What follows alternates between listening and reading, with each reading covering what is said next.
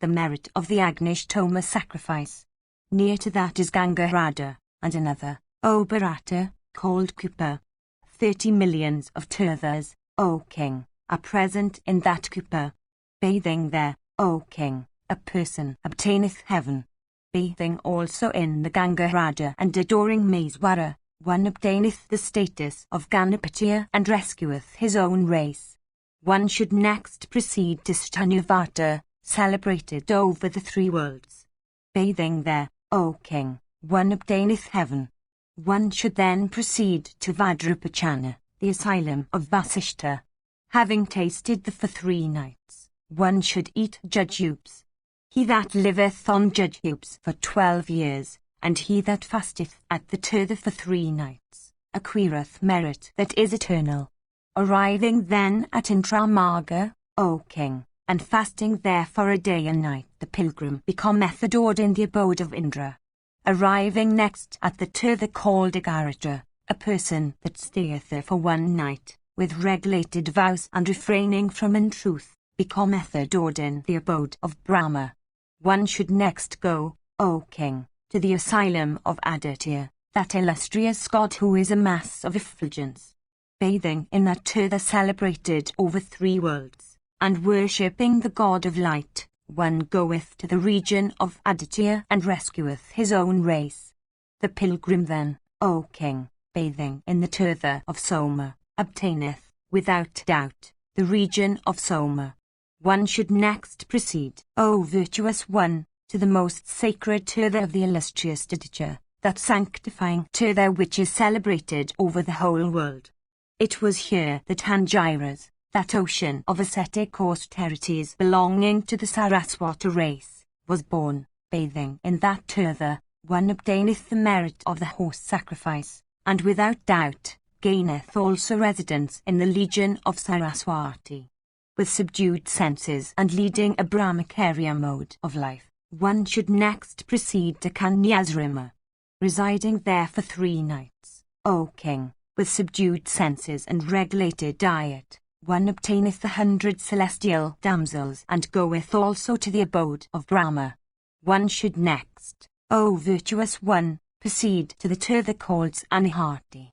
Sojourning thither the gods with Brahma at the head and rishis endued with wealth of asceticism earn much virtue.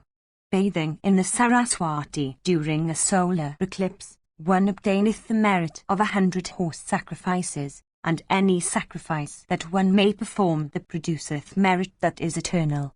Whatever tirthas exist on earth or in the firmament, all the rivers, lakes, smaller lakes, springs, tanks, large and small, and spots sacred to particular gods, without doubt, all come, O tiger among men, month after month, and mingle with Anihati, O king of men. And it is because that all other tirthas are united together here, that this tirtha is so called. Bathing there and drinking of its water, one becometh adored in heaven. Listen now, O king, to the merit acquired by that mortal who performeth a sraddha on the day of the new moon during a solar eclipse. The person that performeth a sraddha there, after having bathed in that tirtha, obtaineth the merit that one earneth by properly celebrating 1,000 horse sacrifices. Whatever sins a man or woman committeth, are, without doubt, all destroyed as soon as one batheth in that tirtha. Bathing the one also ascendeth to the abode of Brahma on the lotus-coloured da. Bathing next in Koti tirtha, after having worshipped the Yakshar doorkeeper, Makakruka, one obtaineth the merit of giving away gold in abundance. Near to this, O best of the Bharatas, is a tirtha called Ganga. One should bathe there, O virtuous one, with subdued soul in leading a brahmachari mode of life. By this, one obtaineth merit that is greater than that of a Rajasuya and horse sacrifices. The tirtha called Naimishka is productive of good on earth. Pushkara is productive of good in the regions of the firmament. Kurukshetra, however, is productive of good in respect of all the 3 worlds. Even the dust of Kurukshetra, carried by the wind, leadeth sinful men to a highly blessed state. They that reside in Kurukshetra, which lieth to the north of the Drishadwati and the south of the Saraswati, really reside in heaven. I will go to Kurukshetra, I will dwell in Kurukshetra. He that uttereth those words even once, becometh cleansed of all sins. The sacred Kurukshetra, which is worshipped by Brahmarshis, is regarded as the sacrificial altar of the celestials. Those mortals that dwell there have nothing to grieve for at any time. That which lieth between Tranchuka and Aranchuka and the lakes of Rama and Makakruka is Kurukshetra. It is also called Samantapanchaka and is said to be the northern sacrificial altar of the Grandsire. Section Lksksif. Pulastya said, Then, O great king, one should proceed to the excellent Tirtha of Dharma, where the illustrious God of justice had practiced highly meritorious austerities. And it is for this that he made the spot a sacred Tirtha and rendered it celebrated by his own name. Bathing there, O king, a virtuous man with concentrated soul certainly sanctifieth his family to the 7th generation. One should then repair, O king, to the excellent Nanapavana. Sojourning thither, one obtaineth the merit of the Agnishtoma sacrifice, and goeth to the region of the Munis. Then, O monarch, a man should repair to the Sagandikavana. There dwell the celestials with Brahma at the head, Rishis endued with wealth of asceticism, the Siddhas, the Charanas, the Gandharvas, the Kinnaras and the serpents. As soon as one entereth these woods, he is cleansed of all his sins. Then, O king, should one repair to the sacred goddess Saraswati, known there as the goddess Plakshore, that best of streams and foremost of rivers. There should one bathe in the water issuing from an ant hill. Bathing there and worshipping the Baitrus and the gods, one obtaineth the merit of the horse sacrifice. There existeth rare Tirtha called Isanadashita, lying from the ant hill at the distance of 6 throws of a heavy stick. As seen in the Puranas, O tiger among men, bathing there a man obtaineth the merit of giving away 1,000 Gaplakainan of the horse sacrifice. Journeying next, O foremost of men, to Shuganda, and Satakama and Panchayakshore, a man becometh adored in heaven. Repairing to another Tirtha the called Drishalakata, one should bathe and set himself to worship the Baitrus and the gods. Doing so, without doubt, one obtaineth, after death, the status of Ganapatya. One should next proceed, O king, to the excellent spot of the goddess celebrated over the 3 worlds by the name of Sakamvari. There, for the space of 1,000 celestial years, she of excellent vows, month after month, had subsisted upon herbs, O king of men. And attracted by their reverence for the goddess, many rishis with wealth of asceticism came thither, O Bharata, and were entertained by her with herbs. And it is for this that they bestowed on her the name of Sakamvari. O Bharata, the man who arriveth at Sakamvari, with rapt attention and leading a Brahmacharya mode of life and passeth 3 nights there in purity and subsisting on herbs alone, obtaineth, at the will of the goddess, the merit of him that liveth upon herbs for 12 years. Then should one proceed to the Tirtha called Shuvana, famed through the 3 worlds. There in days of old, Vishnu had paid his adorations to Rudra for his grace, and obtaineth also many boons difficult of acquisition even by the gods.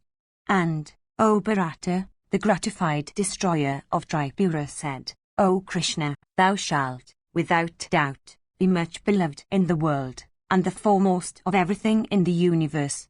Repairing thither, O king, and worshipping the deity having the bull for his mark, one obtaineth the merit of the horse sacrifice as also the status of Ganapatya.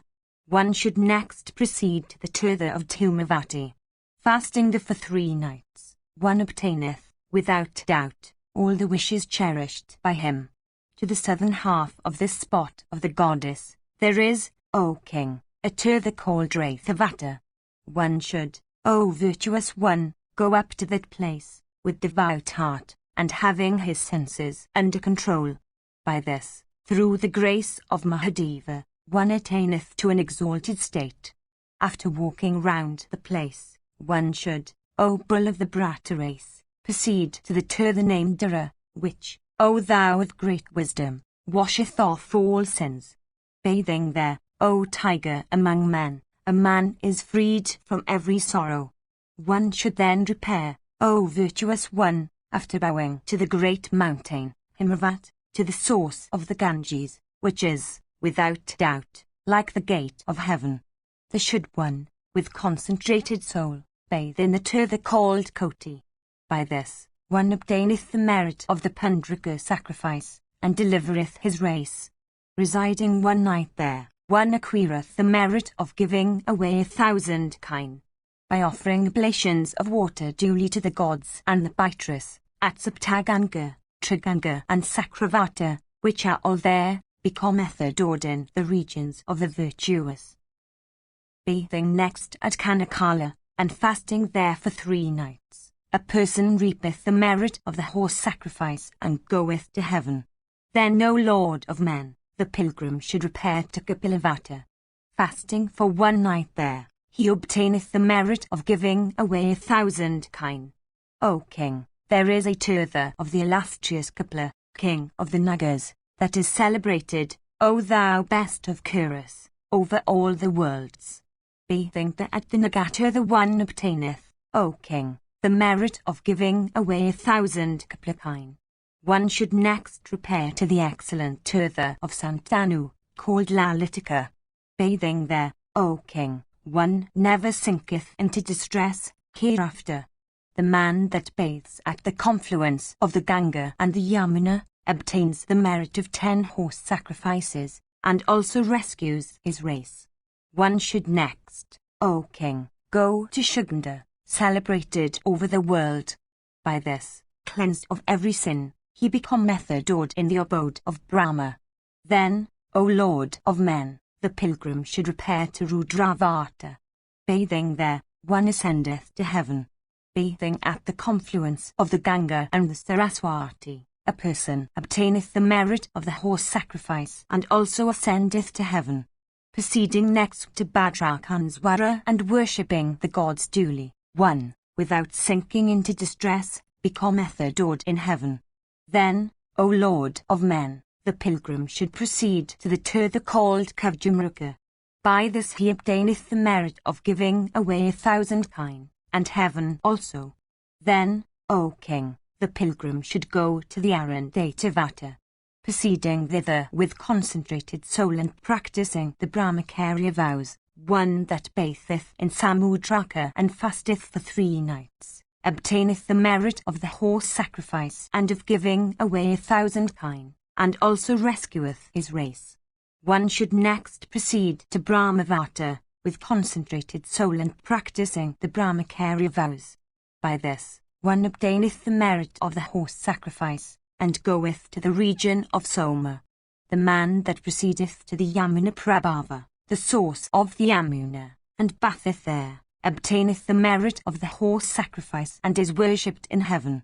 Arriving at Darvasankramana, the Tirtha which is worshipped of the 3 worlds, a person obtaineth the merit of the horse sacrifice and goeth to heaven.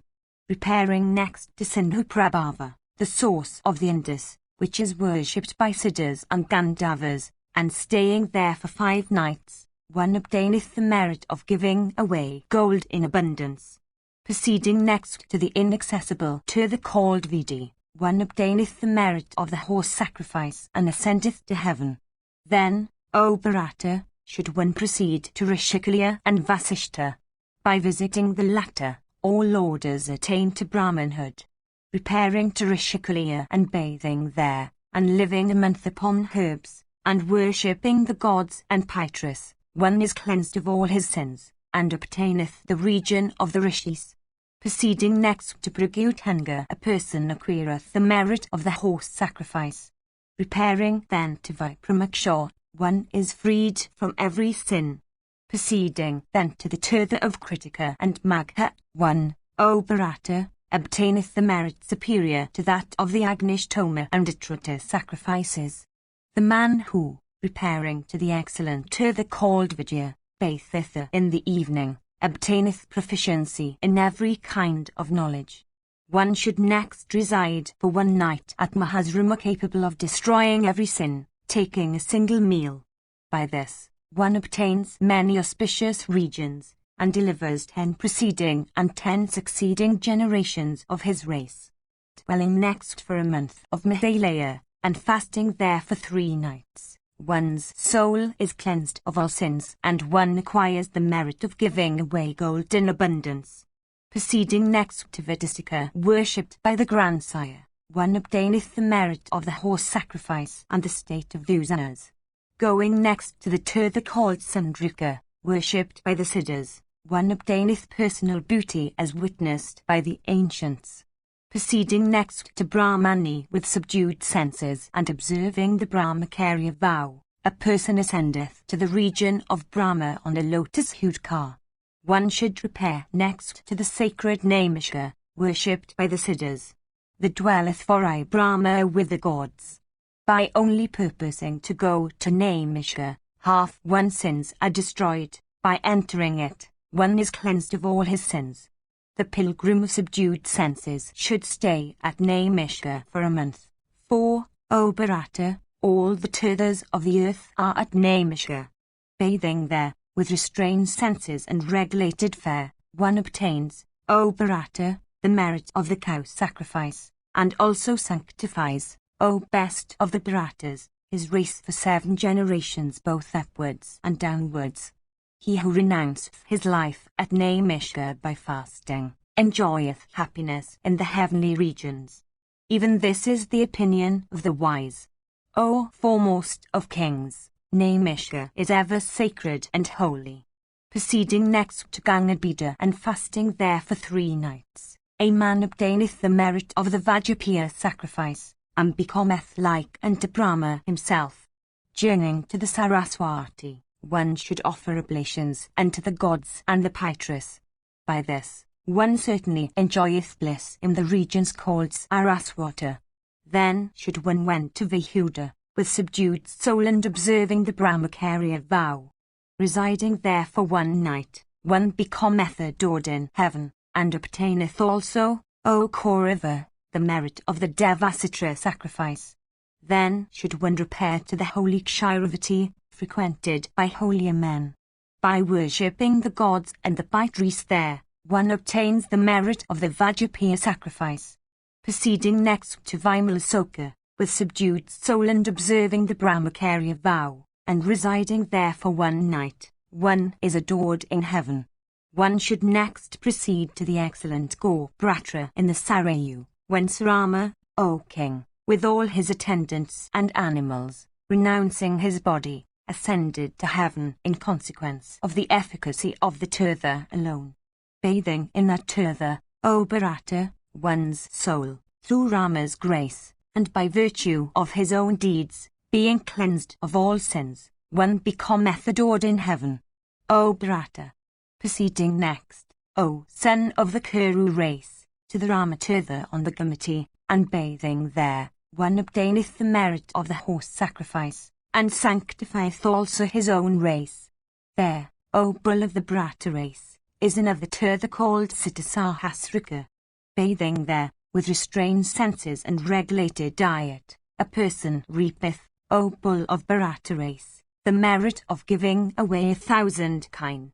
Then should one, O king, go to the unrivaled Tirtha called Bhadrasthana. By this, a person obtaineth the merit of the horse sacrifice. Bathing next in the Tirtha called Koti, and worshipping Kartikya, a man reapeth, O king, the merit of giving away 1,000 kine, and acquireth great energy. Proceeding next to Varanasi, and worshipping the god having the bull for his mark, after a bath in the Kapilahruda, one obtaineth the merit of the Rajasuya sacrifice. Repairing then, O perpetuator of the Kuru race, to the Tirtha called of Imukta, and beholding the god of gods, the pilgrim, from such sight alone, is immediately cleansed of even the sin of slaying a Brahmana.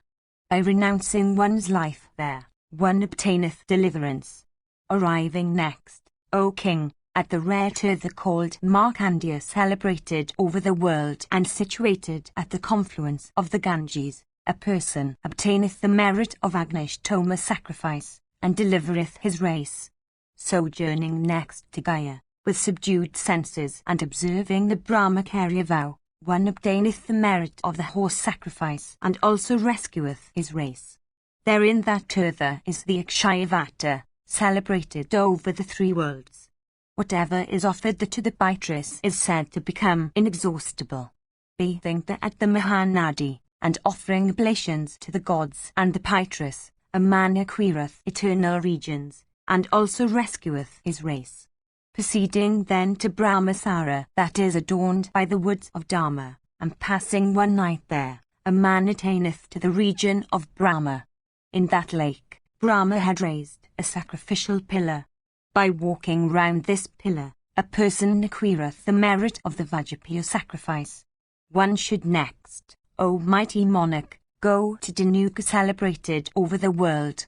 Staying there for one night and giving away sesame and kine, one's soul being cleansed from every sin, one ascendeth, without doubt, to the region of Soma. There, O king, on the mountains, the cow called Gapla used to range with her calf.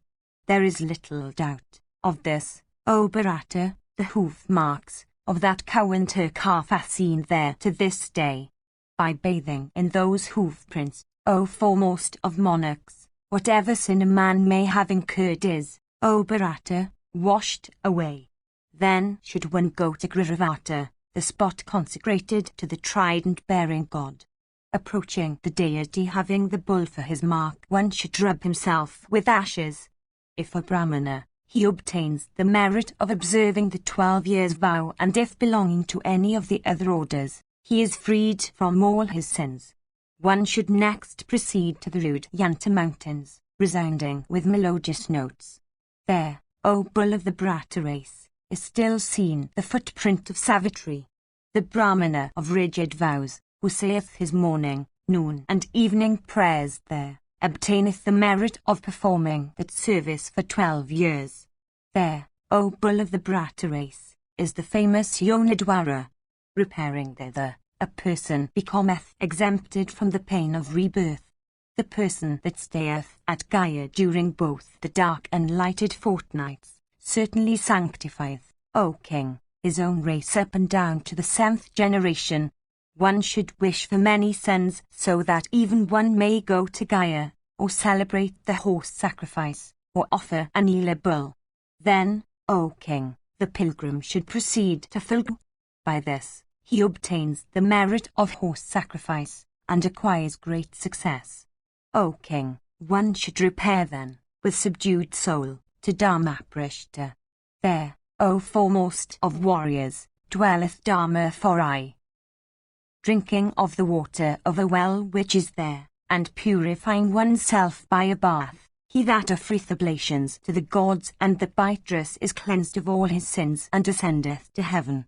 Therein that tirtha is the hermitage of the great Rishi Matanga of soul under complete control. By entering that beautiful asylum capable of soothing fatigue and sorrow, one earneth the merit of the Gavyana sacrifice, and by touching the image of Dharma which is there, one obtaineth the fruit of the horse sacrifice. One should next go, O king, to the excellent tirtha called Brahmasthana. Approaching Brahma, that bull among male beings, who is there, one acquireth, O mighty monarch, the merit of the Rajasuya and horse sacrifices. The pilgrim should then repair to Rajasuya, O king of men. Bathing there, one liveth in heaven, as happily as the Rishi Kakshayan. After purifying himself, one should partake there of the offerings daily made unto the Yakshini. By this, one is freed from the sin of even slaying a Brahmana, through the Yakshini's grace. Proceeding next to Mainanaga, one obtains the merit of giving away 1,000 kine.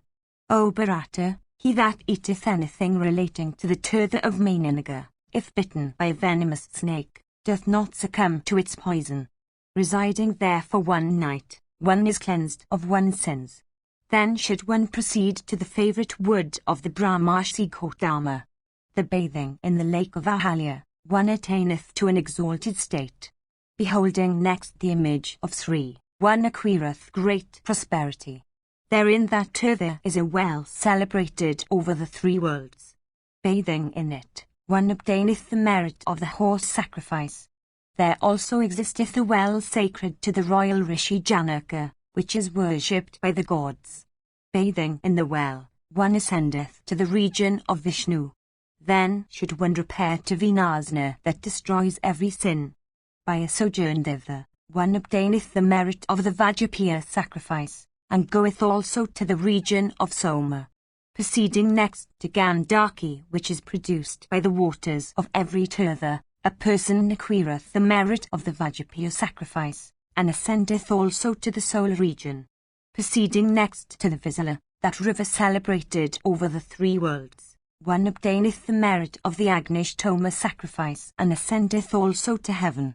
Repairing then, O virtuous one, to the woody seat of ascetics that is called a Daivanga, one obtains, without doubt, great happiness amongst the Gaigas. Proceeding next to the river Campana, visited by the Siddhas, one obtaineth the merit of the Pundraka sacrifice, and ascendeth also to heaven. Arriving then, O Lord of earth, at the stream called Maeswari, one obtaineth the merit of the horse sacrifice, and also rescueth his own race. Repairing next to the tank of the celestials, one earneth immunity from misfortune, and also the merit of the horse sacrifice. One should next go to Somrapada, with subdued soul in leading a brahmachari mode of life.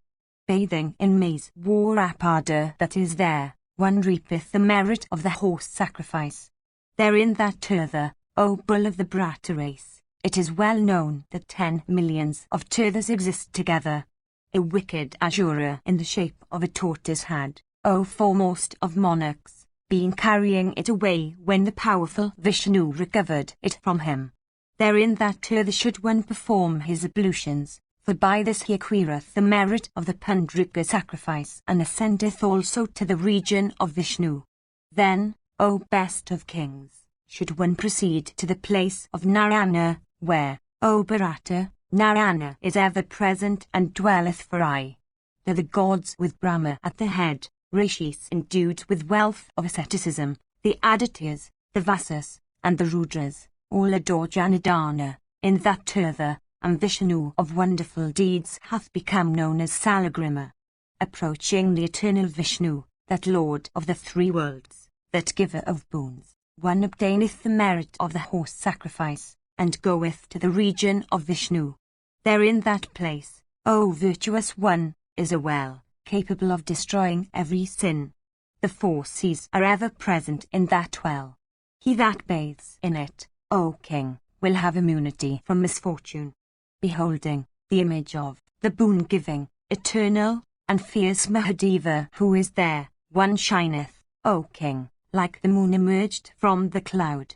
Bathing then in Jatasmara, with pure mind and subdued senses, one acquireth, without doubt, the recollections of his former life. Proceeding then to Maeswara, and worshipping the god having the bull for his mark, fasting the while, one obtaineth, without doubt, the fruition of all his desires. Repairing then to Vamana that destroys every sin, and beholding the god Hari, one acquireth exemption from every misfortune. One should next go to the asylum of Kusika that is capable of removing every sin. Repairing then to the river Kausika that cleanseth from even great sins, one should bathe in it. By this one obtaineth the merit of Rajasuya sacrifice. One should next, O foremost of kings, proceed to the excellent woods of Champaka. By spending the one night, one acquireth the merit of giving away 1,000 kine. Arriving next at Jayashthla, that Tirtha of rare worth, and passing one night there, one reapeth the fruit of the gift of 1,000 kine. Beholding there the image of Viswara of great splendor, with his consort the goddess, a person obtaineth, O bull among men, the region of Maitravarana. By fasting there for 3 nights, a man acquireth the merit of the Agnishtoma sacrifice. By visiting Kanya Samvedya, with senses restrained and regulated fare, one acquireth, O bull among men, the region of Manu, the Lord of creation. Rishis of rigid vows have said that he that giveth away rice or maketh any gift at the Tirtha called Kanya, rendereth such gift eternal.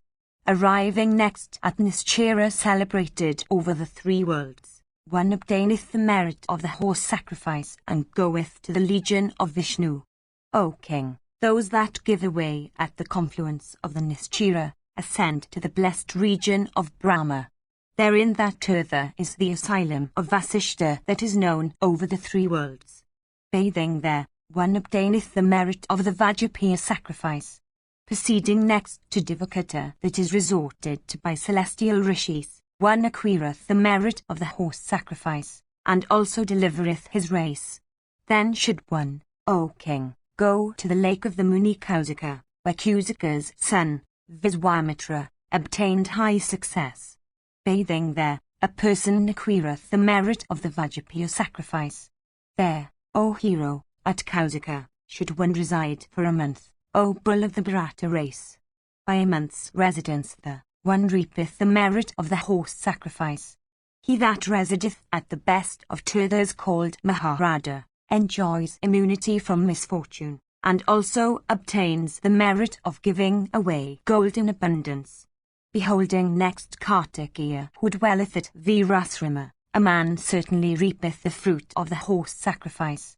Proceeding then to Agnidhara celebrated over the three worlds, and beholding thereafter a bath the eternal and boon-giving Vishnu, that god of gods, one obtaineth the merit of the Agnishtoma sacrifice. Proceeding next to the grandsire's tank near the snow-capped of mountains, and bathing in it, a man obtains the merit of the Agnishtoma sacrifice. Falling from the grandsire's tank is that world-sanctifying stream, celebrated over the three worlds, called Kumaradhara. Bathing there, one regardeth himself as having all his purposes fulfilled. Fasting in that Tirtha for 3 days, one is even cleansed from the sin of the slaying a Brahmana. The pilgrim should next, O virtuous one, proceed to the peak of the great goddess Gauri, famed over the three worlds. Ascending it, O best of men, one should approach Sthanakunda. By touching the waters of Sthanakunda, a person obtaineth the merit of the Vajrapiya sacrifice. Bathing in that Tirtha and worshipping the gods and Pitris, one acquireth the merit of the horse sacrifice and also ascendeth to the region of Indra. Arriving next at the well of Tamrarana, that is frequented by the gods, one acquireth, O Lord of men, the merit that attaches to human sacrifice. Bathing next at the confluence of the Kirtika with the Kausiki and the Arana, and fasting there for 3 nights, a man of learning is cleansed of all his sins. Proceeding next to the Tirtha called Urvasi, and then to Somasrama, a wise man by bathing next at Kamakanasrama becometh adored in the world. The ancients knew that by touching the waters of Gokamika, with steady vows and leading Brahmacharya mode of life, the memory of one's former life is revived. Arriving next with speed to the river called Nanda regenerate, one becometh freed from all his sins and ascendeth with soul under control to Indra's region. Proceeding next to the island called Rishabha, that is destructive of cranes, and bathing in the Saraswati, an individual blazeth forth in heaven. Proceeding next to the Tirtha called Ordalaka frequented by Munis, and bathing, the one is cleansed of all his sins. Repairing next to the sacred Tirtha called Dharma that is visited by Brahmarshis, one acquireth the merit of the Vajrapiya sacrifice and becometh respected in heaven. Proceeding next to Champa and bathing in the Bhagriti, he that sojourneth to Dandapana, acquireth the merit of giving away 1,000 kine. Then should one proceed to the sacred Lalitika that is graced by the presence of the virtuous. By this one acquireth the merit of the Rajasuya sacrifice and is regarded in heaven. Section LXXXV. Pulastya said, arriving next at the excellent Tirtha called Samvedya in the evening, and touching its waters, one surely obtaineth knowledge. Created a Tirtha in days of yore by Rama's energy. He that proceedeth to Lortia obtaineth the merit of giving away gold in abundance. Proceeding next to the river Karatoya, and fasting there for 3 nights, a man acquireth the merit of the horse sacrifice. Even this is the injunction of the Creator himself. It hath been said by the wise, O king, that if a person goeth to the spot where the Ganga mingleth with the sea, he reapeth merit which is 10 times that of the horse sacrifice. Crossing over to the opposite bank of the Ganga, he that batheth there having resided for 3 nights is, O king, cleansed from all his sins. One should next proceed to the Vaitarani capable of destroying every sin. Arriving next at the Tirtha named Virua, one shineth like the moon, and sanctifying his race rescueth it, and is himself cleansed of all his sins. He that bathes in Virua further reapeth the merit of giving away 1,000 kine besides sanctifying his line. Residing with purity at the confluence of the Suna and the Jyotiriti, and offering oblations of water to the gods and the Pitris, a man reapeth the merit of the Agnishtoma sacrifice. Touching next the waters of the Vansagulma constituting the sources of both the Suna and the Narmada, one obtaineth the merit of the horse sacrifice. Sojourning next to the Tirtha called Rishabha in Kosla, O Lord of men, and fasting there for 3 nights, one earneth the merit of the Vajapaya sacrifice, and of the gift of 1,000 kine, and also delivereth his race. Arriving at Kosla, a man should bathe in the Tirtha named Kala. By this one surely obtaineth the merit of giving away 1 and 10 bulls. By bathing in Pushpavati and fasting there, O king, for 3 nights one sanctifieth his own race, besides earning the merit of the gift of 1,000 kine. Then, O foremost of the Bharata race, by bathing in the Tirtha called Vadaraka, one obtaineth long life, and also goeth to heaven. Arriving next at Champa, and bathing in the Bhagrati, and seeing Danda, one earneth the merit of giving away 1,000 kine. Then should one go to the sacred Lapatika, graced by the presence of the pious. By so doing, one reapeth the merit of the Vajapaya sacrifice, and also becometh regarded by the gods. Proceeding next to the mountain called Mahendra, inhabited of yore by Jamadanya, and bathing in Rama's Tirtha, a person acquireth the merit of the horse sacrifice. Here is Matamga's Tirtha called Kedara, O son of the Kuru race. Bathing in it, O foremost of the Kurus, a man obtaineth the merit of giving away 1,000 kine. Going to the mountain Sri, one who toucheth the waters of the stream, that is by worshipping the god, having the bull for his mark, obtaineth the merit of the horse sacrifice. On the mountain Sri dwelleth happily the effulgent Mahadeva with the goddess, as also Brahma with the other gods. By bathing in the lake of Deva, with purity and restrained mind, one obtaineth the merit of the horse sacrifice, and also attaineth to the highest success. Proceeding next to the mountain Rishabha in Pandu, worshipped by the gods, one obtains the merit of the Vajapaya sacrifice and rejoices in heaven. One should next proceed to the river Kaveri, frequented by Apsaras. Bathing there, O monarch, one obtaineth the merit of giving away 1,000 kine. Touching next the waters of the Tirtha called Kanya on the shores of the sea, one is cleansed from every sin. Proceeding next to Gokana, celebrated over the 3 worlds, and which is situate, O best of kings, in the midst of the deep, and is reverenced by all the worlds, and where the gods headed by Brahma, and rishis endued with wealth of asceticism, and spirits and yakshas and pisachas, and kinnaras and the great nagas, and siddhas and churanas and gandharvas, and men and panagas, and rivers, seas and mountains, worship the Lord of One should worship Isana, fasting there for 3 nights. By this, one acquireth the merit of the horse sacrifice, and the status of Ganapatiya. By staying there for 12 nights, one's soul is cleansed of all sins. one should next proceed to the Tirtha known as Gayatri, celebrated over the 3 worlds. Staying there for 3 nights, one acquireth the merit of giving away 1,000 kine. A strange phenomenon is seen to occur there in respect to Brahmanas, O Lord of men. If a Brahmana, whether born of a Brahmani or any other woman, reciteth the Gayatri there, the recitation becomes rhythmic and musical, while, O king, a person who is not a Brahmana cannot adequately hymn it at all. Proceeding next to the inaccessible tank of the Brahmana Rishi Samvata, one acquireth personal beauty and prosperity.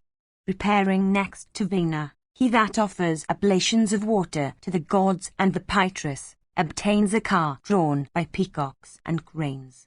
Going next to the Godavari, ever frequented by the Siddhas, one earneth the merit of the cow sacrifice, and goeth to the excellent region of Vasuki. Bathing next at the confluence of the Vena, one obtains the merit of the Vajrapiya sacrifice. By a dip next at the confluence of Varada, one acquireth the merit of giving away 1,000 kine. Arriving next at Brahmastuna, one that stayeth fit for 3 nights acquireth the merit of giving away 1,000 kine, and also ascendeth to heaven. Coming next to Klusaplavana, with subdued soul and leading a Brahmacharya mode of life, and staying there for 3 nights, he that bathes in it obtains the merit of the horse sacrifice. Bathing next at the romantic Divarada that is supplied by the waters of the Krishna Vena, and also in the Jatas Maharada, one acquireth the memory of one's former life. It was there that the chief of the celestials celebrated 100 sacrifices and ascended to heaven. By a visit only to that spot, one acquireth the merit of the Agnishtoma sacrifice. Bathing next in the Sarvadivarada, a person obtaineth the merit of giving away 1,000 kine. Proceeding next to the highly sacred tank called Payashani, that best of waters, he that offers oblations of water to the gods and the Pitris acquires the merit of the gift of 1,000 kine. Arriving next at the sacred forest of Dandaka, a person should bathe in the waters there. By this, O king, one at once obtains, O Bharata, the merit of giving away 1,000 kine. Proceeding next to the asylum of Sarabhanga and that of the illustrious Sukha, one acquireth immunity from misfortune, besides sanctifying his race. Then should one proceed to Saparaka, where Jamadani's son had formerly dwelt. Bathing in that Tirtha of Rama, one acquireth the merit of giving away gold in abundance. Bathing next in the Saptagadavara, with a subdued sense and regulated diet, one earneth great merit, and goeth also to the region of the celestials. Proceeding next to Divarada, with subdued sense and regulated diet, a man obtaineth the merit of the Devasitra sacrifice. One should proceed next to the forest of Tangaka, with subdued senses and leading a Brahmacharya mode of life. It was here that in olden days Muni Saraswata taught the Vedas to the ascetics. When the Vedas had been lost, in consequence of the Munis having forgotten them, Angirasa's son, seated at ease on the upper garments of the Munis, duly spread out, pronounced distinctly and with emphasis the syllable Om. And at this, the ascetics again recollected all that they had learnt before. It was there that the rishis and the gods Varuna, Agni, Prajapati, Narayana, also called Hari, Mahadeva, and the illustrious grandsire of great splendour, appointed the resplendent Brug to officiate at a sacrifice, gratifying Agni by libations of clarified butter poured according to the ordinance. The illustrious Brug once performed the Agnyadana sacrifice for all those rishis, after which both they and the gods went away to their respective homes one after another. One who enters the forest of Tangaka is, O best of kings, male or female, cleansed of every sin. Therein that Tirtha, O hero, one should reside for a month, with subdued senses and regulated diet. By this, O king, one ascendeth to the region of Brahma, and delivereth also his race. Arriving next at Medavika, one should offer oblations of water to the gods and the Pitris. By this, one acquires the merit of the Agnishtoma sacrifice, and also memory and intellect. Therein that Tirtha is the mountain known over the whole world and called Kalanjara. Bathing in the celestial lake that is there, one acquires the merit of giving away 1,000 kine. He that, O king, after a bath, offereth oblations to the gods and the Pytris, on the Kalanjara mountain, is, without doubt, regarded in heaven. Proceeding next, O monarch, to the river Mandakini, capable of destroying all sins, and which is on that best of mountains called Chitrakuta, he that bathes there and worships the gods and the Pytris, obtains the merit of the horse sacrifice and attains to an exalted state. One should next, O virtuous one, proceed to the excellent Tirtha called Bhatrasthana, where, O king, ever dwells the celestial generalissimo Kartikeya. By a journey only to that spot, a person, O foremost of kings, attaineth to success. Bathing next at the Tirtha called Koti, one earneth the merit of giving away 1,000 kine. Having walked round Koti, one should proceed next to Jayeshthasthana. Beholding Mahadeva who is there, one shineth like the moon. There, O mighty monarch, is a celebrated well, O bull of the Bharata race. Therein that well, O foremost of warriors, are the 4 seas. He that bathes there, O foremost of kings, and with subdued soul worships the gods and the Pytris, is cleansed of all his sins and attaineth to an exalted state. Then, O mighty king, should one proceed to the great Sringavara Pura, where, O foremost of kings, formerly Rama, Dasharatha's son, had crossed the Ganga. Bathing in that Tirtha, one, O mighty armed one, is cleansed of all his sins. Bathing with subdued senses and leading a Brahmacharya mode of life in the Ganga, one is cleansed of every sin, and obtains also the merit of the Vajrapaya sacrifice. One should next proceed to the place called Mairavata, consecrated to Mahadeva of high intelligence.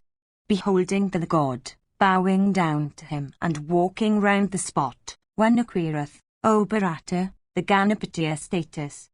Bathing in Ganga at that Tirtha, one is cleansed of all his sins. Then, O king, should one proceed to Prayaga, whose praises have been sung by rishis, and where dwell the gods with Brahma at the head, the directions with their presiding deities, the Lokapalas, the Siddhas, the Pytris adored by the worlds, the great rishis Sanat Kumara and others, stainless Brahmarshis, and Jairas and others, the Nagas, the Supanas, the Siddhas, the snakes, the rivers, the seas, the Gandhavas, the Apsaras, and the Lord Hari with Prajapati. Therein that Tirtha 3 fiery caverns, between which the Ganga, that foremost of Tirthas, rolleth rapidly. Therein that region also the world-purifying daughter of the sun, Yamuna, celebrated over the 3 worlds, uniteth with the Ganga. The country between the Ganga and the Yamuna is regarded as the mons veneris of the world, and Prayaga as the foremost point of that region. The Tirthas Prayaga, Pratisthana, Kamvala, Aswatara and Bhagavati are the sacrificial platforms of the Creator. There in those places, O foremost of warriors, the Vedas and the sacrifices, in embodied forms, and the rishis endued with wealth of asceticism, adore Brahma, and there the gods and rulers of territories also celebrate their sacrifices. The learned, however, say that of all these Tirthas, O exalted one, Prayaga is the most sacred, in fact, the foremost of all Tirthas in the 3 worlds. By going to that Tirtha, by singing its praises, or by taking a little earth from it, one is cleansed from every sin. He that bathes in that confluence celebrated over the world, acquires all the merits of the Rajasuya and the horse sacrifices. This sacrificial place is worshipped by the gods themselves. If a man giveth there ever so little, it increaseth, O Bharata, 1,000-fold. O child, let not the texts of the Veda, nor the opinions of men dissuade thy mind from the desire of dying at Prayaga. O son of the Kuru race, The wise say that 600,010,000 tirthas exist at Prayaga. Bathing in the confluence of Ganga and Yamuna, one obtains the merit that attaches to the four kinds of knowledge and the merits also of those that are truthful. There at Prayaga is the excellent tirtha of Vasuki called Bhagavati. He that batheth in it obtaineth the merit of the horse sacrifice. There also in the Ganga is the tirtha famed over the three worlds, called Ramaprapatana, which conferreth the merit of 10 horse sacrifices. O son of the Kuru race, wherever may a person bathe in the Ganga, he earneth merit equal to that of a trip to Kurukshetra. An exception, however, is made in favour of Kanakala, while the merit attaching to Prayaga is the greatest. Having committed 100 sins, he that bathes in the Ganga hath all his sins washed off by the waters thereof, even as fuel is consumed by fire. It hath been said that in the Satya Yuga all the tirthas were sacred, in the Treta, Pushkara alone was such, in Dwapara, Kurukshetra, and in the Kali Yuga, the Ganga alone is sacred. In Pushkara, one should practice austerities, in Mahalaya, one should give away, in the Malaya mountains, one should ascend the funeral pyre, and in Brigutunga, one should renounce one's body by foregoing food. Bathing in Pushkara, in Kurukshetra, in the Ganga and in the confluence of the Ganga and the Yamuna, one sanctifieth 7 generations of one's race up and down. He that reciteth the name of the Ganga is purified, while he that beholdeth her receiveth prosperity, while he that bathes in her and drinks of her waters sanctifieth 7 generations of his race up and down. As long, O king, as one's bones lie in contact with the waters of the Ganga, so long doth he live regarded in heaven, even as one liveth in heaven in consequence of the merit he earneth by pious pilgrimages to sacred tirthas and holy spots. There is no tirtha that is like unto the Ganga, there is no god like unto Kusava, and there is none superior to Brahmanas. This hath been said even by the grandsire. O great king, the region through which the Ganga flows should be regarded as a sacred asylum, and a spot of land that is on the Ganga's banks should be regarded as one favourable to the attainment of ascetic success. This truthful description of the tirthas one should recite only unto the regenerate ones, unto those that are pious, unto one's son and friends and disciples and dependents. This narrative, without a rival, is blessed and holy and leadeth to heaven. Holy and entertaining and sanctifying, it is productive of merit and high worth. Destructive of every sin, it is a mystery that the great rishis cherish with care. By reciting it in the midst of Brahmanas, one is cleansed of every sin, and ascends to heaven. This description of tirthas is auspicious and heaven-giving and sacred, ever blessed as it is. It destroys one's enemies, foremost of all accounts, it sharpens the intellect.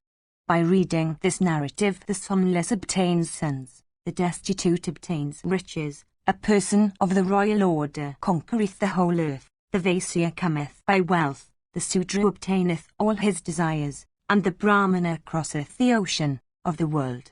Purifying himself, he that listens daily to the merits of the different tirthas, recollects the incidents of many previous births and rejoices in heaven.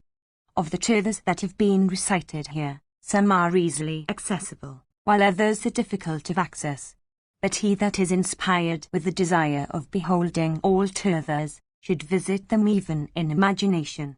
Desirous of obtaining merit, the Vasas, and the Sadhyas, the Adityas, the Maruts, the Aswins, and the Rishis equal unto celestials, all bathed in these tirthas. Do thou also, O thou of the Kuru race, observing the ordinance as explained by me, visit, with subdued senses, these tirthas, increasing thy merit, O thou of excellent vows. Men of piety and learning are able to visit these tirthas, by reason of their purified senses, their belief in Godhead, and their acquaintance with the Vedas. He that doth not observe vows, he that hath not his soul under control, he that is impure, he that is a thief, and he that is of crooked mind, doth not, O Kauravya, bathe in turthas. Thou art ever observant of virtue, and art of pure character. By thy virtue, O virtuous one, thou hast always gratified thy father and thy grandfather, and great-grandfathers, and the gods with Brahma at the head, and the rishis also, O thou versed in virtue. Thou who resemblest Vasava, thou wilt, O Bhishma, attain to the region of the Vasas, and also eternal fame on earth. Narada continued, having cheerfully spoken thus, the illustrious Rishi Pulastya, well pleased, bidding Bhishma farewell, disappeared therein then. And Bhishma also, O tiger among men, well understanding the true import of the Shastras, wandered over the world at the command of Pulastya. Thus, O thou blessed one, did Bhishma end at Prayaga his highly meritorious journey to the Tirthas capable of destroying all sins.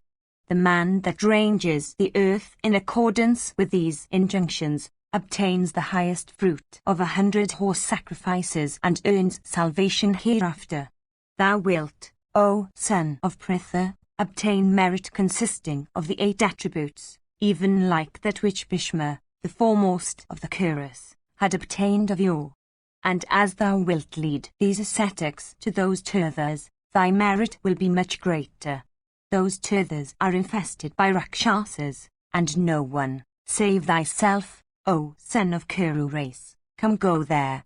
Rising early, he that reciteth this narrative by the celestial rishis on the subject of the Tirthas, becometh free from all sins. Those foremost of rishis, Valmiki, and Kasyapa, and Atreya, and Kandajath Aura, and Viswamitra, and Kotama, and Asita, and Divala, and Markandya, and Galava, and Bharadwa, and Vasishta, and the Muniyud Alaka, and Sonaka with his son, and Vyasa, that best of ascetics, and Devasas, that foremost of Munis, and Javali of great austerities, all these illustrious rishis endued with wealth of asceticism, are staying in expectation of thee.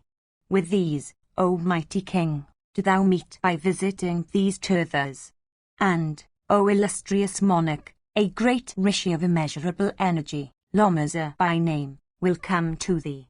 Do thou follow him, and me, and by turns visit these Tirthas, O thou virtuous one. By this, thou wilt acquire great fame, like King Mahabharata. O tiger among kings, even as the virtuous Yayati and King Puravas, dost thou blaze forth with thy own virtue. Like King Bhagirata and the illustrious Rama, dost thou shine among kings even as the sun himself. And thou art, O great king, celebrated in the world, even as Muni or Ikshwaku, or the highly famous Puru or Vanya. And as in days of yore the slayer of Vritra, after burning all his foes, ruled the 3 worlds, his mind freed from anxiety, so wilt thou rule thy subjects, after slaying all thy enemies.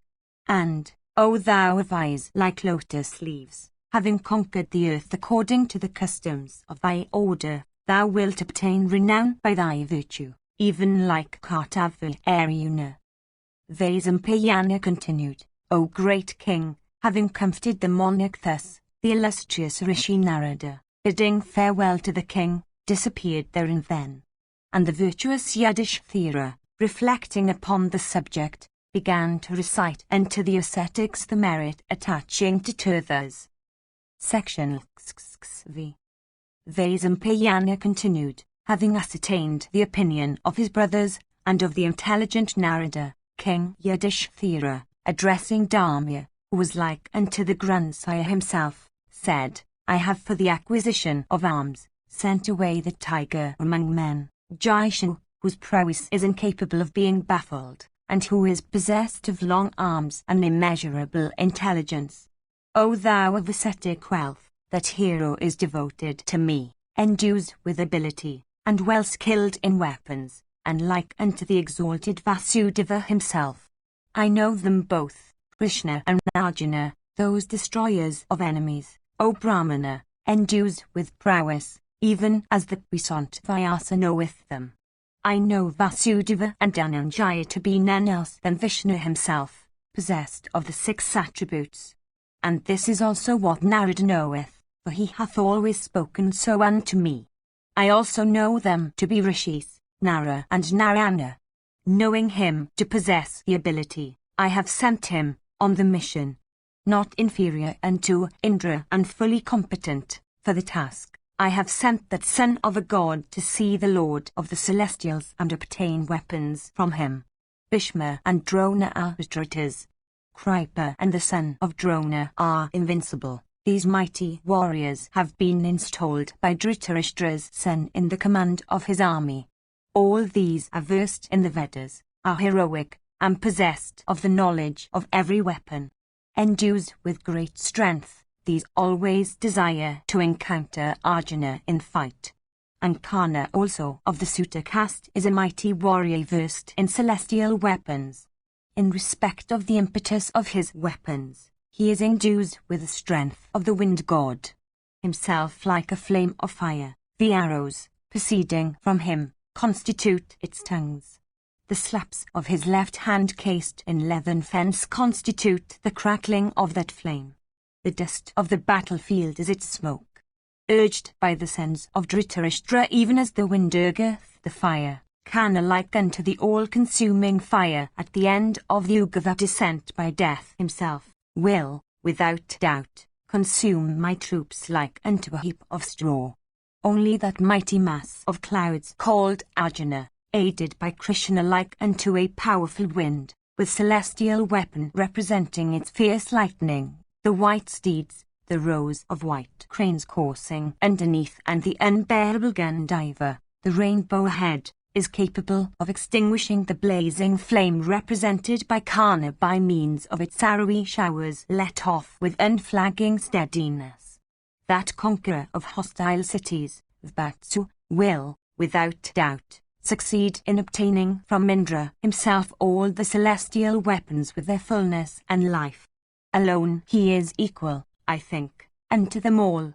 Otherwise it is impossible for us to vanquish in fight all those foes who have attained it to eminent success in all their purposes. We shall behold Arjuna, that represser of foes, fully equipped with celestial weapons, for Vatsa having once undertaken a task, never droopeth under its weight. Without that hero, however, that best of men, ourselves, with Krishna, cannot be at rest in Kamyaka. Therefore, do thou mention some other wood that is sacred and delightful, and abounds in food and fruits, and that is inhabited by men of pious practices, where we may pass some time, expecting the warlike Arjuna of unbaffled prowess, like the Chataka in expectation of gathering clouds. Do thou tell us of some asylums open to the regenerate ones, and lakes and streams and beautiful mountains. O Brahmana, deprived of Arjuna, I do not like to stay in this wood of Kamyaka. We wish to go somewhere else. Section VI. Vaisampayana said, beholding the Pandavas afflicted with anxiety and depressed in spirits, Dharmya, who resembled Vrihaspati, spake thus, comforting them, O bull of the Brata race, O sinless one, listen to me as I mention certain sacred asylums and regions and tirthas and mountains that are approved of by Brahmanas. O king, listen to me as I speak. Thyself with the daughter of Drupada and thy brothers, wilt, O Lord of men, be relieved from grief. And, O son of Pandu, by hearing only of these places, thou wilt acquire merit. And by visiting them thou wilt obtain merit 100 times greater, O best of men. First, O king, I will, so far as I recollect, speak of the beautiful eastern country, much regarded, O Yudhishthira, by royal rishis. In that direction, O Bharata, is a place called Namishka, which is regarded by the celestials. There in that region are several sacred tirthas belonging to the gods.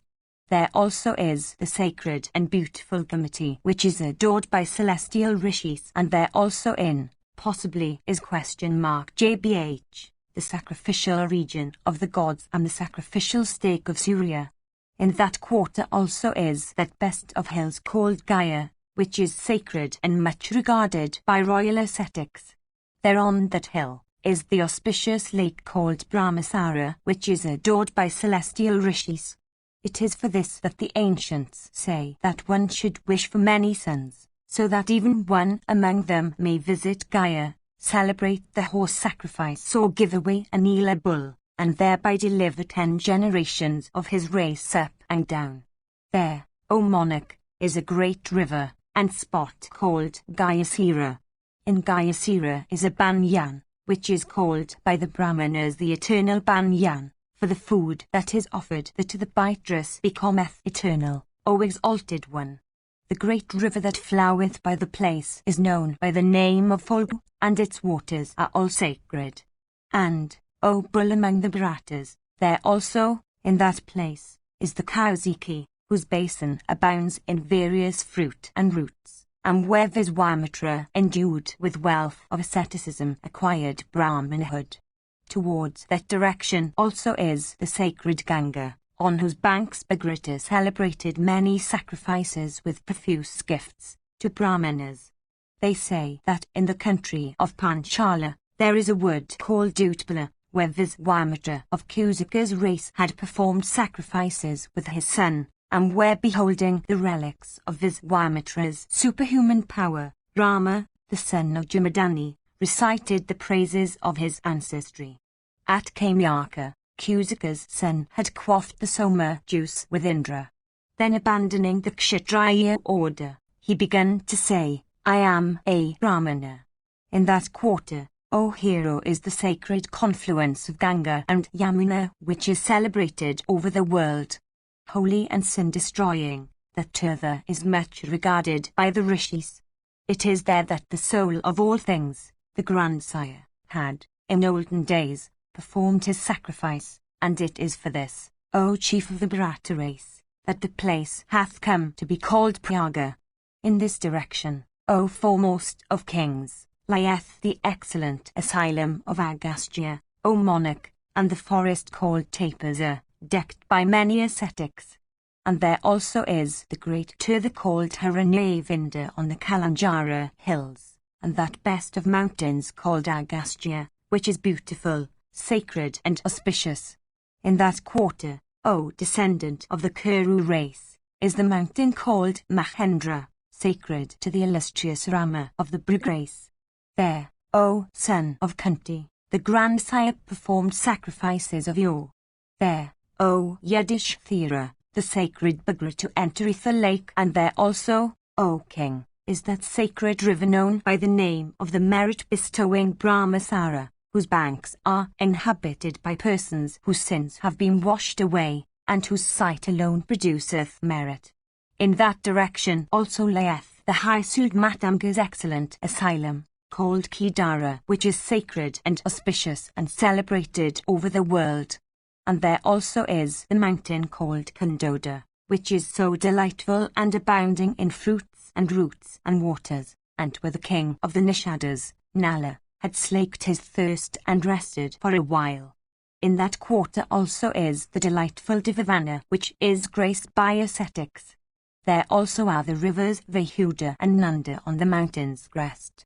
O mighty king, I have described unto thee all the Tirthas and sacred spots in the eastern quarter.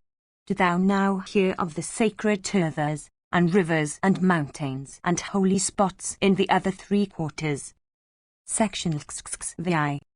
Dharmya continued, Listen, O Bharata, I shall now narrate to thee in detail according to my knowledge, the sacred Tirthas of the south.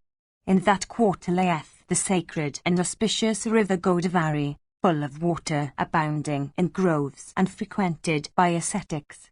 In that direction also are the rivers Vena and Bhimariti, both capable of destroying sin and fear, and abounding in birds and deer, and graced with abodes of ascetics.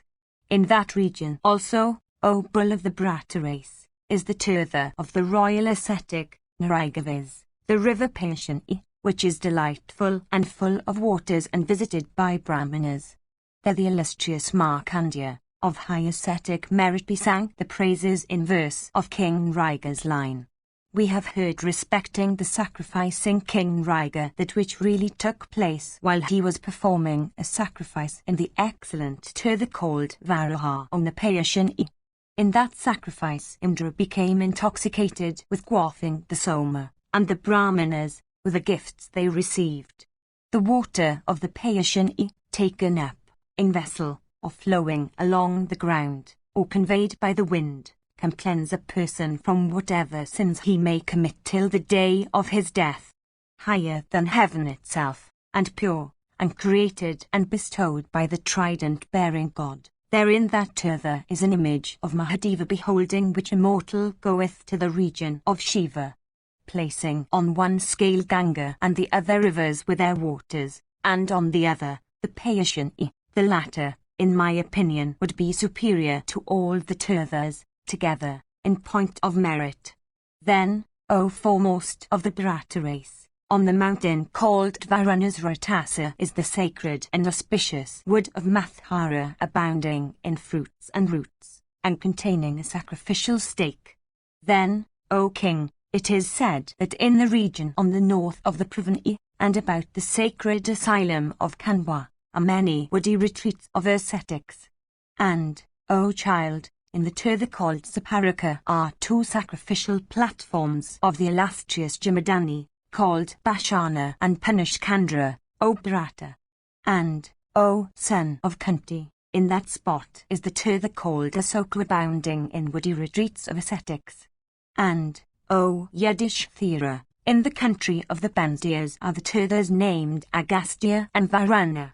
And, O bull among men, there, amongst the Pandavas, is the Turtha called the Kumaris. Listen, O son of Kunti, I shall now describe Damrapani. In that asylum the gods had undergone penances impelled by the desire of obtaining salvation. In that region also is the lake of Gokina which is celebrated over the three worlds, hath an abundance of cool waters, and is sacred, auspicious, and capable, O child, of producing great merit. That lake is extremely difficult of access to men of unpurified souls. Near to that Turtha is the sacred asylum of Agastya's disciple, the mountain Devasabha, which abounds in trees and grass, and fruits and roots.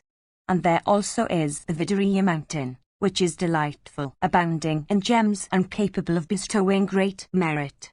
There on that mountain is the asylum of Agastya abounding in fruits and roots and water. I shall now, O Lord of men, describe the sacred spots, and asylums, and rivers and lakes belonging to the Zoroastra country. O Yudhishthira, the Brahmanas say that on the sea coast is the Charmasod Bida, and also Prabhasa, the Turtha which is much regarded by the gods. There also is the Turtha called Pindaraka, frequented by ascetics and capable of producing great merit. In that region is a mighty hill named Ujjayanta which conduceth to speedy success. Regarding it the celestial Rishi Narada of great intelligence hath recited an ancient sloka. Do thou listen to it, O Yudhishthira.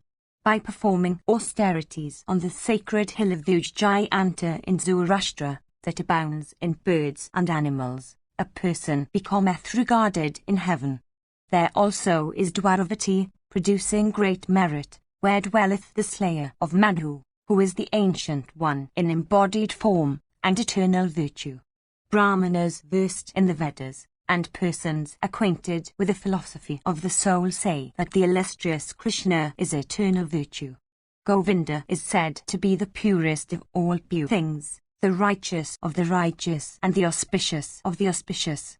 In all the three worlds, he of eyes like lotus leaves is the God of gods, and is eternal. He is the pure soul and the active principle of life, is the supreme Brahma and is the Lord of all. That slayer of Madhu, Hari of inconceivable soul, dwelleth there. Section 6. Dharmya continued, I shall describe to thee those sacred spots capable of producing merit that lie on the west, in the country of the Anittas, O Bharata. There, flows in a westward course the sacred river Narmada, graced by priyangu and mango trees, and engarlanded with thickest of canes. All the tirthas and sacred spots, and rivers and woods and foremost of mountains that are in the three worlds, all the gods with the grandsire, along with the siddhas, the rishis and the charanas, O best of the chorus, always come, O Bharata, to bathe in the sacred waters of the Narmada. And it hath been heard by us that the sacred asylum of the many these rivers had stood there, and that there was born the Lord of treasures, Guvara, having men for his vehicles. There also is that foremost of hills, the sacred and auspicious Vidariya peak abounding with trees that are green and which are always graced with fruit and flowers. O Lord of the earth, on the top of that mountain is a sacred tank decked with full-blown lotus and resorted to by the gods and the Gandharvas. Many are the wonders, O mighty monarch, that may be seen on that sacred mountain which is like unto heaven itself and which is visited by celestial rishis. There, O subjugator of hostile cities, is the sacred river called Viswamitra belonging to the royal sage of that name and which abounds, O king, in many sacred tirthas. It was on the banks of this river that Yayati, the son of Nuashah, fell from heaven, among the virtuous, and obtained once more the eternal regions of the righteous. Here also are the well-known lake called Punya, the mountain called Menaka, and that other mountain called Azitu abounding in fruits and roots. And here also is the sacred asylum of Kakshasana, and O Yudhishthira, the asylum of Kayavana also, which is famed over every country, O son of Pandu. In that spot, O exalted one, men attain to ascetic success without severe austerities.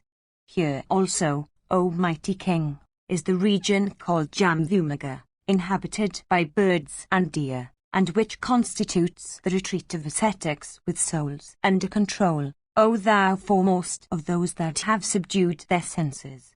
Next lie the exceedingly sacred Kachimala, and Medha, ever graced with ascetics, and, O Lord of earth, Gangadwara, and the well-known woods of Saindava which are sacred and inhabited by the regenerate ones. There also is the celebrated tank of the grandsire, called Pushkara, the favourite abode of the Vaikanasas, and Siddhas and Rishis.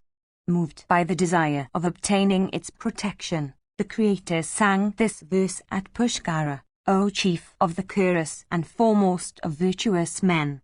If a person of pure soul purposes a pilgrimage to the Pushkaras in imagination even, he becometh purged from all his sins and rejoiceth in heaven. Section XC. Dharmya continued, O tiger among kings, I shall now describe those tirthas and sacred spots that lie to the north. Do thou, O exalted one, listen to me attentively. By hearing this narration, O hero, one acquireth a reverential frame of mind, which conduceth to much good. In that region is the highly sacred Saraswati abounding in tirthas and with banks easy of descent. There also, O son of Pandu, is the ocean-going and impetuous Yamuna, and the tirtha called Plakshavitarana, productive of high merit and prosperity. It was there that the regenerate ones, having performed the Saraswata sacrifice, bathed on the completion thereof. O sinless one, is the well-known celestial tirtha called Agnisaras, which is productive of great merit. The king Sahadeva had celebrated a sacrifice measuring out the ground by a throw of the Samu. It is for this reason, O Yudhishthira, that Indra sang the praises of Sahadeva in verse. Those verses are still current in this world, being recited by the regenerate ones, e.g. on the Yamuna Sahadeva worshipped the sacrificial fire, with gifts in 100,000s to Brahmanas. There the illustrious king, the imperial Bharata, performed 35 horse sacrifices. O child, we have heard that Sarabhanga of yore used to fully gratify the desires of the regenerate ones. There in this region is his celebrated asylum productive of great merit. In that region also, O son of Pritha, is the river Saraswati, which is ever worshipped by the god, where, in days of yore, the Valikulas, O great king, performed sacrifices. In that region also, O Yudhishthira, is the well-known river Drizadwati, which is productive of great merit. Then, O chief of men, Anayagadakaya, and Panchalya, and Punyaka, and Dalbhayakeshor, and Dalbhaya, which are, O son of Kunti, the sacred asylum in the world of illustrious Anandayasas of excellent vows and great energy, and which are celebrated over the three worlds. Here also, O Lord of men, the illustrious Satavana and Vavarana versed in the Vedas, learned in Vedic law, and proficient in the knowledge of Vedic rites, performed meritorious sacrifices, O chief of the Bharata race. There also is Visakayupa, to which, in days of yore, came the gods with Varuna and Indra, and practiced ascetic austerities. And therefore is that spot so eminently sacred. Here also is Palasaka, where the great and illustrious and highly blessed Rishi Jamadani performed sacrifices. There all the principal rivers in their embodied forms taking their respective waters stood surrounding that best of sages. And there also, O monarch, Bhavasu, fire, himself, beholding that high-souled one's initiation, sang the following sloka. The river coming to the illustrious Jamadani while sacrificing unto the gods gratified the Brahmanas with offerings of honey. O Yudhishthira, the spot where Ganga rusheth past, cleaving the foremost of mountains, which is frequented by Gandharvas and Yakshas and Rakshasas and Apsaras, and inhabited by hunters and kinnaras, is called Gangadwara.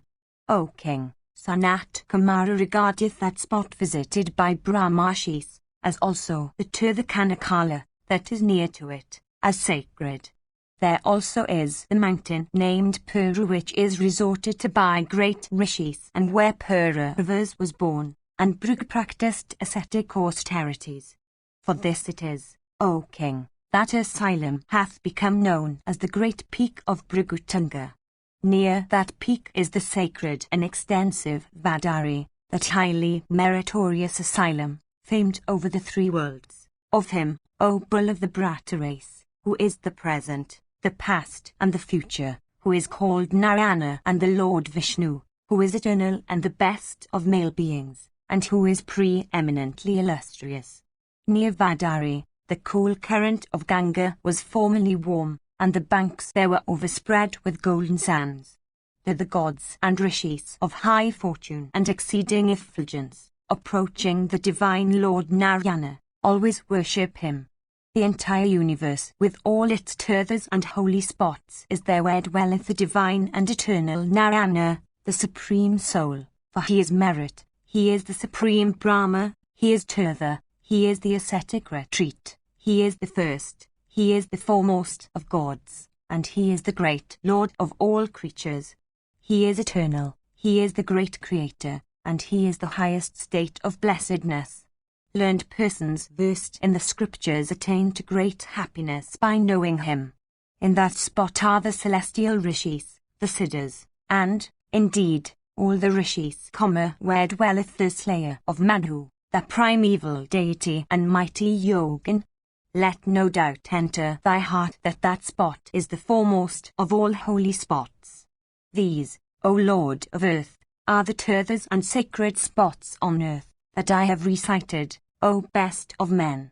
These all are visited by the Vasas, the Sadhyas, the Adityas, the Marutas, the Aswins and the illustrious rishis resembling the celestials themselves. By journeying, O son of Kunti, to those places, with the Brahmanas and ascetics that are with thee and with thy blessed brothers, thou wilt be freed from anxiety. Section XCI. Vaisampayana continued, O son of the Kuru race, while Dharmiya was speaking thus, there arrived at the spot the Rishi Lomasa of great energy. And the king, who was the eldest of Pandu's sons, with his followers and those Brahmanas sat round the highly righteous one, like celestials in heaven sitting round Sakra. And having received him duly, Yudhishthira the just inquired after the reason of his arrival, and the object also of his wanderings. Thus asked by Pandu's son, the illustrious ascetic, well pleased, replied in sweet words delighting the Pandavas, travelling at will, O Kauntiya, over all the regions, I came to Sakra's abode, and saw the Lord of the Celestials. There, I saw thy heroic brother capable of wielding the bow with his left hand, seated on the same seat with Sakra. And beholding Partha on that seat I was greatly astonished, O tiger among men. And the Lord of the Celestials then said unto me, Go thou unto the sons of Pandu. At the request, therefore, of Indra as also of the high-souled son of Pritha have I come hither with speed, desiring to see thee with thy younger brothers. O child, I will relate what will please thee highly, O son of Pandu. Do thou listen to it, O king, with Krishna and the rishis that are with thee. O bull of the Brata race, Partha hath obtained from Rudra that incomparable weapon for the acquisition of which thou hadst sent him to heaven. That fierce weapon, known by the name of Brahmasura, which arose after Amrita, and which Rudra had obtained by means of ascetic austerities, hath been acquired by Arjuna together with the mantras for hurling and withdrawing it, and the rites of expiation and revival. And, O Yudhishthira, Arjuna of immeasurable prowess hath also acquired Vajras and Dandas and other celestial weapons from Yama and Kuvara and Varuna and Indra, O son of the Kuru race. And he hath also thoroughly learnt music, both vocal and instrumental, and dancing and proper recitation of the same and Veda, from Vishwavasu's son. And having thus acquired weapons and mastered the Gandharva Veda, thy third brother Vatsa liveth happily in heaven. Listen to me, O Yudhishthira, for I shall now deliver to thee the message of that foremost of celestials. He hath commanded me, saying, Thou wilt, no doubt, go to the world of men. O best of Brahmanas, tell thou Yudhishthira these words of mine. Soon will thy brother Arjuna come to thee, having acquired arms and accomplished a great deed for the celestials that is incapable of being accomplished by themselves. Do thou meanwhile devote thyself to ascetic austerities, with thy brothers. There is nothing superior to asceticism, and it is by asceticism that a person achieveth great results. And, O bull of the Brata race, well do I know that Karna is endued with great ardour and energy and strength and prowess that is incapable of being baffled. Well do I know that, skilled in fierce conflict, he hath not his rival in battle, that he is a mighty bowman, a hero deft in the use of fierce weapons and cased in the best of mail. Well do I know that that exalted son of Aditya resembleth the son of Maeswara himself. Well do I also know the high natural prowess of the broad-shouldered Arjuna. In battle Karna is not equal unto even a 16th part of Pritha's son. And as for the fear of Karna which is in thy heart, O repressor of foes, I shall dispel when Savyasasyan will have left heaven. And as regards thy purpose, O hero, to set out on a pilgrimage to Tirthas, the great Rishi Lomasa will, without doubt, speak unto thee. And whatever that regenerate Rishi will relate unto thee touching the merits of asceticism and Tirthas, thou shouldst receive with respect and not otherwise. Section XI. Lomasa continued, Listen now, O Yudhishthira, to what Dhananjaya hath said. Cause my brother Yudhishthira to attend to the practice of virtue which leadeth to prosperity. Endued with wealth of asceticism, thou art conversant with the highest morality, with ascetic austerities of every kind, with the eternal duties of kings blessed with prosperity, and the high and sanctifying merit that men obtain from Tirthas. Persuade thou the sons of Pandu to acquire the merit attaching to Tirthas. Do thou with thy whole soul persuade the king to visit the Tirthas and give away kine. This is what Arjuna said unto me. Indeed he also said, Let him visit all the Tirthas protected by thee. Thou wilt also protect him from Rakshasas, and watch over him in inaccessible regions and rugged mountain breasts. And as Dadichi had protected Indra, and Angiras has protected the sun, so do thou, O best of regenerate ones, protect the sons of Kunti from Rakshasas. Along the way are many Rakshasas, huge as mountain cliffs. But protected by thee, these will not be able to approach the sons of Kunti. Obedient to the words of Indra and at the request of Arjuna also protecting thee from dangers, I shall wander with thee. Before this, O son of the Kuru race, I have twice visited the Tirthas. With thee I shall repair to them for the third time. O Yudhishthira, Manu and other royal rishis of meritorious deeds had undertaken journeys to Tirthas. Indeed, a trip to them is capable of dispelling all fear, O king. They that are crooked-minded, they that have not their souls under control, they that are illiterate and perverse, do not, O Kauravya, bathe in Tirthas. That thou art ever of a virtuous disposition and conversant with morality and firm in thy promises, thou wilt surely be able to free thyself from the world. For, O son of Pandu, thou art even as King Bhagirata, or Gaya, or Yayati, or anyone, O son of Kunti, that is like them. Yudhishthira answered, I am so overwhelmed with delight, O Brahmana, that I cannot find words to answer thee. Who can be more fortunate than he who is remembered even by the Lord of the Celestials? Who can be more fortunate than he who hath been favoured with thy company, who hath Dhananjaya for a brother, and who is thought of by Vasava himself? As to thy words, O illustrious one, in respect of a trip to the Tirthas, my mind had already been made up at the words of Damu. O Brahmana, I shall start, at whatever hour thou mayst be pleased to appoint, on the proposed journey to Tirthas. Even this is my firm resolve. Vaisampayana continued. Lomasa then said unto Yudhishthira, who had made up his mind to start on the proposed journey, O mighty king, be thou light as regards thy retinue, for by this thou wilt be able to go more easily. Yudhishthira then said, let those mendicants and brahmanas and yogis that are incapable of bearing hunger and thirst, the fatigues of travel and toil, and the severity of winter, desist. Let those brahmanas also desist that live on sweetmeats, and they also that desire cooked viands and food that is sucked or drunk as well as meat. And let those also remain behind that are dependent on cooks. Let those citizens that have followed me from motives of loyalty, and whom I have hitherto kept on proper stipends, repair to King Dhritarashtra. He will give them their allowances in due time. If, however, that king refuses to grant them proper allowances, the king of the Panchalas will, for our satisfaction and welfare, give them these.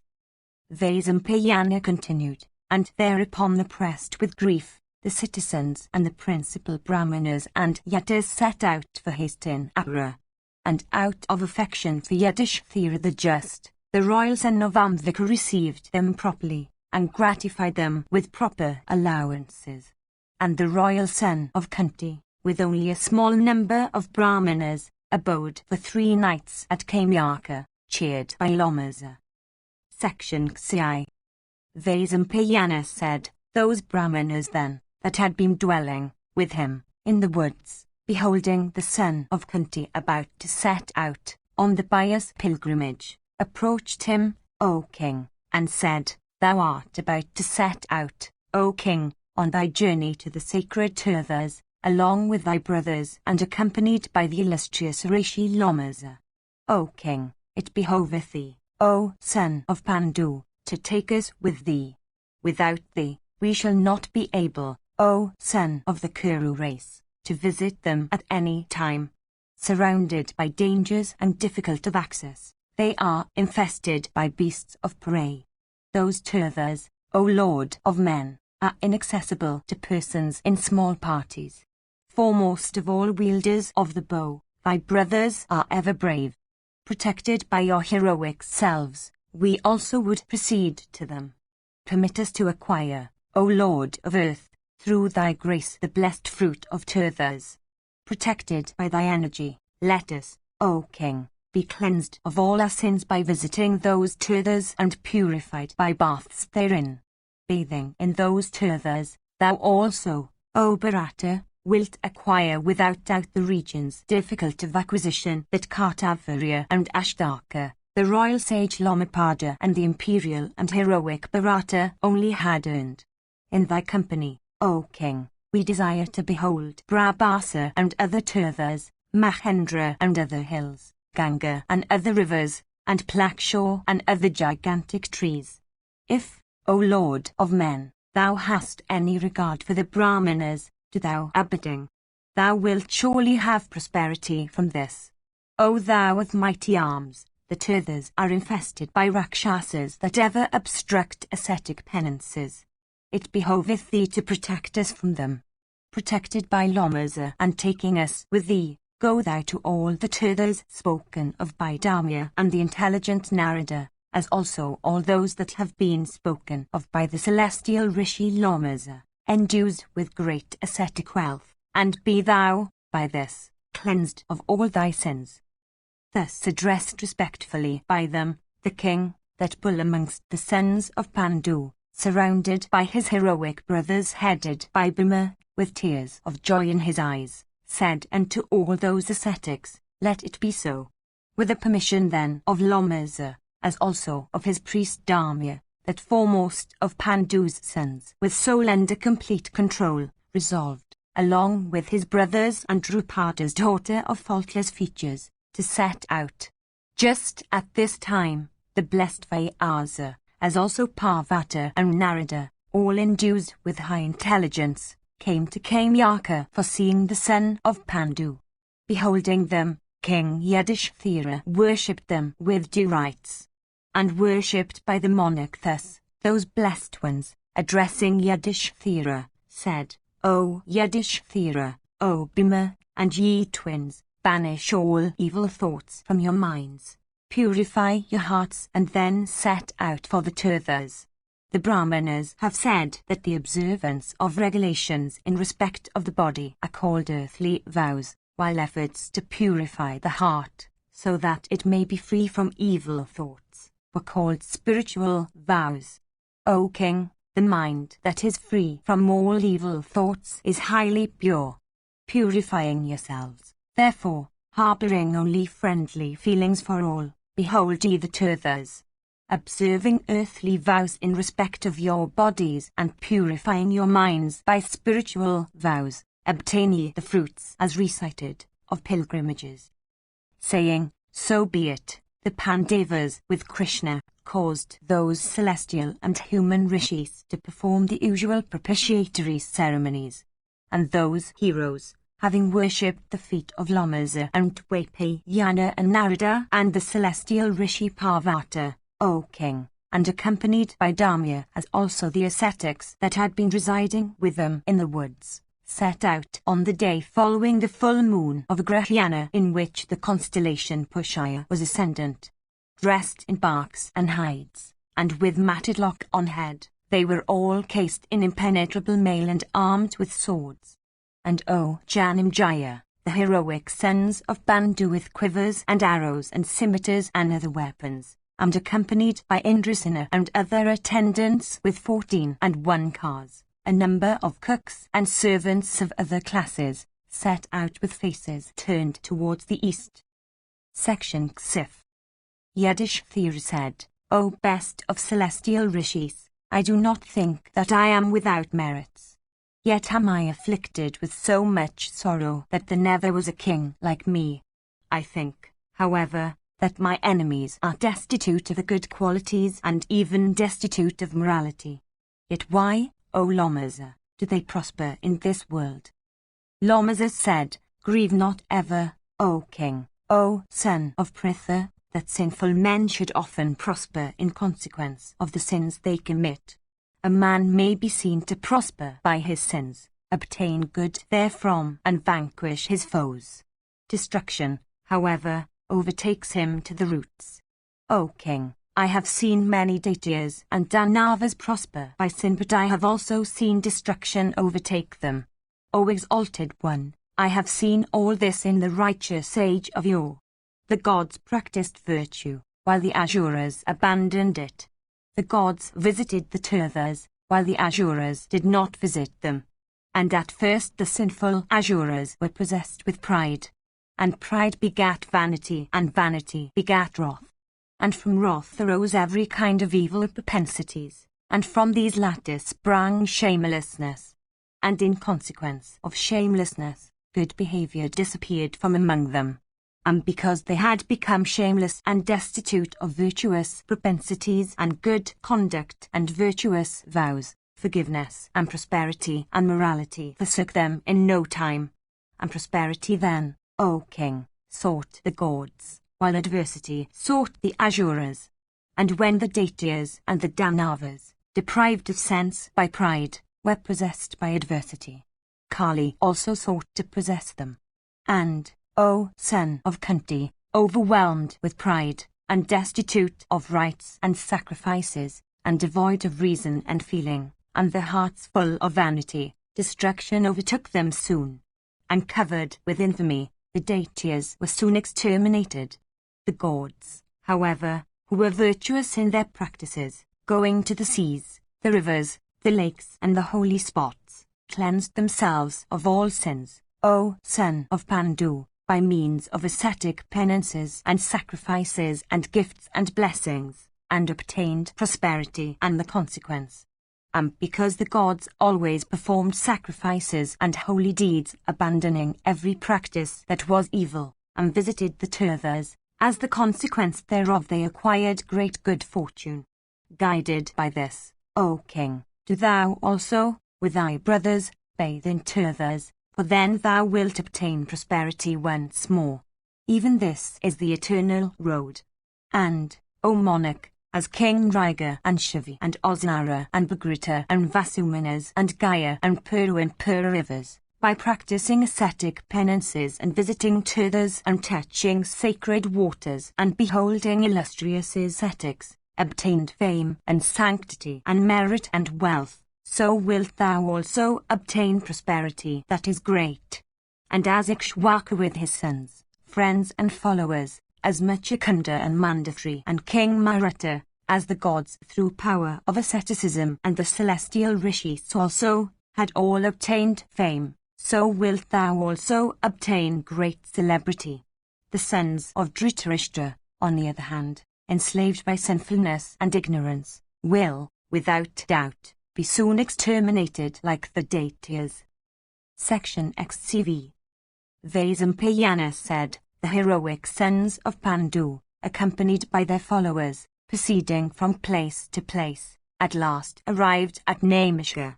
O king, reaching the committee, the Pandavas bathed in the sacred Tirtha of that stream, and having performed their ablutions there, they gave away, O Bharata, both kine and wealth, and repeatedly offering oblations of water, O Bharata, to the gods, the Pitras, and the Brahmanas, in the Tirthas called Kanya, Aswa, and Goan staying, as directed, in Kalikoti and the Vishaprastha hills. The Kauravas then, O king, reached Vahuda and performed their ablution in that stream.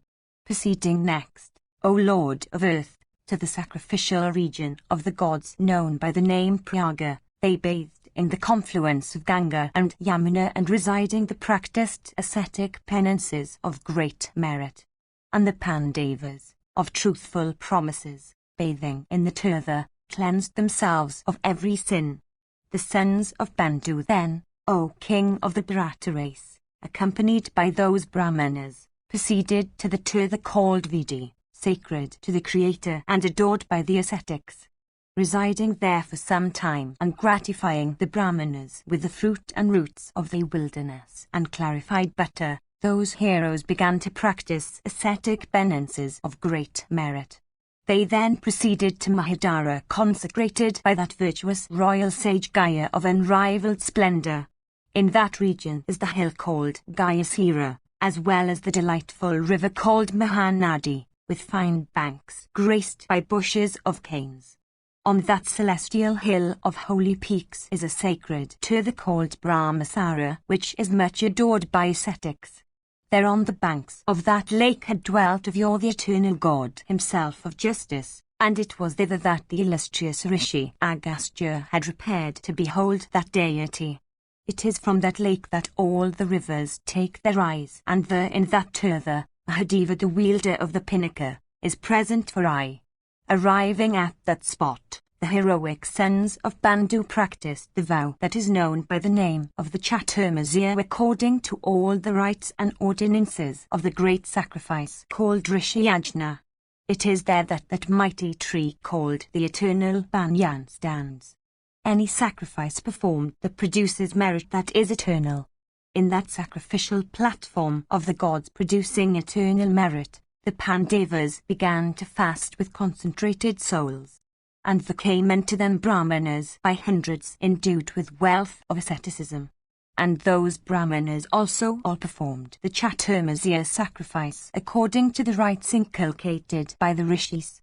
And there in that turtle, those Brahmanas old in knowledge and ascetic merit and fully versed in the Vedas, that constituted the court of the illustrious sons of Pandu, talked in their presence upon various subjects of sacred import. And it was in that place that the learned vow-observing and sacred Shamathka, leading, besides, a life of celibacy, spake unto them, O King, of Gaya, the son of Amitara. And Shamatha said, Gaya, the son of Amitara, was one of the foremost of royal sages. Listen to me, O Bharata, as I recite his meritorious deeds. It was here, O King, that Gaya had performed many sacrifices distinguished by the enormous quantities of food that were distributed, and the profuse gifts that were given away unto Brahmanas.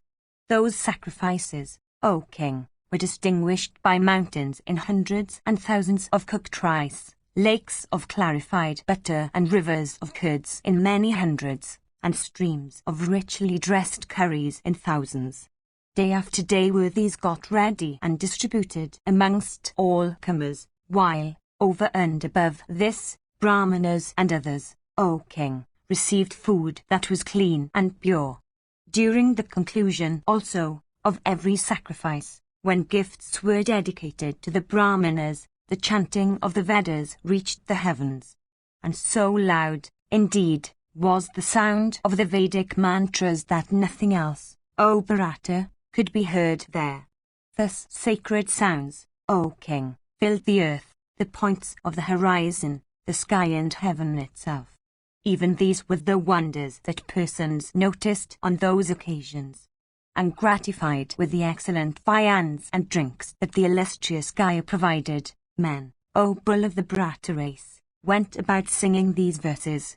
In Gaya's great sacrifice, who is the today, amongst creatures, that still desireth to eat. There are yet 25 mountains of food thereafter all have been fed. What the royal sage Gaya of immense splendour hath achieved in his sacrifice was never achieved by man before, nor will be by any in future. The gods have been so surfeited by Gaya with clarified butter that they are not able to take anything that anybody else may offer.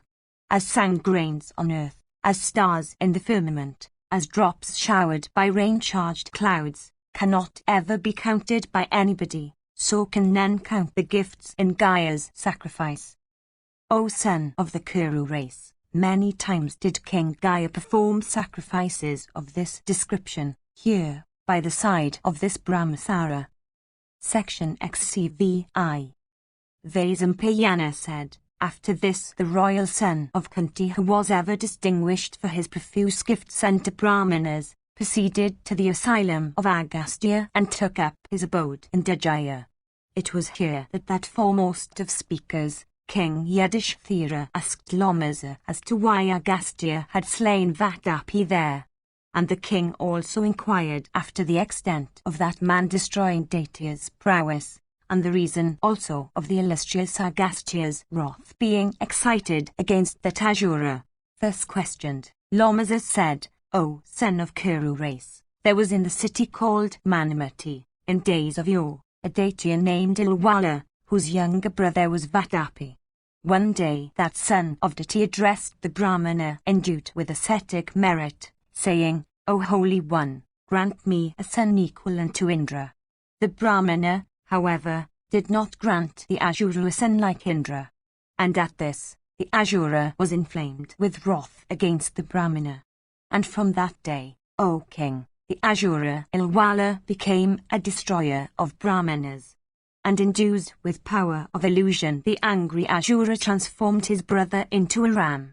And Vatapi, also capable of assuming any form at will, would immediately assume the shape of a ram. And the flesh of that ram, after being properly dressed, was offered to Brahmanas as food.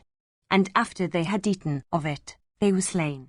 For whomsoever Ilwala summoned with his voice, he would come back to Ilwala even if he had gone to the abode of Yama, in re-embodied form endued with life, and show himself to Ilwala. And so having transformed the Asura Vatapi into a ram and properly cooked his flesh and feeding Brahmanas therewith, he would summon Vatapi. And the mighty Asura Vatapi, that foe of Brahmanas, endued with great strength and power of illusion, hearing, O king, those sounds uttered with a loud voice by Ilwala, and ripping open the flanks of the Brahmana, would come laughingly out, O Lord of earth. And it was thus, O monarch, that the wicked-hearted deity Ilwala, having fed Brahmanas, frequently took away their lives. Meanwhile, the illustrious Agastya beheld his deceased ancestors hanging in a pit with heads downwards. And he asked those personages thus suspended in that hole, saying, "What is the matter with you?" Thus questioned those utterers of Brahma replied, "It is even for offspring." And they also told him, "We are your ancestors. It is even for offspring that we stay suspended in this pit. If, O Agastya, thou canst beget us a good son, we may then be saved from this hell, and thou also wilt obtain thy blessed state of those having offspring." Endued with great energy and observant of truth and morality, Agastya replied, saying, "Ye Petrus, I will accomplish your desire. Let this anxiety of yours be dispelled." And the illustrious Rishi then began to think of perpetuating his race. But he saw not a wife worthy of him on whom he himself could take his birth in the form of a son. The Rishi accordingly, taking those parts that were regarded as highly beautiful, from creatures possessing them, created therewith an excellent woman. And the Muni, endued with great ascetic merit, thereupon gave that girl created for himself to the king of the Vidarbhas, who was then undergoing ascetic penances for obtaining offspring. And that blessed girl of sweet face, thus disposed of, then took her birth in Vidarbha's royal line, and, beautiful as the effulgent lightning, her limbs began to grow day by day. And as soon as that lord of earth, the ruler of the Vidarbhas, saw her ushered into life, he joyfully communicated the intelligence, O Bharata, unto the Brahmanas. And the Brahmanas thereupon, O Lord of earth, blessed the girl, and they bestowed upon her the name Lopamudra. And possessed of great beauty, she began, O monarch, to grow quickly like unto a lotus in the midst of water or the effulgent flame of a fire. And when the girl grew and attained to puberty, 100 virgins decked in ornaments and 100 maids waited in obedience upon her blessed self. And surrounded by those 100 maids and virgins, she shone in their midst, endued as she was with bright effulgence, like Rohini in the firmament amid an inferior multitude of stars. And possessed as she was of good behavior and excellent manners, none dared ask for her hand even when she attained to puberty, through fear of her father, the king of the Vidarbhas. And Lopamudra, devoted to truth, surpassing the Apsaras even in beauty, gratified her father and relatives by means of her conduct.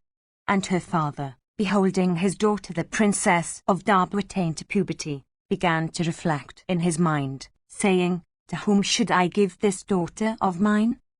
Section XV. Lamaza continued, when Agastya thought that girl to be competent for the duties of domesticity, He approached that lord of earth, the ruler of Darbas, and addressing him, said, I solicit thee, O king, to bestow thy daughter Lopamudra on me. Thus addressed by the Muni, the king of the Darbas swooned away. And though unwilling to give the Muni his daughter, he dared not refuse. And that lord of earth then, approaching his queen, said, This rishi is endued with great energy. If angry, he may consume me with the fire of his curse. O thou of sweet face, tell me what is thy wish. Hearing these words of the king, she uttered not a word. And beholding the king along with the queen afflicted with sorrow, Lopamudra approached them in due time and said, O monarch, it behoveth thee not to grieve on my account. Bestow me on Agastya, and, O father, save thyself by giving me away. And at these words of his daughter, O monarch, the king gave away Lopamudra to the illustrious Agastya with due rights. And obtaining her as wife, Agastya addressed Lopamudra, saying, Cast thou away these costly robes and ornaments. And at these words of her lord, that large-eyed damsel of thighs tapering as the stem of the plantain tree cast away her handsome and costly robes of fine texture. And casting them away, she dressed herself in rags and barks and deerskins, and became her husband's equal in vows and acts. And proceeding then to Gangadwara, that illustrious and best of rishis began to practice the severest penances along with his helpful wife. And Lopamudra herself, well pleased, began to serve her lord from the deep respect that she bore him. And the exalted Agastya also began to manifest great love for his wife. After a considerable time, O king, the illustrious rishi one day beheld Lopamudra, blazing in ascetic splendor, come up after the bath in her season. And pleased with the girl, for her services, her purity, and self-control, as also with her grace and beauty, he summoned her for marital intercourse.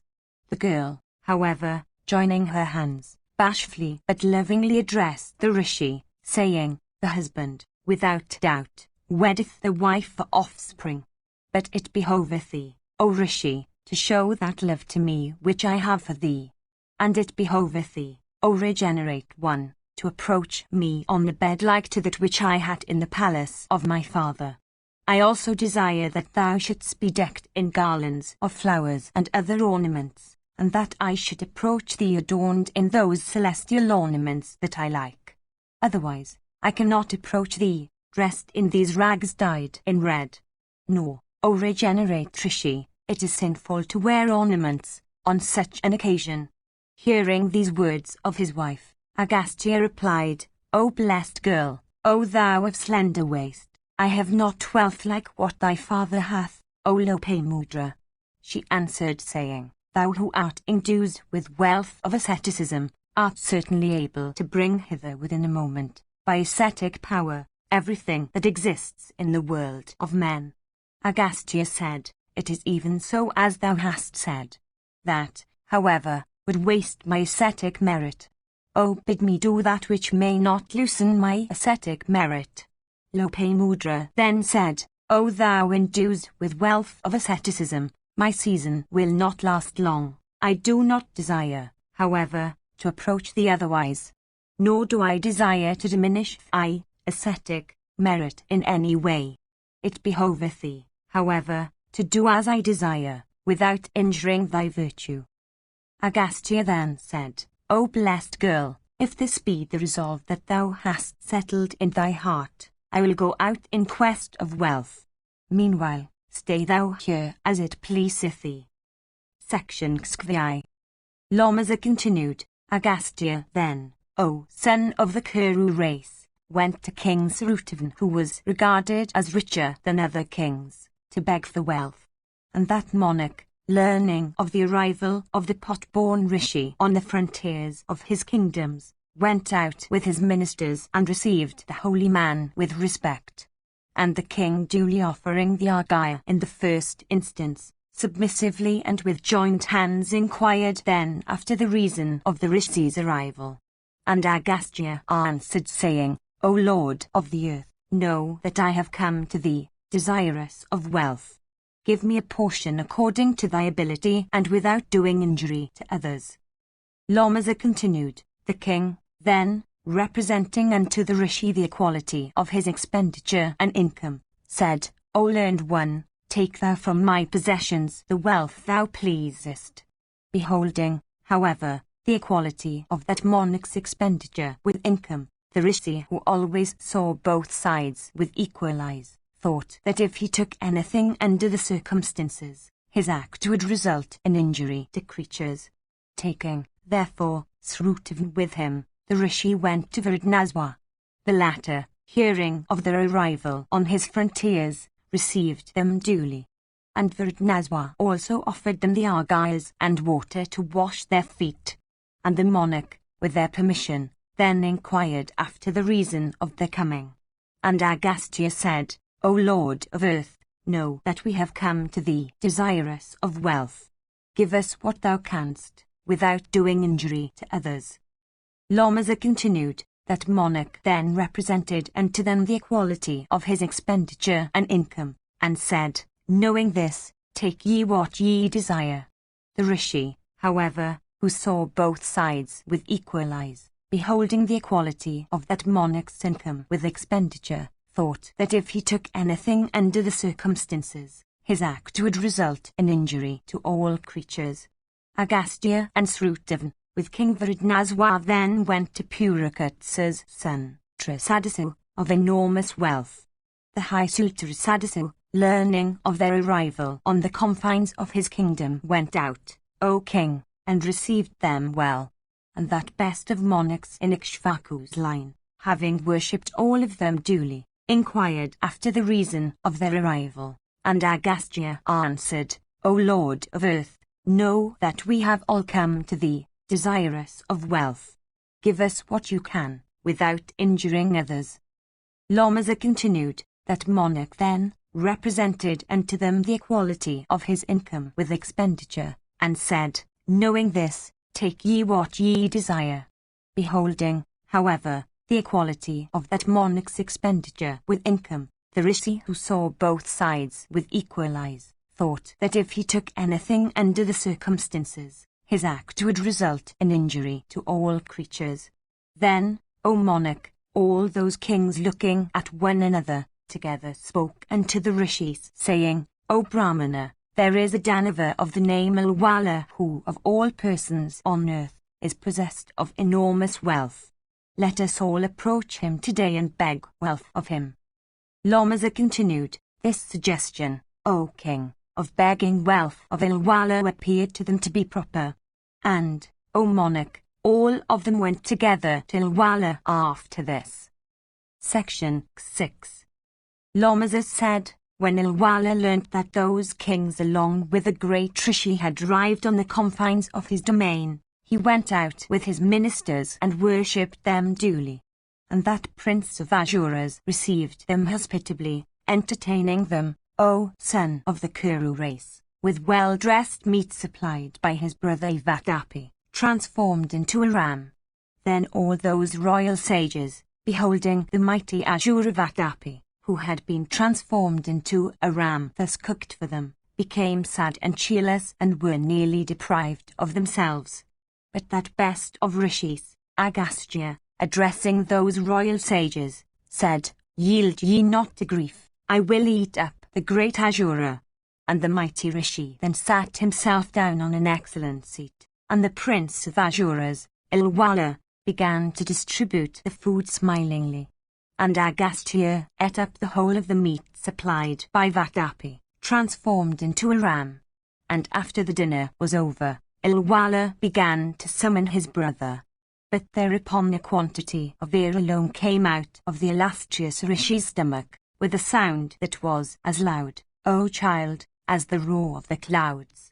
And Alwala repeatedly said, come out, O Vatapi. Then that best of Munis, Agastya, bursting out in laughter, said, how can he come out? I have already digested that great Asura. And beholding his brother already digested, Alwala became sad and cheerless, and joining his hands, along with his ministers, addressing the Rishi and his companions, said, "What for have ye come hither, and what can I do for you?" And Agastya smilingly answered Ilwala, saying, "We know thee, O Asura, to be possessed of great power and also enormous wealth. These kings are not very wealthy, while my need also of wealth is great. Give us what thou canst, without injuring others."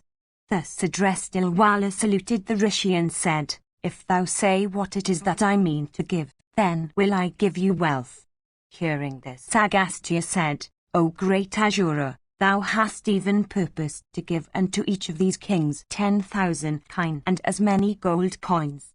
And unto me thou hast purposed to give twice as much, as also a car of gold and a couple of horses fleet as thought.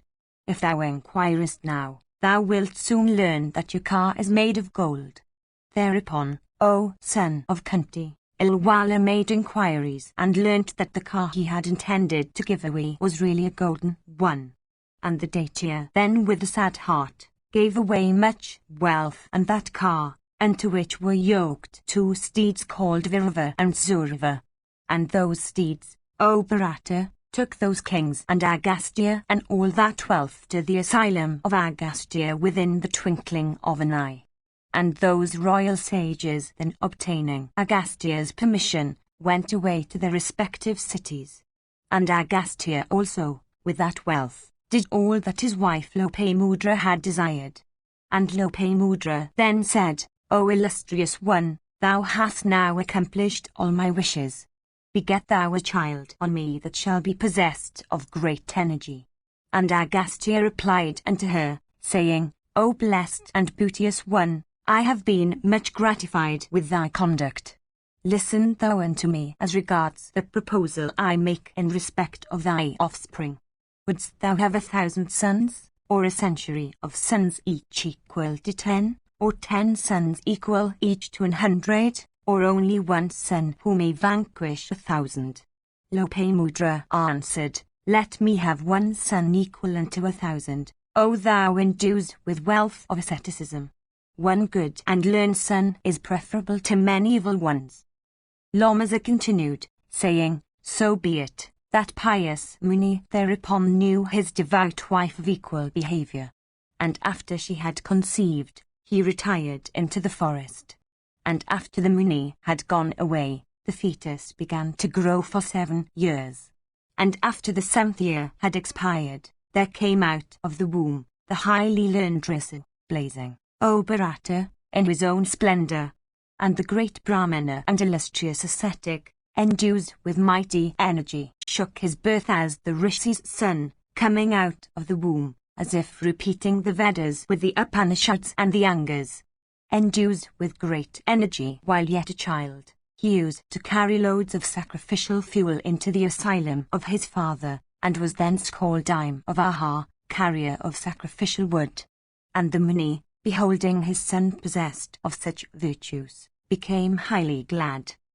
And it was thus, O Bharata, that Agastya begat an excellent son, in consequence of which his ancestors, O king, obtained the regions they desired. And it is from that time that this spot hath become known on the earth as the asylum of Agastya.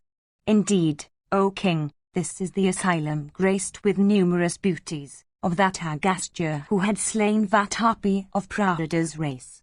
The sacred Bhagrati, adored by gods and Gandharvas, gently runneth by, like a breeze-shaken pennon in the welkin. Yonder also she floweth over craggy crests, descending lower and lower, and looketh like an affrighted she-snake lying along the hilly slopes. Issuing out of the matted locks of Mahadeva, she passeth along, flooding the southern country and benefiting it like a mother, and ultimately mingleth with the ocean as if she were his favourite bride. Bathe ye as ye like in this sacred river, ye son of Pandu. And behold there, O Yudhisthira, the Tirtha of Bhrigu that is celebrated over the 3 worlds and adored, O king, by great rishis. Bathing here, Rama, of Bhrigu's race, regained his might, which had been taken away from him by Dasaratha's son.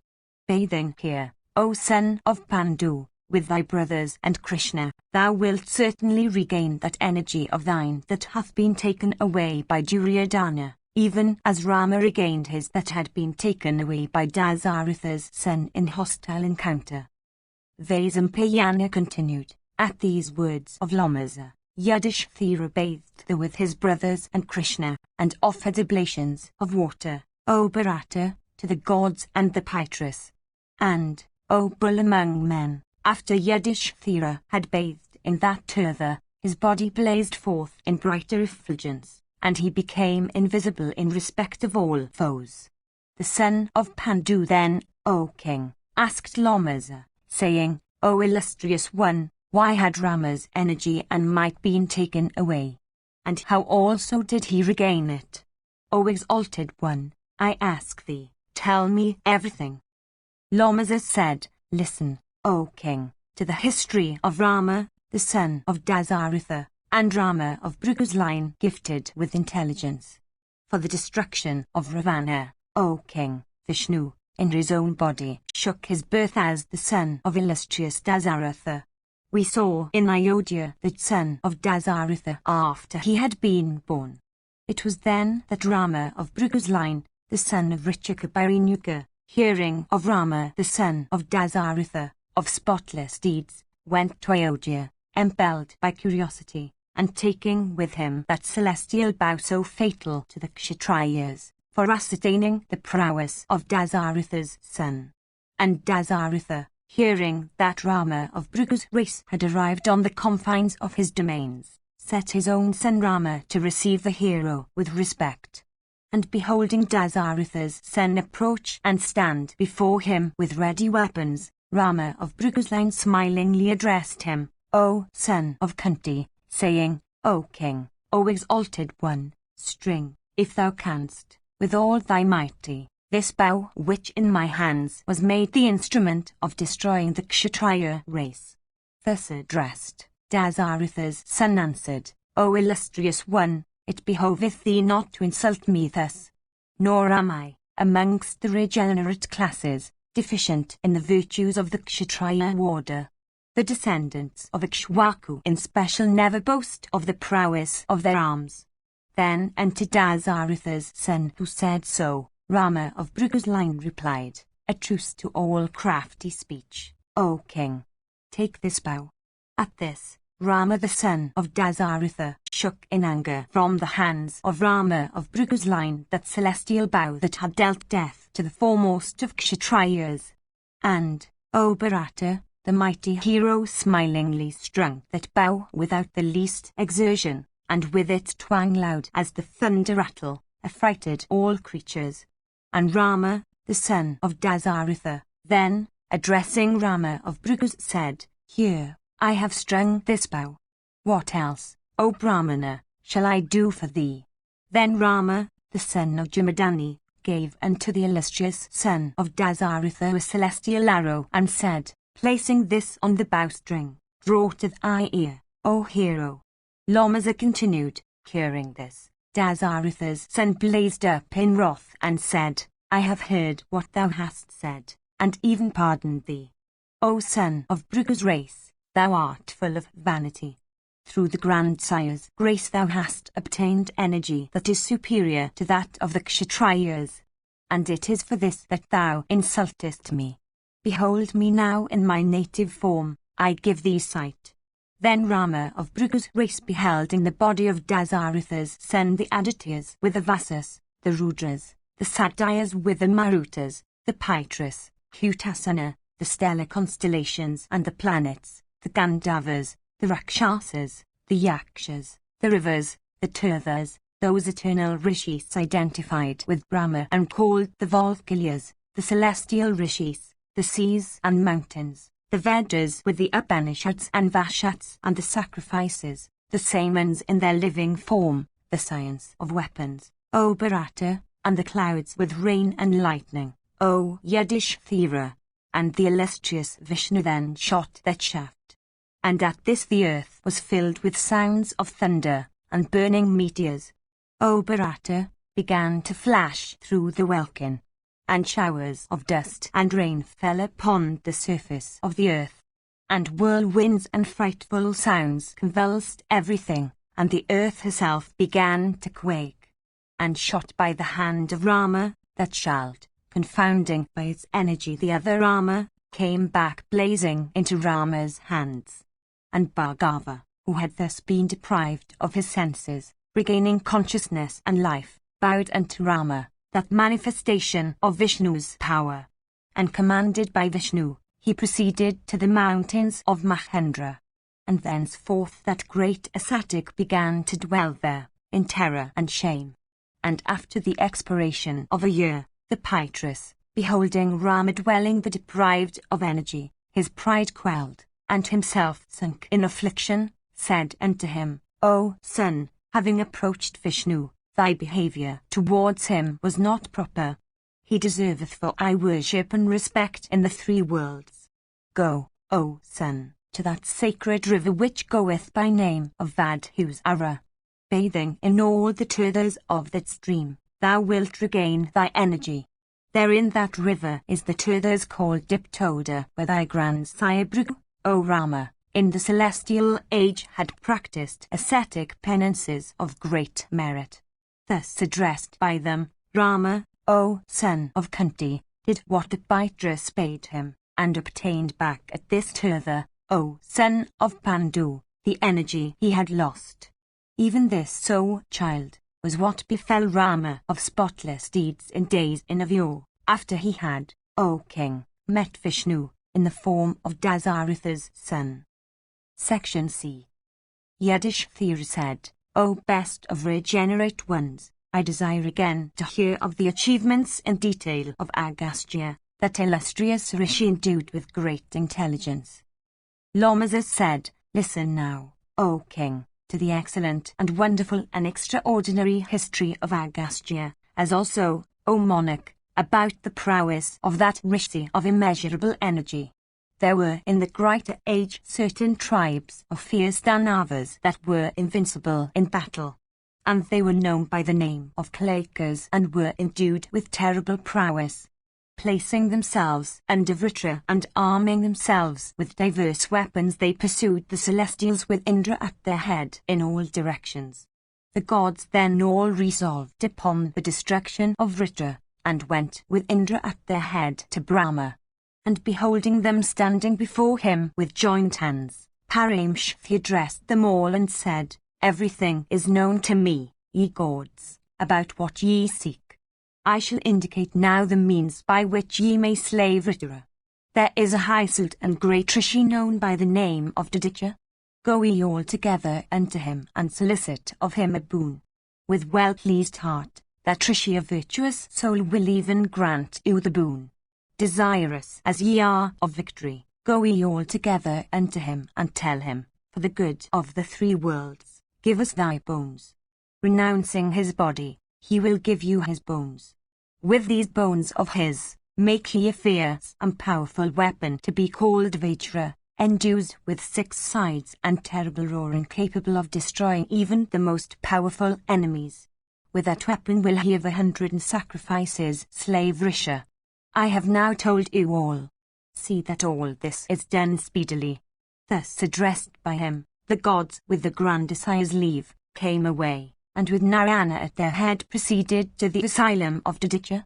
That asylum was on the other bank of the river Saraswati and covered with diverse trees and creepers, and it resounded with the hum of bees as if they were reciting sermons, and it also echoed with the melodious notes of the male kokla and the chakora. And buffaloes and boars and deer and chamaras wandered there at pleasure, freed from the fear of tigers. And elephants, with the juice trickling down from rent temples, plunging in the stream, sported with the she-elephants and made the entire region resound with their roars. And the place also echoed with the loud roars of lions and tigers, while at intervals might be seen those grisly monarchs of the forest lying stretched in caves and glens and beautifying them with their presence. And such was the asylum, like unto heaven itself, of Diditya, that the gods entered. And there they beheld Aditya looking like the sun himself in splendor and blazing in grace of person like the grandsire himself. And the celestials saluted the feet of the rishi and bowed unto him and begged of him the boon that the grandsire had bade them do. Then Aditya, well pleased, addressing those foremost of celestials, said, Ye celestials, I will do what is for your benefit. I will even renounce this body of mine myself. And that foremost of men with soul under control, having said this, suddenly renounced his life. The gods then took the bones of the deceased rishi as directed. And the celestials, glad at heart, went to Twashtri, the celestial artificer, and spake to him of the means of victory. And Twashtri, hearing those words of theirs, became filled with joy, and constructed, out of those bones, with great attention and care the fierce weapons called Vajra. And having manufactured it, he joyfully addressed Indra, saying, With this foremost of weapons, O exalted one, reduce that fierce foe of the gods to ashes. And having slain the foe, rule thou happily the entire domain of heaven, O chief of the celestials, with those that follow thee. And thus addressed by Twashtri, Purandara took the Vajra from his hand, joyfully and with proper respect. Section 6. Lomazas said, armed with the Vajra then, and supported by celestials endued with great might, Indra then approached Vritra, who was then occupying the entire earth and the heaven. And he was guarded on all sides by huge-bodied Galekas with upraised weapons resembling gigantic mountains with towering peaks. And the encounter that took place between the gods and the Danavas lasted for a short while and was, O chief of the Bharatas, terrific in the extreme, appalling as it did the three worlds. And loud was the clash of swords and scimitars upraised and warded off by heroic hands in course of those fierce encounters. And heads, severed from trunks, began to roll from the firmament to the earth like fruits of the palmyra palm falling upon the ground, loosened from their stalks. And the Kalekas armed with iron-mounted bludgeons and cased in golden mail ran against the gods, like moving mountains on conflagration. And the gods, unable to stand the shock of that impetuous and proudly advancing host, broke and fled from fear. Purandara of 1,000 eyes, beholding the gods flying in fear and Vritra growing in boldness, became deeply dejected. And the foremost of gods, Purandara, himself, agitated with the fear of the Kalekas, without losing a moment, sought the exalted Narayana's refuge. And the eternal Vishnu, beholding Indra so depressed, enhanced his might by imparting unto him a portion of his own energy. And when the celestials beheld that Sakra was thus protected by Vishnu, each of them imparted unto him his own energy. And the spotless Brahmashis also imparted their energies unto the chief of the celestials. And favoured thus by Vishnu and all the gods and by the high-blessed Rishis also, Sakra became mightier than before. And when Vritra learnt that the chief of the celestials had been filled with might of others, he sent forth some terrific roars. And at these roars of his, the earth, the directions, the firmament, heaven, and the mountains all began to tremble. And the chief of the celestials, deeply agitated on hearing that fierce and loud roar, was filled with fear, and desiring to slay the Asura soon, hurled, O king, the mighty Vajra. And struck with Indra's Vajra, the great Asura decked in gold and garlands fell headlong, like the great mountain Mandara hurled of yore from Vishnu's hands. And although the prince of Daityas was slain, yet Sakra in panic ran from the field, desiring to take shelter in a lake, thinking that the Vajra itself had not been hurled from his hands and regarding that Vritra himself was still alive. The celestials, however, and the great Rishis became filled with joy, and all of them began to cheerfully chant the praise of Indra. And mustering together, the celestials began to slay the Danavas, who were dejected at the death of their leader. And struck with panic at sight of the assembled celestial host, the afflicted Danavas fled to the depths of the sea. And having entered the fathomless deep, teeming with fishes and crocodiles, the Danavas assembled together and began to proudly conspire for the destruction of the three worlds. And some amongst them that were wise in inferences suggested courses of action, each according to his judgment. In course of time, however, the dreadful resolution arrived at those conspiring sons of deity was that they should, first of all, compass the destruction of all persons possessed of knowledge and ascetic virtue. The worlds are all supported by asceticism. Therefore, they said, lose no time for the destruction of asceticism. Compass ye without delay the destruction of those on earth that are possessed of ascetic virtues, that are conversant with duties and the ways of morality, and that have a knowledge of Brahma, for when these are destroyed, the universe itself will be destroyed. And all the Danavas, having arrived at this resolution for the destruction of the universe, became highly glad. And thenceforth they made the ocean, that abode of Varuna, with billows high as hills, their fort, from which to make their sallies. Section 6. Lomasa said, the Kalakas then having recourse to that receptacle of waters, which is the abode of Varuna, began their operations for the destruction of the universe. And during the darkness of the night those angry deities began to devour the munis they found in woody retreats and sacred spots. And those wicked wretches devoured in the asylum of Vasishta, Brahmanas to the number of 180, besides 9 of their ascetics. And, proceeding to the asylum of Kayavana that was inhabited by many Brahmacharis, they devoured a century of Brahmanas that lived upon fruit and roots alone.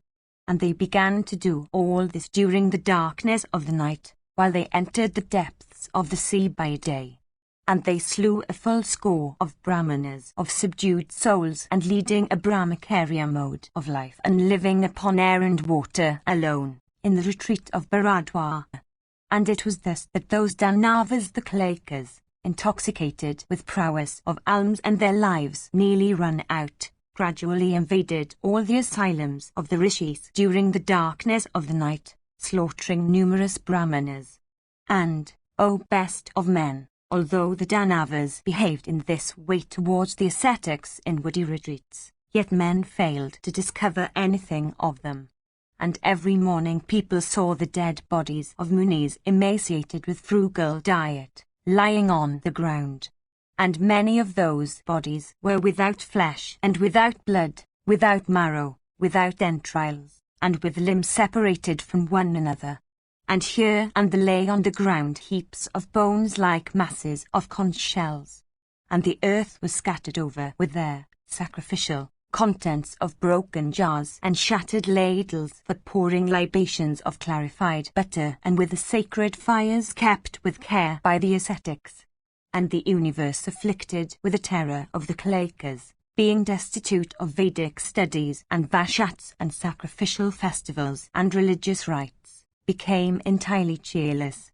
And, O king, when men began to perish in this way, the survivors, afflicted with fear, fled for their lives in all directions. And some fled to caverns, and some behind mountain streams and springs, and some through fear of death died without much ado. And some who were brave and mighty bowmen cheerfully went out and took great trouble in tracking the Danavas, unable, however, to find them out, for the Asuras had sought refuge in the depths of the sea. These brave men came back to their homes gratified with the search. And, O Lord of men, when the universe was being thus destroyed, and when sacrificial festivals and religious rites had been suspended, the gods became deeply afflicted. And gathering together with Indra in their midst, they began, from fear, to take counsel of one another. And repairing unto the exalted and uncreate Narayana, that unvanquished god of Vaikuntha, the celestials sought his protection. And bowing unto the slayer of Madhu, the gods addressed him, saying, O Lord, thou art the creator, the protector, and slayer of ourselves as well as of the universe. It is thou who hast created this universe with its mobile and immobile creatures. O thou of eyes like lotus leaves, it was thou who in days of yore hadst for the benefit of all creatures raised from the sea the sunken earth, assuming also the form of a boar. And, O best of male beings, assuming also the form of half man and half lion, thou hadst slain in days of yore that ancient deityr of mighty prowess known by the name of Hiranyakasipu, and that other great Asura also, Valley by name, was incapable of being slain by anyone. Assuming the form of a dwarf, thou exilidst him from the three worlds. O Lord, it was by thee that wicked Asura, Jamba by name, who was a mighty bowman and who always obstructed sacrifices, was slain. Achievements like these, which cannot be counted, are thine. O Slayer of Manu, we who have been afflicted with fear, have thee for our refuge. It is for this, O God of gods, that we inform thee of our present troubles.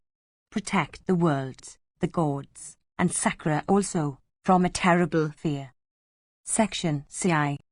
The Celestials said, through thy favor it is that all born beings of the four kinds increase, and they being created, propitiate the dwellers of heaven by offerings made to the gods and the names of departed forefathers. Thus it is that people, protected by thee and free from trouble, live depending on one another, and, so, increase. Now this peril hath befallen the people. We do not know by whom our Brahmanas being killed during the night. If the Brahmanas are destroyed, the earth itself will meet with destruction, and if the earth cometh to an end, heaven also will cease to exist. O mighty armed one, O Lord of the universe, we beseech thee, to act so, that all the worlds, protected by thee, may not come to an end, so it may please thee. Vishnu said, Ye gods, to me is known the reason of the destruction of the born beings. I shall speak of it to you. Listen with minds free from tribulation. There exists an exceedingly fierce host, known by the name of Kalakas. They, under the lead of Vritra, were devastating the whole universe. And when they saw that Vritra was slain by the sagacious Indra endued with 1,000 eyes, they, to preserve their lives, entered into the ocean, that abode of Varuna. And having entered the ocean, abounding with sharks and crocodiles, they at night killed the saints at this spot with the view of exterminating the people. But they cannot be slain, as they have taken shelter within the sea. Ye should, therefore, think of some expedient to dry up the ocean. Who save Agastya is capable of drying up the sea. And without drying up the ocean, these demons cannot be assailed by any other means. Hearing these words of Vishnu, the gods took the permission of Brahma, who lives at the best of all regions, and went to the hermitage of Agastya. Then they beheld the high-souled Agastya, the son of Varuna, of resplendent mien, and waited upon by saints, even as Brahma is waited upon by celestials. And approaching him, they addressed the son of Mitra and Varuna at the hermitage, magnanimous and unswerving, and looking like an embodiment of pious works piled together, and glorified him by reciting his deeds. The deities said, Thou wert formerly the refuge of the gods when they were oppressed by Nuashur. Thorn of the world that he was thrown down from his throne of heaven, from the celestial regions. Vindhya, the foremost of all mountains, suddenly began to increase his height, from a wrathful competition with the sun, i.e., to rival him in altitude. But he hath ceased to increase, as he was unable to disobey thy command. And when darkness hath covered the world, the born beings were harassed by death, but having obtained thee for a protector, they attained the utmost security. Whenever we are beset by perils, thy reverence is always our refuge. For this reason it is that we solicit a boon from thee, as thou ever grantest the boon solicited of thee. Section Sif. Yudhishthira said, O great saint, I am desirous of hearing in detail why it was that Vindhya, made senseless with wrath, suddenly began to increase his bulk. Lomasa said, the sun between his rising and setting used to revolve round that monarch of mountains, the great Meru of golden lustre. And seeing this, the mountain Vindhya spake to Surya, saying, As thou every day goest round Meru and honourest him by thy circumambulations, do thou even the same by me, O maker of light. Thus addressed, the sun replied to the great mountain, saying, I do not of my own will honour this mountain by my circumambulations. By those who have built this universe hath that path been assigned to me. Thus addressed, the mountain suddenly began to increase from wrath, desirous, O chastiser of foes, of obstructing the path of the sun and the moon. And all the assembled gods came to Vindhya, the mighty king of mountains, and tried to dissuade him from his course. But he heeded not what they said. And then all the assembled gods went to the saint, living in the hermitage, engaged in the practice of austerities, and the very best of persons devoted to virtue, and stated all that happened to Agastya, possessed of exceeding marvellous power. The god said, This king of hills, Vindhya, giving way to wrath, is stopping the path of the sun and the moon, and also the course of the stars. O foremost of Brahmanas! O thou great in gifts!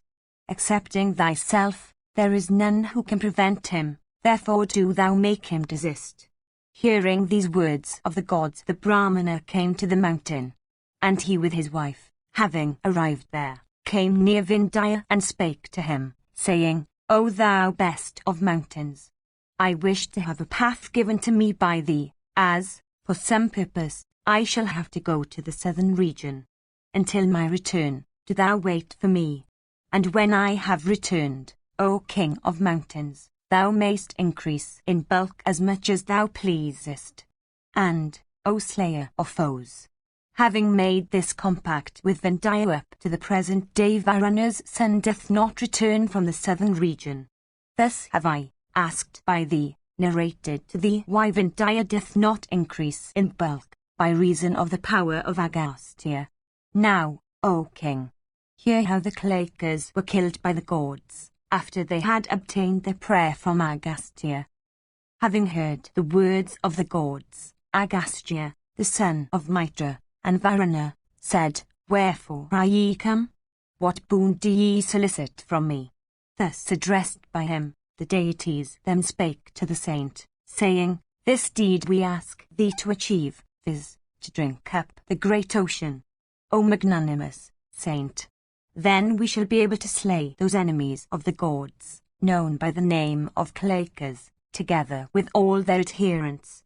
Having heard the words of the gods, the saint said, Let it be so, I shall do even what ye desire, and that which will conduce to the great happiness of men.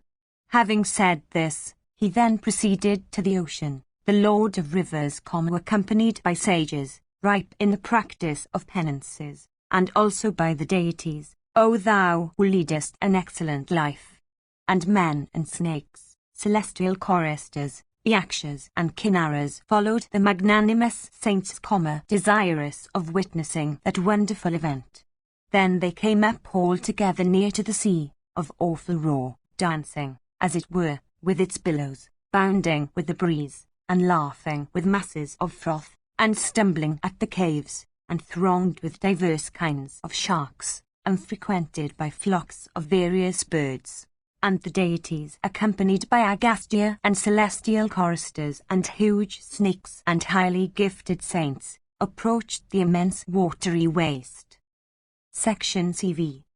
Lamasus said, that blessed saint, the son of Varuna, having reached the sea, spake unto the assembled gods, and the saints gathered together, saying, I surely am going to drink up the ocean, that abode of the god of waters. Be ye quickly ready with those preparations which it devolves upon you to make. Having spoken these few words, the unswerving offspring of Mitra and Varuna, full of wrath, began to drink up the sea, while all the worlds stood observing the deed. Then the gods, together with Indra, seeing how the sea was being drunk up, were struck with mighty amazement, and glorified him with laudatory words, saying, Thou art our protector, and the providence itself for men, and also the creator of the worlds. By thy favor the universe with its gods may possibly be saved from havoc, and the magnanimous one glorified by the gods, while the musical instruments of celestial choristers were playing all round, and while celestial blossoms were showered upon him, rendered waterless the wide ocean. And seeing the wide ocean rendered devoid of water, the host of gods was exceedingly glad, and taking up choice weapons of celestial forge, fell to slaying the demons with courageous hearts, and they, assailed by the magnanimous gods, of great strength, and swift of speed, and roaring loudly, were unable to withstand the onset of their fleet and valorous foes, those residents of the heavenly regions, O descendant of Bharata. And those demons, attacked by the gods, bellowing loudly, for a moment carried on terrible conflict. They had been in the first instance burnt by the force of penances performed by the saints, who had matured themselves. Therefore, the demons, though they tried to the utmost, were at last slaughtered by the gods. And decked with brooches of gold, and bearing on their persons earrings and armlets, the demons, when slain, looked beautiful indeed, like palace trees when full of blossoms. Then, O best of men, a few, the remnant of those that were killed of the Klakia race, having rent asunder the goddess earth, took refuge at the bottom of the nether regions. And the gods, when they saw that the demons were slain, with a diverse speeches, glorified the mighty saint, and spake the following words. O thou of mighty arms, by thy favour men have attained a mighty blessing, and the Klakas, of ruthless strength, have been killed by thy power, O creator of beings. Fill the sea, now, O mighty armed one, give up again the water drunk up by thee. Thus addressed, the blessed and mighty saint replied, that water in sooth hath been digested by me. Some other expedient, therefore, must be thought of by you, if ye desire to make endeavour to fill the ocean. Hearing this speech of that saint of matured soul, the assembled gods were struck with both wonder and sadness, O great king. And thereupon, having bidden adieu to each other, and bowed to the mighty saint, all the born beings went their way. And the gods with Vishnu came to Brahma, and having held consultation again, with a view of filling up the sea, they, with joined hands, spake about replenishing it. Section CVI. Lamasus said, then gathered together, Brahma, the grandfather of men, thus addressed, Go ye, O gods, whither your pleasure may lead you, or your desire conduct you. It will take a long course of time for the ocean to resume its wonted state. The occasion will be furnished by the agnates of the great king Bharata. Hearing the words of the universal grandfather, Brahma, all the foremost gods went their way, biding the day when the ocean was to be filled again. Yudhishthira said, what was that occasion, O saint? And how did the agnates of Bharata furnish the same? And how was the ocean refilled by the interference of Bharata? O saint, who deemest thy religious practices as thy only treasure, O thou of the priestly class, I wish to hear the account of the achievements of the king, narrated in detail by thyself. Vaisampayana said, thus addressed by the magnanimous and virtuous king, he, the chief of men of the priestly class, narrated the achievements of the high Sult, king, Sagara. Lamasus said, there was born in the family of the Ikshaku tribe, a ruler of the earth named Sagara, endued with beauty and strength, and that same king of a dreaded name was sonless, O descendant of Bharata, and he carried havoc through the tribes of the Hayayas and the Tilajangas, brought under subjection the whole of the military caste, and so ruled over his own kingdom. And, O most praiseworthy of the descendants of Bharata, O chief of the Bharata race, he had two wives proud of their beauty and of their youth, one a princess of the Vidarbha race, and the other of the royal line of Sivi. And, O chief of kings, that same ruler of men, betook himself to the mountain Kailasa, accompanied by both his wives, and with the desire of having a son became engaged in the practice of exceeding austere penances, and being engaged in the practice of rigid austerities, and, also, employed in the contemplation known by the name of yoga, he obtained the sight of the magnanimous God with 3 eyes, the slayer of the demon called Tripura, the worker of blessings for all beings, the eternally existent one, the ruling being, the holder of the pinnacle bow, carrying in his hand his well-known weapon the trident, the God of 3 eyes, the repository of eternal peace, the ruler of all those that are fierce, capable of assuming very many forms, and the Lord of the goddess Sama.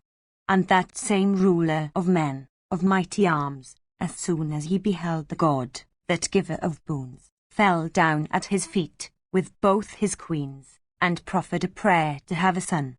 And the god Shiva, well pleased with him, spake thus to that most righteous of the rulers of men, attended by his 2 wives, saying, O Lord of men, considering their astrological moment at which thou hast proffered thy prayer to me, 60,000 sons, O foremost of choice men valorous and characterized by exceeding pride, will be born in one of thy 2 wives, here.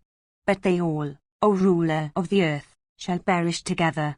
In the other wife, however, will be born the single valiant son, who will perpetuate thy race. Having said this to him, the god Rudra, Shiva, vanished from sight at that very spot, and that same king Sagara now came back to his own abode accompanied by his 2 wives, exceedingly delighted at heart for what had happened then.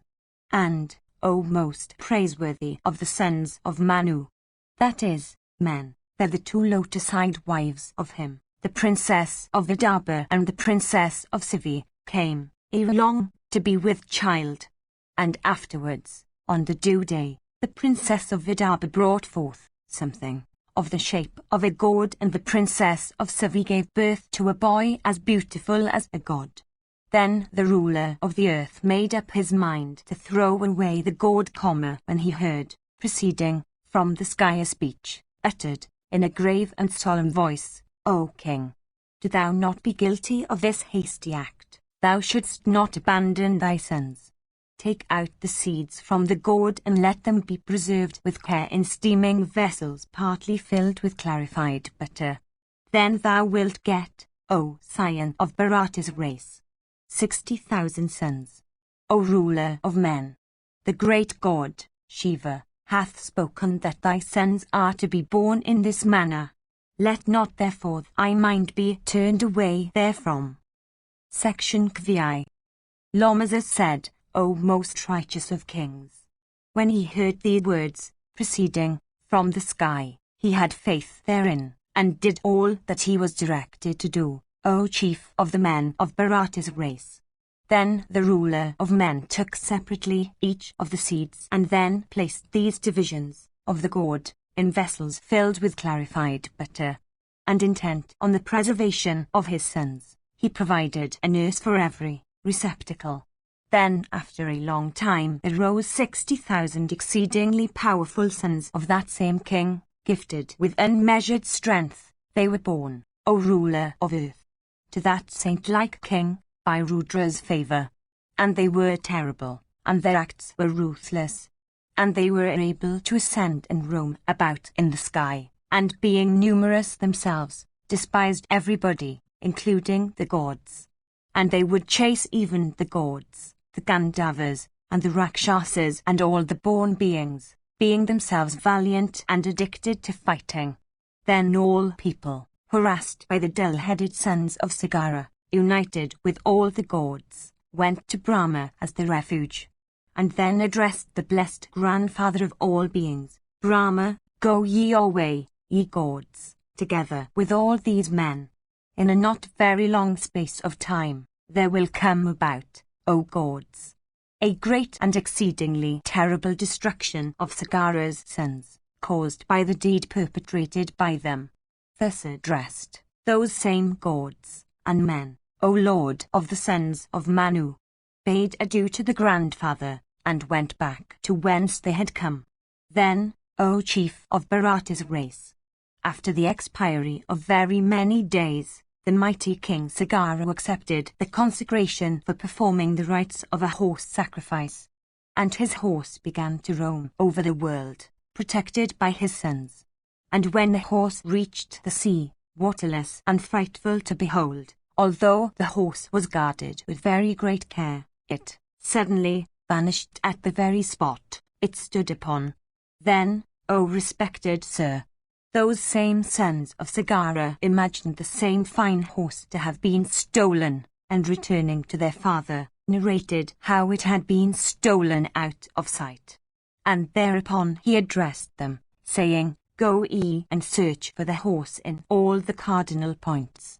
Then, O great king, by this command of their father, they began to search for the horse in the cardinal points and throughout the whole surface of the earth.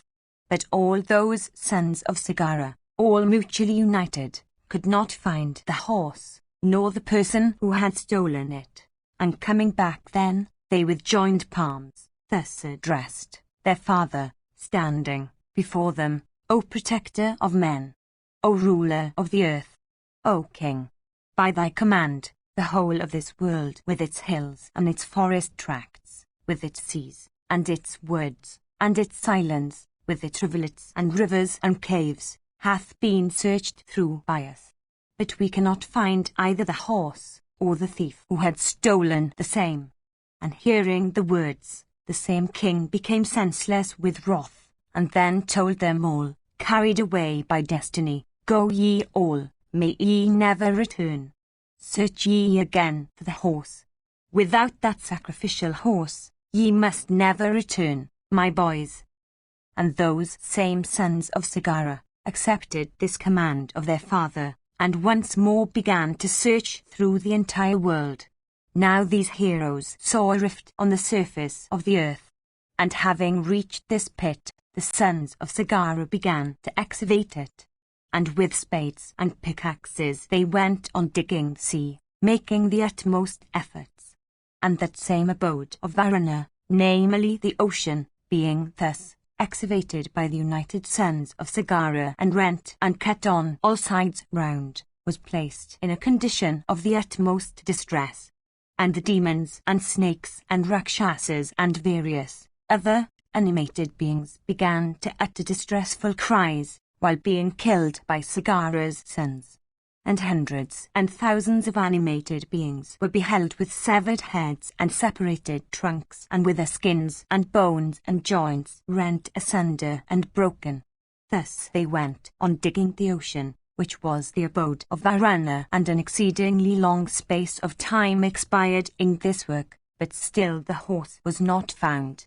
Then, O Lord of earth, towards the northeastern region of the sea, the incensed sons of Sagara dug down as far as the lower world, and there they beheld the horse, roaming about on the surface of the ground. And they saw the magnanimous Kepler, who looked like a perfect mass of splendor. And having beheld him shining with his brightness, just as the fire shineth with its flames, they, O king, seeing the horse, were flushed with delight.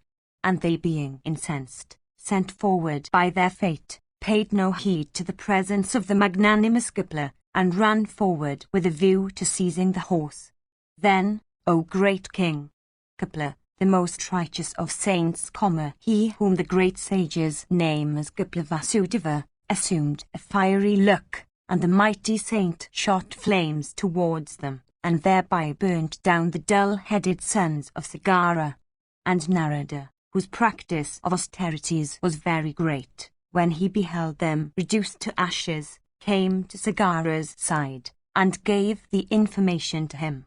And when the king learnt this terrible news which proceeded from the mouth of the saint, for nearly an hour he remained sad, and then he bethought himself of what Shiva had said.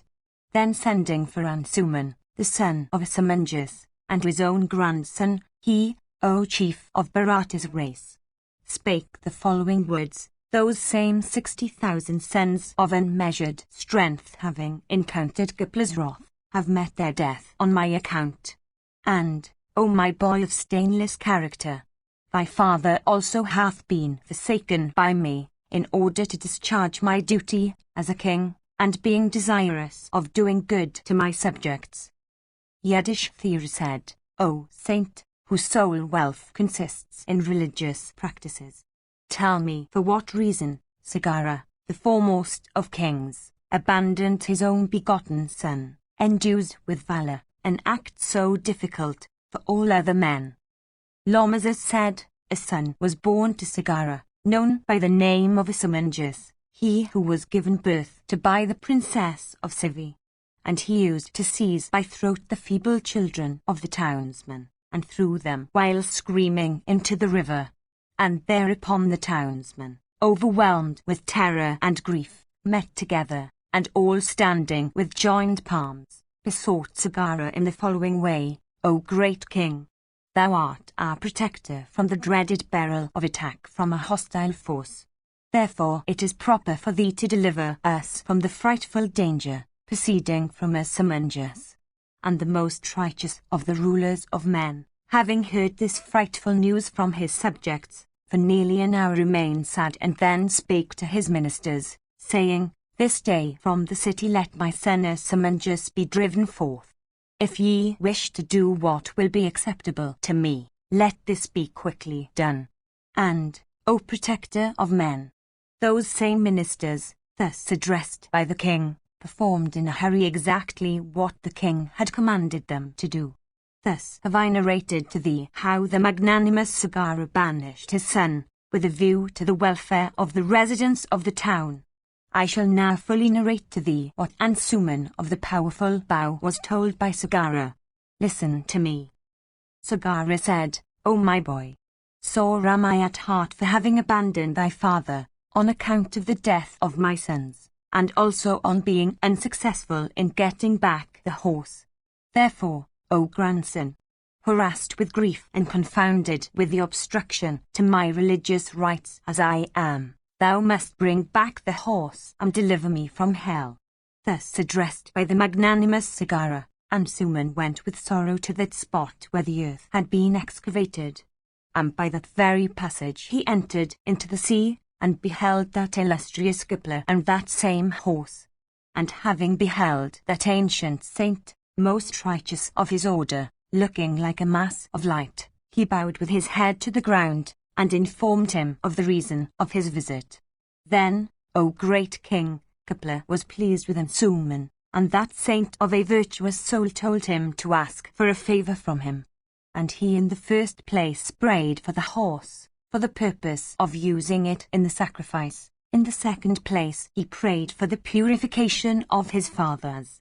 Then the mighty chief of saints, Kipler, spake to him, saying, I shall grant thee everything that thou desirest, O stainless prince. May good luck be thine. In thee are fixed the virtues of forbearance, and truth, and righteousness. By thee hath Sagara had all his desires fulfilled. Thou art really a son to thy father, and by thy ability the sons of Sagara will go to heaven, that is, will be delivered from the consequences of their unhallowed death. And the son of thy son, with a view to purifying the sons of Sagara, will obtain the favour of the great god Shiva, by means of practising great austerities, and will, thus, bring to this world the river that floweth in 3 separate streams, Ganga, O chief of men. May good luck be thine. Take thou with thee the sacrificial horse. Finish, my lad, the sacrificial rites of the magnanimous Sagara. Thus addressed by the illustrious Kipler, Ansuman took the horse with him, and came back to the sacrificial yard of the mighty-minded Sagara. Then he fell prostrate at the feet of the high-souled Sagara, who smelt him on the head and narrated all the events to him, all that had been seen and heard by him, and likewise the destruction of Sagara's sons. He also announced that the horse had been brought back to the sacrificial yard. And when King Sagara heard of this, he no more grieved on account of his sons. and he praised and honored Ansuman, and finished those same sacrificial rites. His sacrifice finished, Sagara was greeted honorably by all the gods, and he converted the sea, Varana's dwelling place, into a son of himself. And the lotus-eyed King Sagara, having ruled his kingdom for a period of exceeding length, placed his grandson on the throne, full of responsibilities, and then ascended to heaven. And Ansuman likewise, O great king, virtuous in soul, ruled over the world as far as the edge of the sea, following the footprints of his father's father. His son was named Dileepa, versed in virtue. Upon him placing the duties of his sovereign post, Ansuman likewise departed this life. And then when Dileepa heard what an awful fate had overtaken his forefathers, he was sorely grieved and thought of the means of raising them. And the ruler of men made every great effort towards the descent of Ganga to the mortal world. But although trying to the utmost of his power, he could not bring about what he so much wished. And a son was born to him, known by the name of Bhagrata Beauteous, and devoted to a virtuous life, and truthful, and free from feelings of malice. And Dileepa appointed him as king, and betook himself to the forest life. And, O best of all the scions of Bharata's race, that same king, Dileepa, devoted himself to a successful course of austerities, and at the end of sufficient period, from the forest departed to heaven. Section Kvi. Lomazas said, that same king, of a powerful bow, standing at the head of the surrounding, that is, the occupant of an imperial throne, of a powerful car, that is, possessing every great fighting power, became the delight of the eyes and the soul of all the world. And he of the powerful arm came to learn how his forefathers had met an awful end from Kipla of mighty soul, and how they had been unable to attain the region of gods. And he with a sorrowful heart made over his kingly duties to his minister, and, O Lord of men, for practicing austerities, went to the side of the snowy mountain, the Himalayas. And, O most praiseworthy of men, desirous of extinguishing his sins by leading an austere life, and, thereby, obtaining the favor of the goddess Ganga, he visited that foremost of mountains, Himalaya. And he beheld it adorned with peaks of diverse forms full of mineral earth, besprinkled on all sides with drops from clouds which were resting themselves upon the breeze, beautiful with rivers and groves and rocky spurs, looking like so many palaces in a city, attended upon by lions and tigers that had concealed themselves in its caves and pits, and also inhabited by birds of checkered forms, which were uttering diverse sounds, such as the bringarajas, and ganders, and datalugas, and watercocks, and peacocks, and birds with 100 feathers, and jivanjivakas, and blackbirds, and chakaras of eyes furnished with black corners, and the birds that love their young. And he saw the mountain abounding in lotus plants growing in delightful reservoirs of water. And the cranes rendered it charming with their sounds, and the kinnaras and the celestial nymphs were seated on its stony slabs. And the elephants occupying the cardinal points had everywhere obbed its trees with the end of their tusks, and the demigods of the Vidyadhara class frequented the hill. And it was full of various gems, and was also infested by snakes bearing terrible poison and of glowing tongues. And the mountain at places looked like massive gold, and elsewhere it resembled a silvery bile, and at some places it was like a sable heap of collyrium. Such was the snowy hill where the king now found himself. And that most praiseworthy of men at that spot betook himself to an awful austere course of life. And for 1,000 years his subsistence was nothing but water, fruit, and roots. When, however, 1,000 years according to the calculation of gods had elapsed, then the great river Ganga, having assumed a material form, manifested to him her divine self. Ganga said, O great king, what dost thou desire of me? And what must I bestow on thee? tell me the same, O most praiseworthy of men. I shall do as thou mayst task me." Thus addressed, the king then made his reply to Ganga, the daughter of the snowy hill, saying, "O grantress of boons, O great river, my father's fathers, while searching for the horse, were sent by Kupla to the abode of the god of death. And those same 60,000 sons of Sagara of mighty soul, having met with the majestic Kupla, perished, to a soul, in an instant of time. Having thus perished, there hath been no place for them in the region of heaven. O great river, so long as thou dost not besprinkle those same bodies with thy water, there is no salvation for these same Sagara's sons. O blessed goddess, carry thou my forefathers, Sagara's sons, to the region of heaven. O great river, on their account am I beseeching thee forsooth." Lomazes said, Ganga, the goddess saluted by the world, having heard these words of the king, was well pleased, and spake to Bhagirath the following words: "O great king, I am prepared to do what thou dost task me, there is no doubt therein. But when I shall descend from the sky to the earth, the force of my fall will be difficult to sustain.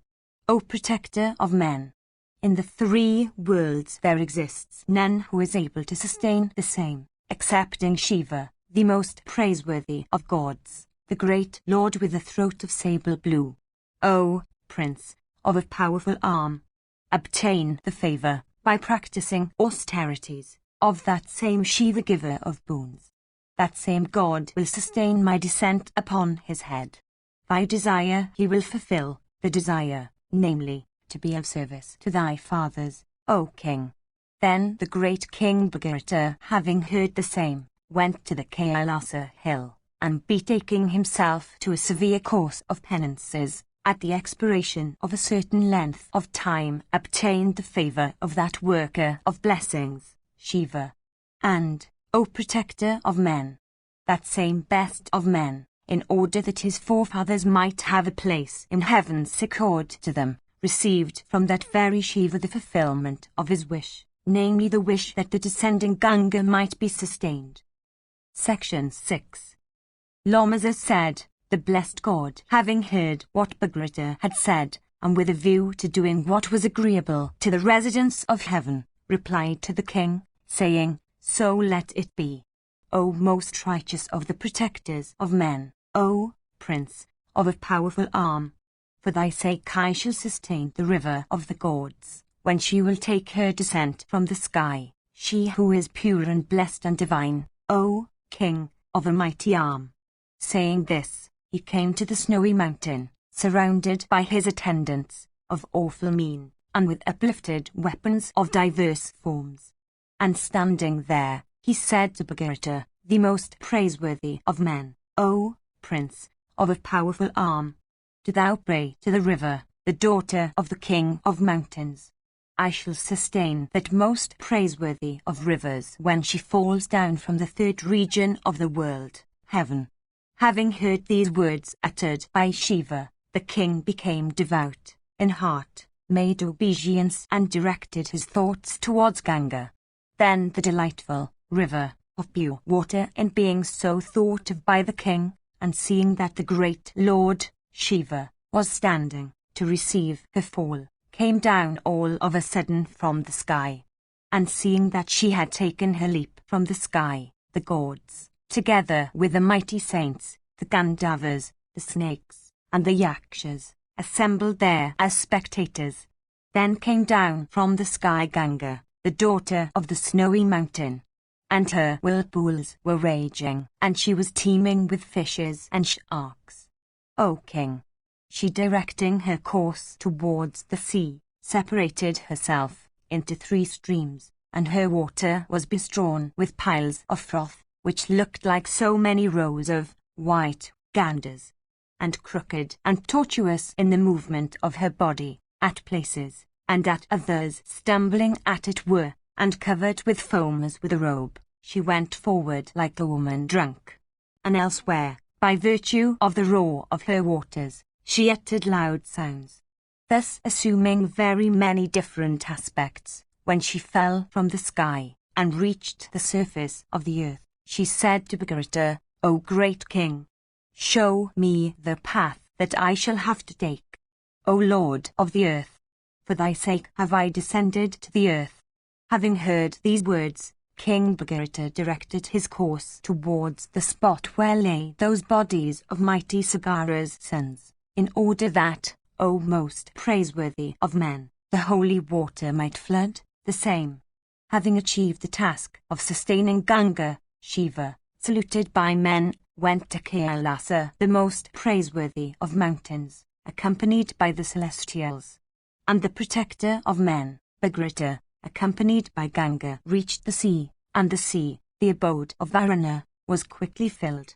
And the king adopted Ganga as a daughter of himself, and at that spot offered libations of water to the names of his forefathers. Thus was his heart's wish fulfilled.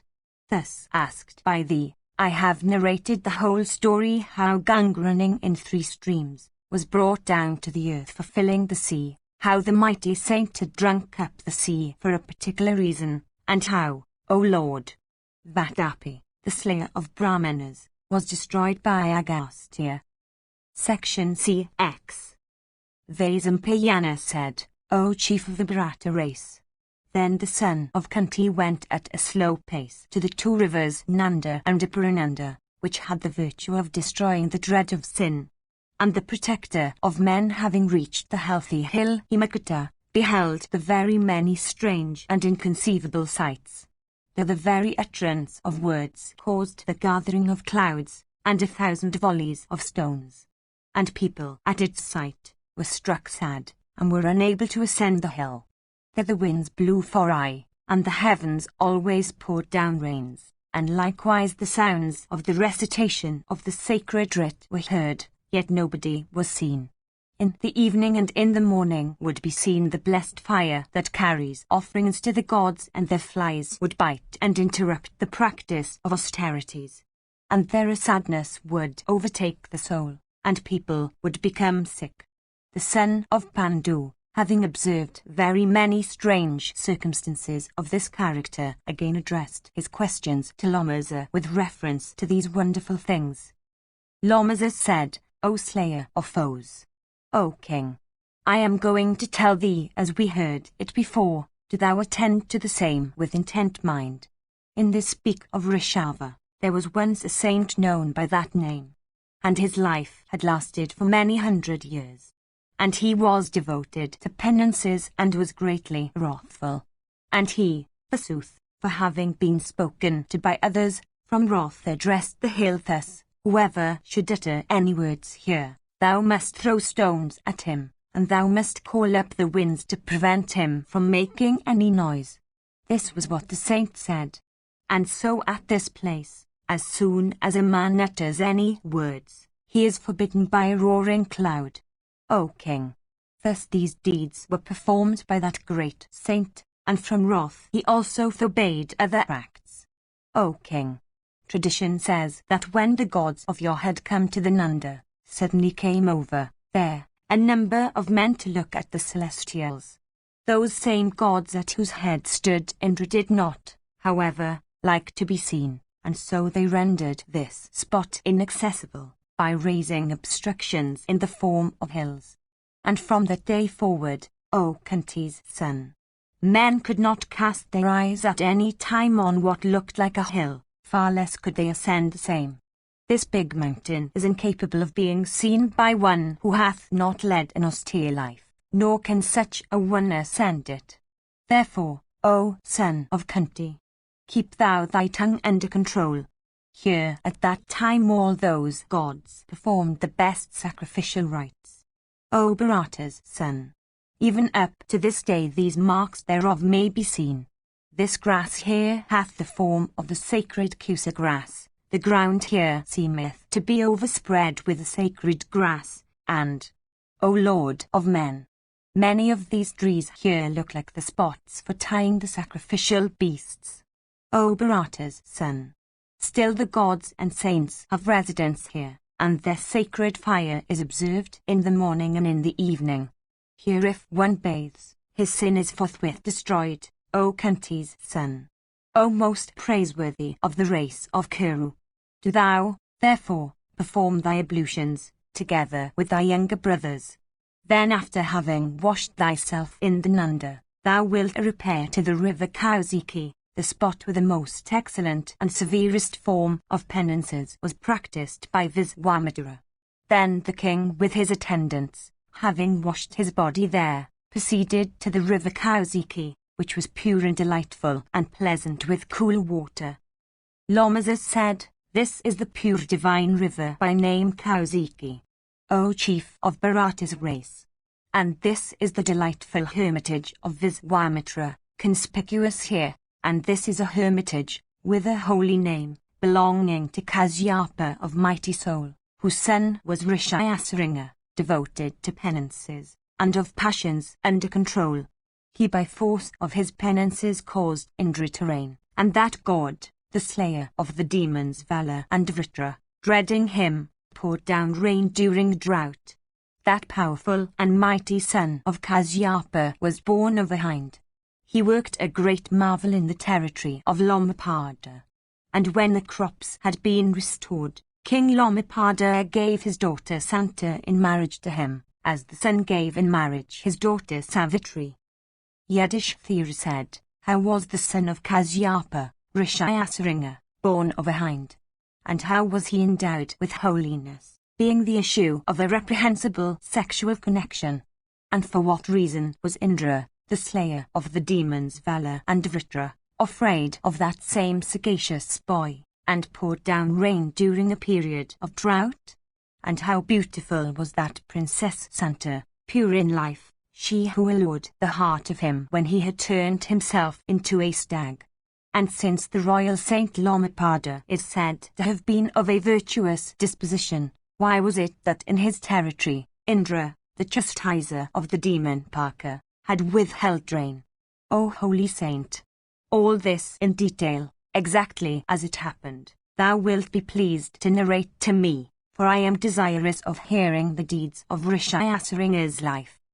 Lomazes said, "Hear how Rishyasringa, of dreaded name, was born as a son to Bhandaka, who was a saint of the Brahmana caste, who had cultured his soul by means of religious austerities, whose seed never failed in causing generation, and who was learned and bright like the Lord of beings. And the father was highly honored, and the son was possessed of a mighty spirit, and, though a boy, was respected by aged man. And that son of Kasyapa, Bhandaka, having proceeded to a big lake, devoted himself to the practice of penances. And that same saint, comparable to a god, labored for a long period. And once while he was washing his mouth in the waters, he beheld the celestial nymph Urvasi, whereupon came out his seminal fluid. And, O king, a hind at that time lapped it up along with the water that she was drinking, being athirst, and from this cause she became with child.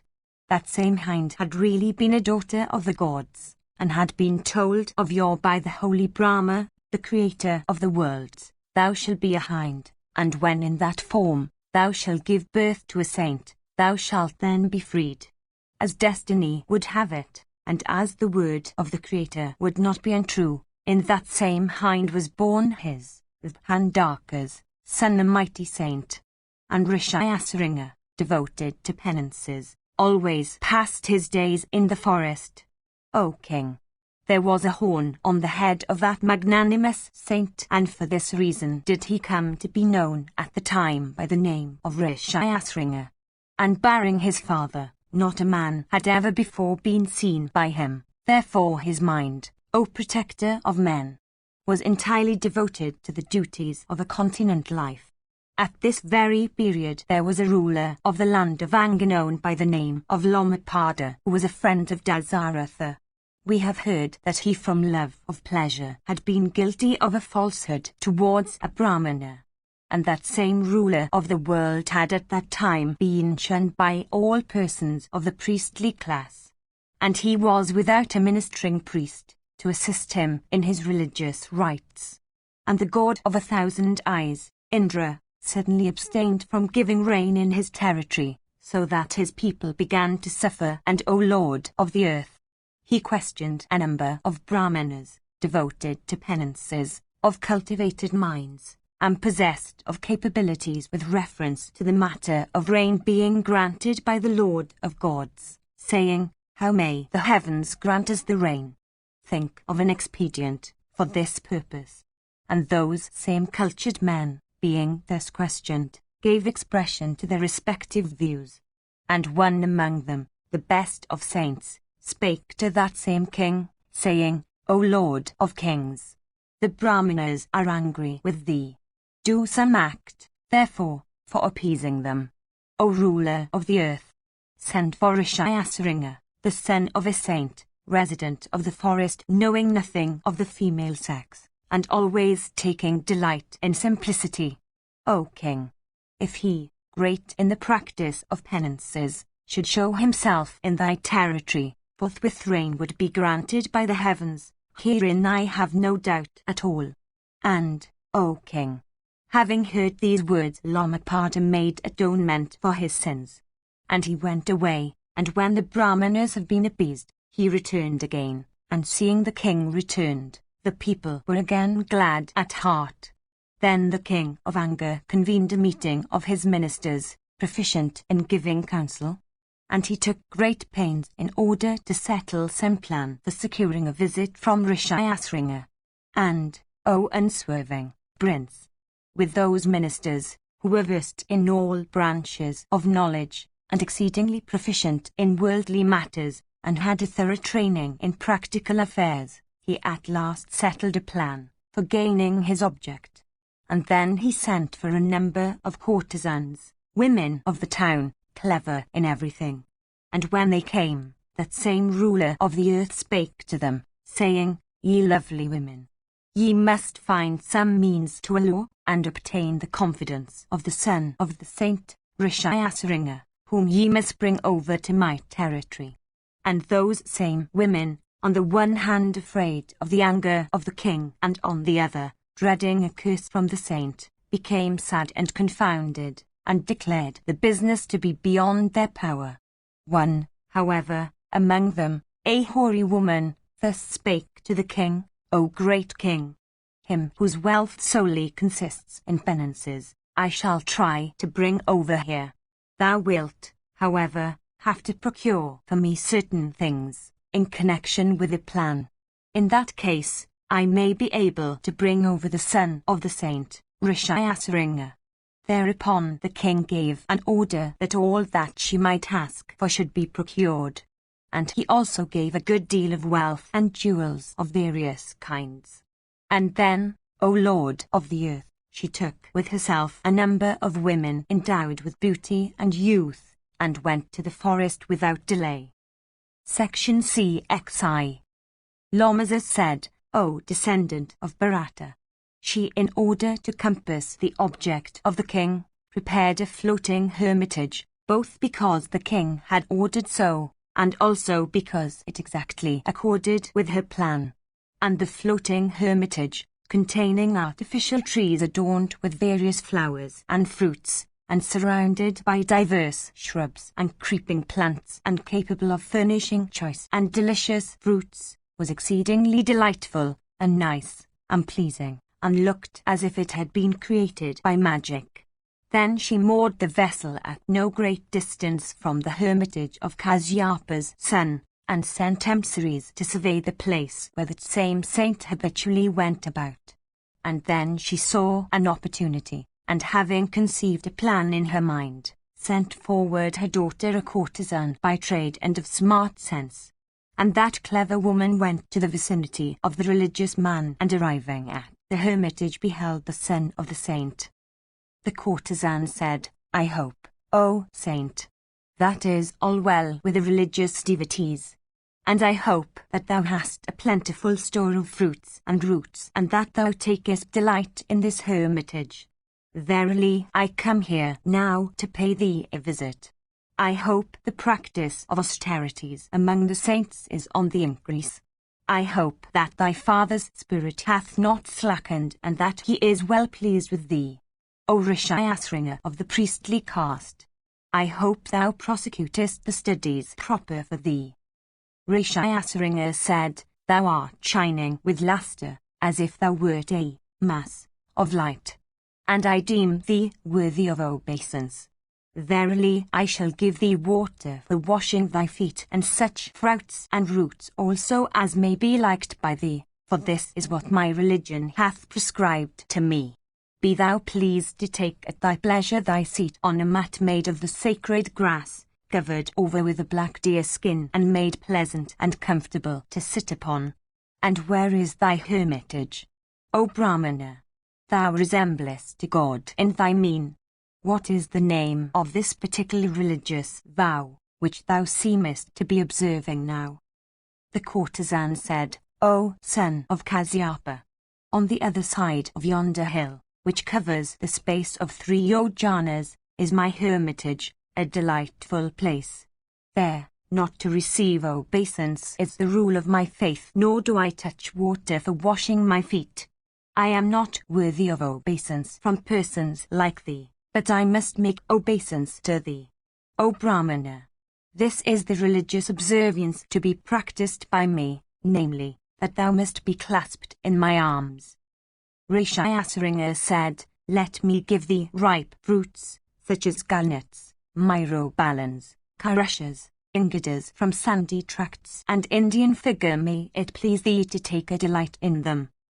Lomazas said, She, however, threw aside all those edible things and then gave him unsuitable things for food. And these were exceedingly nice and beautiful to see and were very much acceptable to Rishyasringa. And she gave him garlands of an exceedingly fragrant scent and beautiful and shining garments to wear and first-rate drinks, and then played and laughed and enjoyed herself. And she at his sight played with a ball, and while thus employed, looked like a creeping plant broken in two. And she touched his body with her own and repeatedly clasped Rishyasringa in her arms. Then she bent and brake the flowery twigs from trees, such as the sala, the asoka and the tilaka. And overpowered with intoxication, assuming a bashful look, she went on tempting the great saint's son. And when she saw that the heart of Rishyasringa had been touched, she repeatedly pressed his body with her own and casting glances, slowly went away under the pretext that she was going to make offerings on the fire.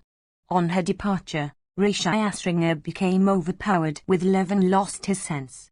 His mind turned constantly to her and felt itself vacant, and he began to sigh and seemed to be in great distress.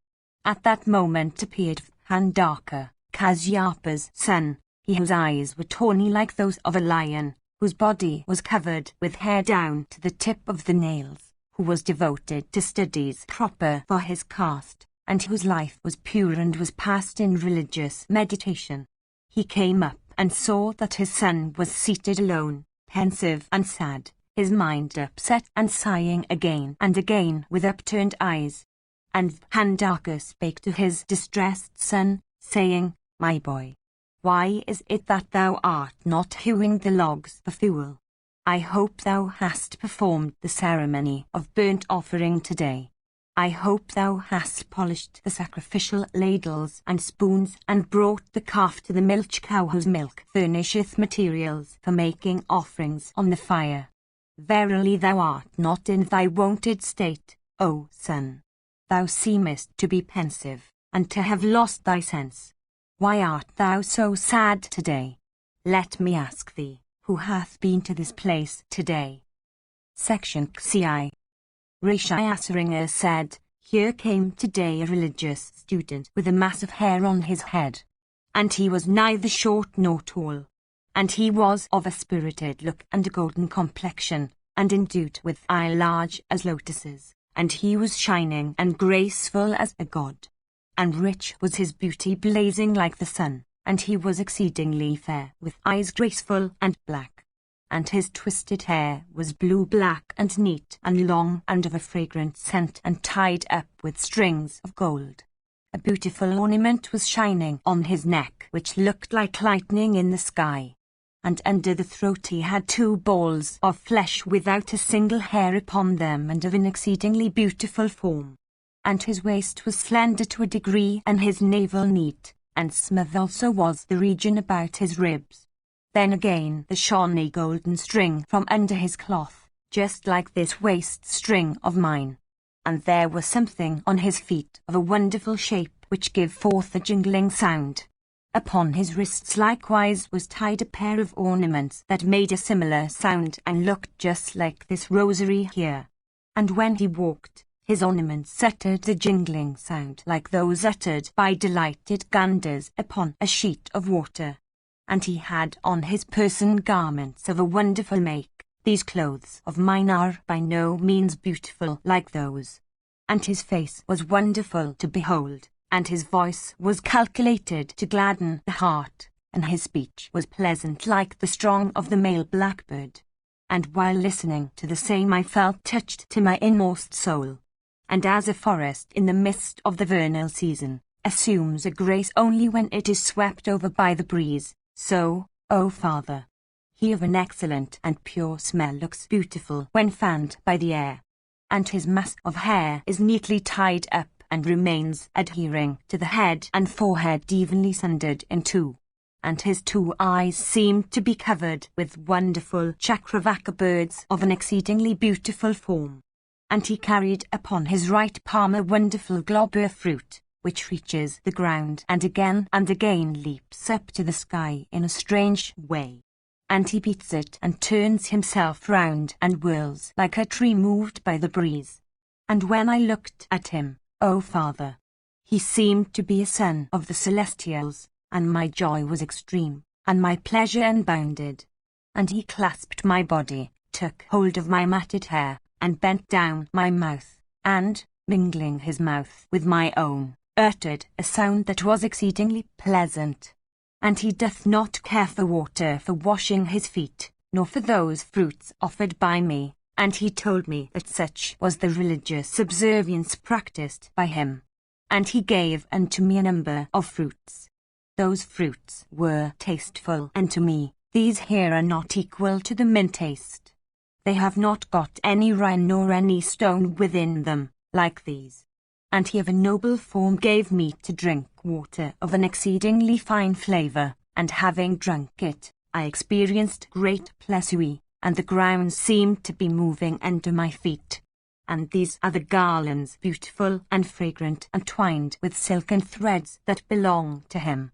And he, bright with reverent piety, having scattered these garlands here, went back to his own hermitage. His departure hath saddened my heart, and my frame seems to be in a burning sensation. And my desire is to go to him as soon as I can, and to have him every day walk about here. O Father, let me this very moment go to him. Pray, what is that religious observance which is being practiced by him? As he of a noble piety is practicing penances, so I am desirous to live the same life with him. My heart is yearning after similar observances. My soul will be in torment if I see him not. Section XI.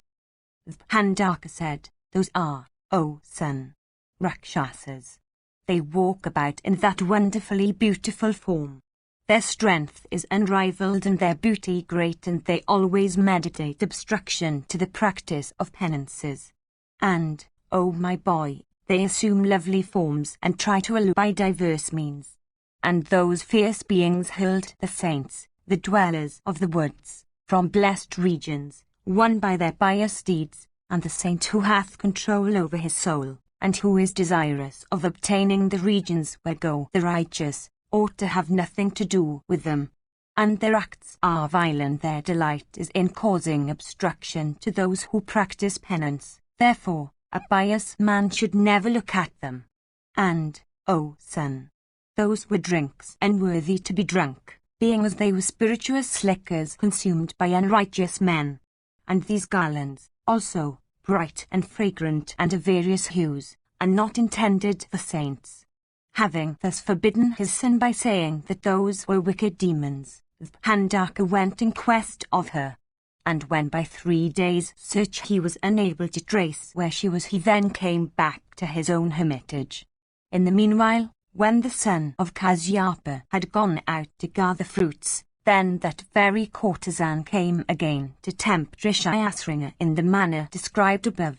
And as soon as Rishyasringa had her in sight, he was glad, and hurriedly rushing towards him said, "Let us go to thy hermitage before the return of my father."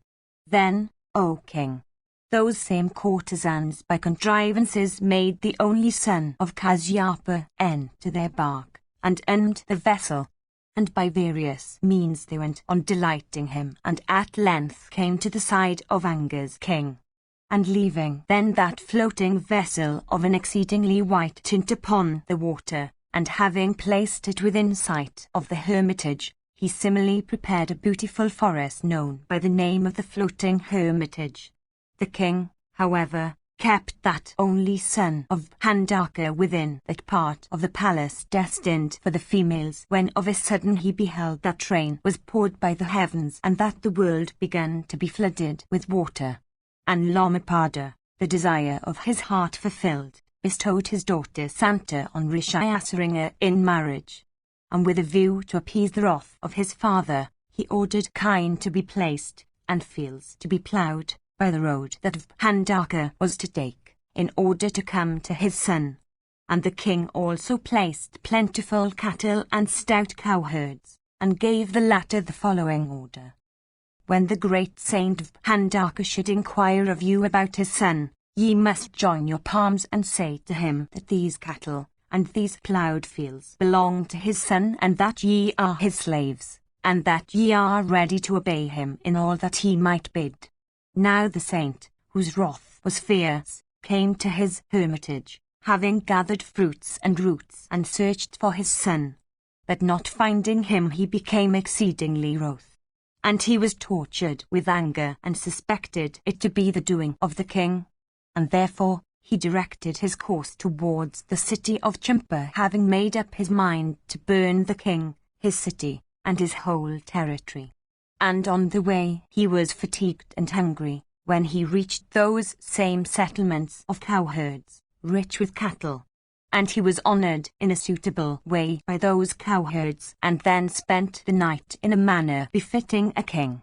And having received very great hospitality from them, he asked them, saying, "To whom, O cowherds, do ye belong?" Then they all came up to him and said, "All this wealth hath been provided for thy son." At different places he was thus honoured by that best of men, and saw his son who looked like the god Indra in heaven. And he also beheld his daughter-in-law, Santa, looking like lightning issuing from a cloud. And having seen the hamlets and the cowpens provided for his son, and having also beheld Santa, his great resentment was appeased.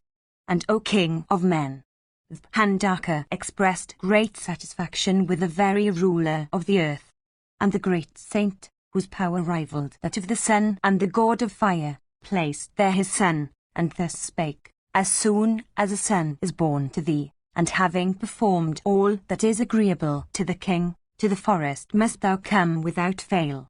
And Rishyasringa did exactly as his father said, and went back to the place where his father was. And, O king of men, Santa obediently waited upon him, as in the firmament the star Rohini waits upon the moon, or as the fortunate Arundhati waits upon Vasishta, or as Lopamudra waits upon Agastya, and as Damayanti was an obedient wife to Nala, or as Sakhi is to the god who holdeth the thunderbolt in his hand, or as Indrasena, Narayana's daughter, was always obedient to Magala, so did Santa wait affectionately upon Rishyasringa, when he lived in the wood. This is the holy hermitage which belonged to him. Beautifying the great lake here, it bears holy fame. Here perform thy ablutions, and have thy desire fulfilled. And having purified thyself, direct thy course towards other holy spots. Section Ksif. Tirthayatra Parva continued. Vaisampayana said, "Then, O Janamjaya, the son of Pandu, started from the river Kausiki and repaired in succession to all the sacred shrines.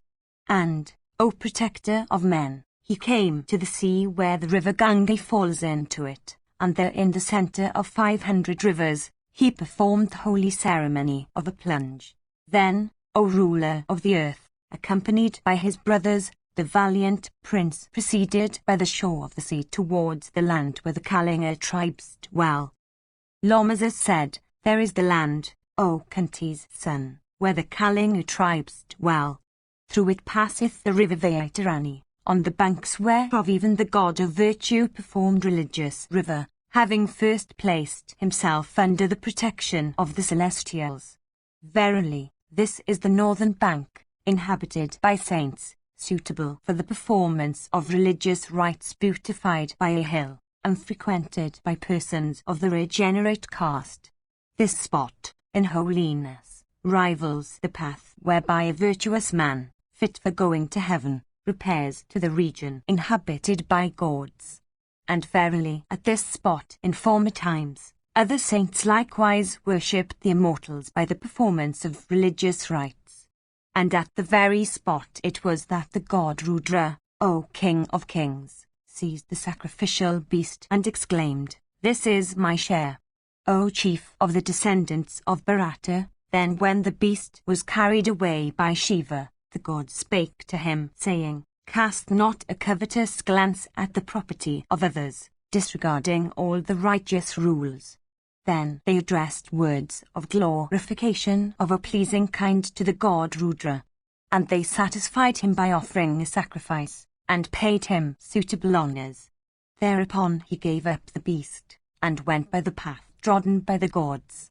Thereupon what happened to Rudra, learn from me, O Yudhishthira. Influenced by the dread of Rudra, the gods set apart forevermore the best allotment out of all shares, such as was fresh and not stale, to be appropriated by the god. Whosoever performs his ablutions at this spot, while reciting this ancient story, beholds with his mortal eyes the path that leads to the region of the gods. Vaisampayana said, "Then all the sons of Bandu and likewise the daughter of Drupada, all of whom were the favoured of fate, descended to the river Vaitarani, and made libations to the names of their fathers." Yudhishthira said, "O Lomasa, how great must be the force of a pious deed! Having taken my bath at this spot in a proper form, I seem to touch no more the region inhabited by mortal men. O saint of a virtuous life, I am beholding all the regions. And this is the noise of the magnanimous dwellers of the wood, who are reciting their audible prayers." Lomasa said, "O Yudhishthira, the place whence this noise comes and reaches thy ears is at the distance of 300,000 yojanas, to be sure. O Lord of men, rest thou quiet and utter no word. O King, this is the divine forest of the self-existent one, which hath now come to our view. There, O King, Viswakarma of a dreaded name performed religious rites. On the mighty occasion of that sacrifice, the self-existent one made a gift of this entire earth with all its hilly forest tracts, to Kasyapa, by way of gratuity, for ministering as a priest. And then, O Kuru's son, as soon as that goddess earth was giving away, she became sad at heart, and wrathfully spake the following words to that great Lord, the ruler of the worlds: "O mighty God, it is unworthy of thee to give me away to an ordinary mortal. And this act of gift on thy part will come to nothing, for here am I going to descend into the bottom of the nether world." Then when the blessed Saint Kasyapa beheld the goddess earth, despondent and sad, he, O protector of men, performed a propitiatory act calculated to appease her wrath. And then, O Pandu's son, the earth was pleased with his pious deed, and she uprose again from within the waters, and showed herself in the form of a sacred altar. This, O King, is the spot which distinctly manifests the form of an altar. O great monarch, ascend over it, and thou wilt gain valor and strength. And, O king, this is the very altar which reaches as far as the sea, and rests itself upon its bosom. May good luck be thine, do thou mount hereupon, and of thyself cross the sea. And while thou this day mountest upon it, I shall administer the ceremony for averting all evil from thee, for this altar here, as soon as it gets a mortal's touch, at once enters into the sea. Salutation to the God who protects the universe. Salutation to thee that art beyond the universe. O Lord of gods, vouchsafe thy presence in this sea. O Pandu's son, thou must recite the following words of truth, and while so reciting, thou must quickly ascend this altar, the god of fire, and the sun, and the organ of generation, and water, and goddess, and the seed of Vishnu, and the navel of nectar.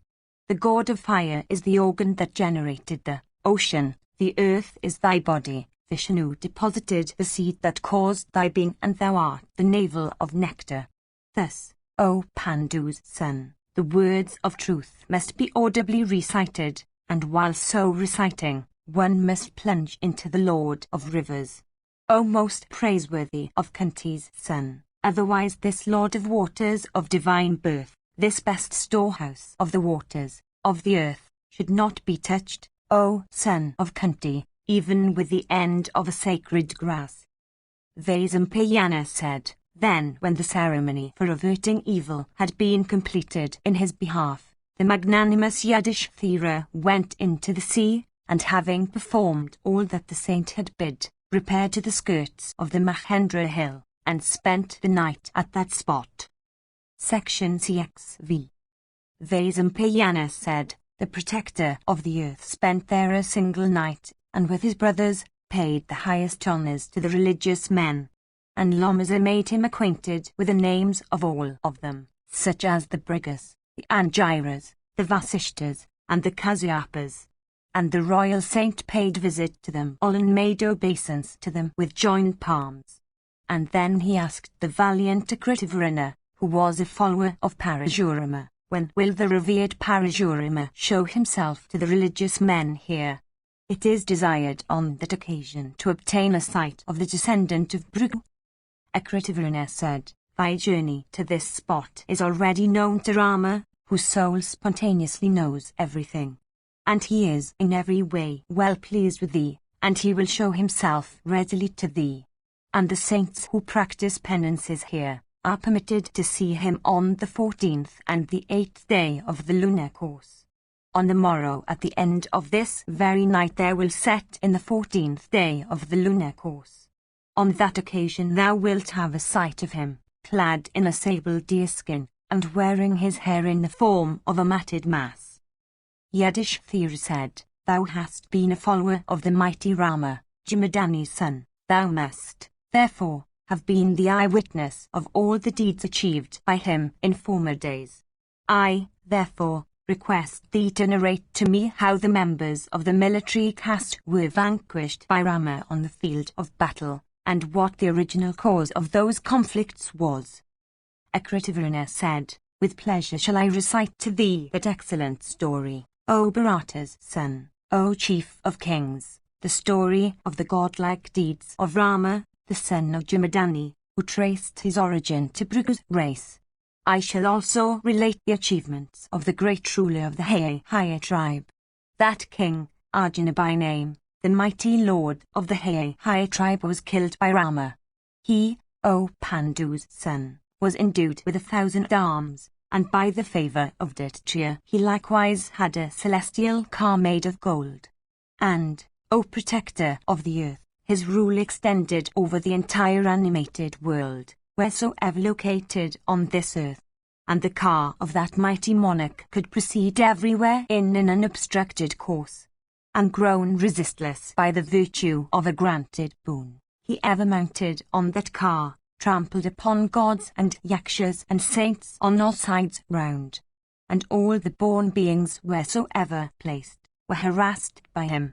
Then the celestials and the saints of a rigidly virtuous life met together, and thus spake to Vishnu, the god of gods, the slayer of demons, and possessed of prowess that never failed, saying, O blessed and revered Lord, for the purpose of preserving all the born beings, it is necessary that Arjuna should be killed by thee. And the mighty ruler of the higher tribe, placing himself on his celestial car, affronted Indra, while that deity was enjoying himself with Siki, his queen. Then, O Bharata's son, the blessed and the revered god, Vishnu, held a consultation with Indra, with a view to destroying Kartavirya's son. And on that occasion, all that was for the good of the world of beings was communicated by the Lord of gods, and the blessed god worshipped by the world, to do all that was necessary, went to the delightful Vadari wood, which was his own chosen retreat for practicing penances. And at this very time there lived on the earth a mighty monarch in the land of Kanyakava, a sovereign whose military force was exceedingly great. And his name of Gadi was famous in the world. He, however, betook himself to a forest life. And while he was dwelling in the midst of the wood, there was born to him a daughter beautiful as a nymph of the heaven. And Richika, the son of Bhrigu, asked for her to be united with himself in marriage. And then Gadi spake to the Brahmana, who led a rigidly austere life, saying, There is a certain family custom in our race. It hath been founded by my ancestors of a bygone age. And, O most excellent of the sacerdotal caste, be it known to thee that the intending bridegroom must offer a dowry consisting of 1,000 fleet steeds, whose colour must be brown, and every one of whom must possess a single sable car. But, O Bhrigu's son, a reverend saint like thee cannot be asked to offer the same. Nor can my daughter be refused to a magnanimous saint of thy exalted rank. Thereupon Richika said, I will give thee 1,000 fleet steeds, brown in hue and possessing a single sable car. Let thy daughter be given in marriage to me. Akritavaruna said. Thus having given his word, O king, he went and said to Varuna, Give me 1,000 fleet steeds, brown in colour, and each with one black ear. I want the same as dowry for my marriage. To him Varuna forthwith gave 1,000 steeds. Those steeds had issued out of the river Ganga, hence the spot hath been named the horses' landing place. And in the city of Kanyakava, the daughter of Gadi, Satyavati by name, was given in marriage, and the gods themselves were of the party of the bride. Richika, the most excellent of the sacerdotal caste, thus procured 1,000 steeds, and had a sight of the dwellers of heaven and won a wife in the proper form. And he enjoyed himself with the girl of slender waist, and thus gratified all the wishes and desire that he ever had.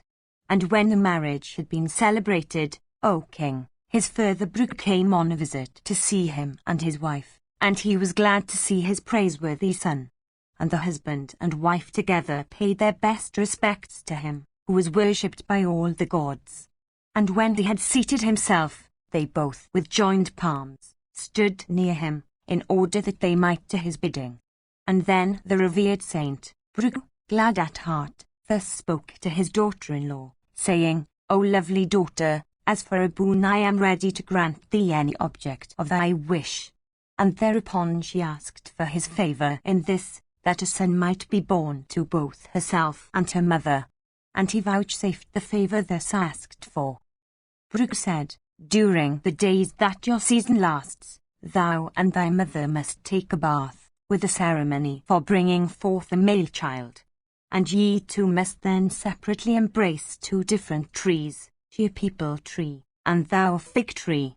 And, O dutiful girl, here are 2 pots of rice and milk, prepared by me with the utmost care.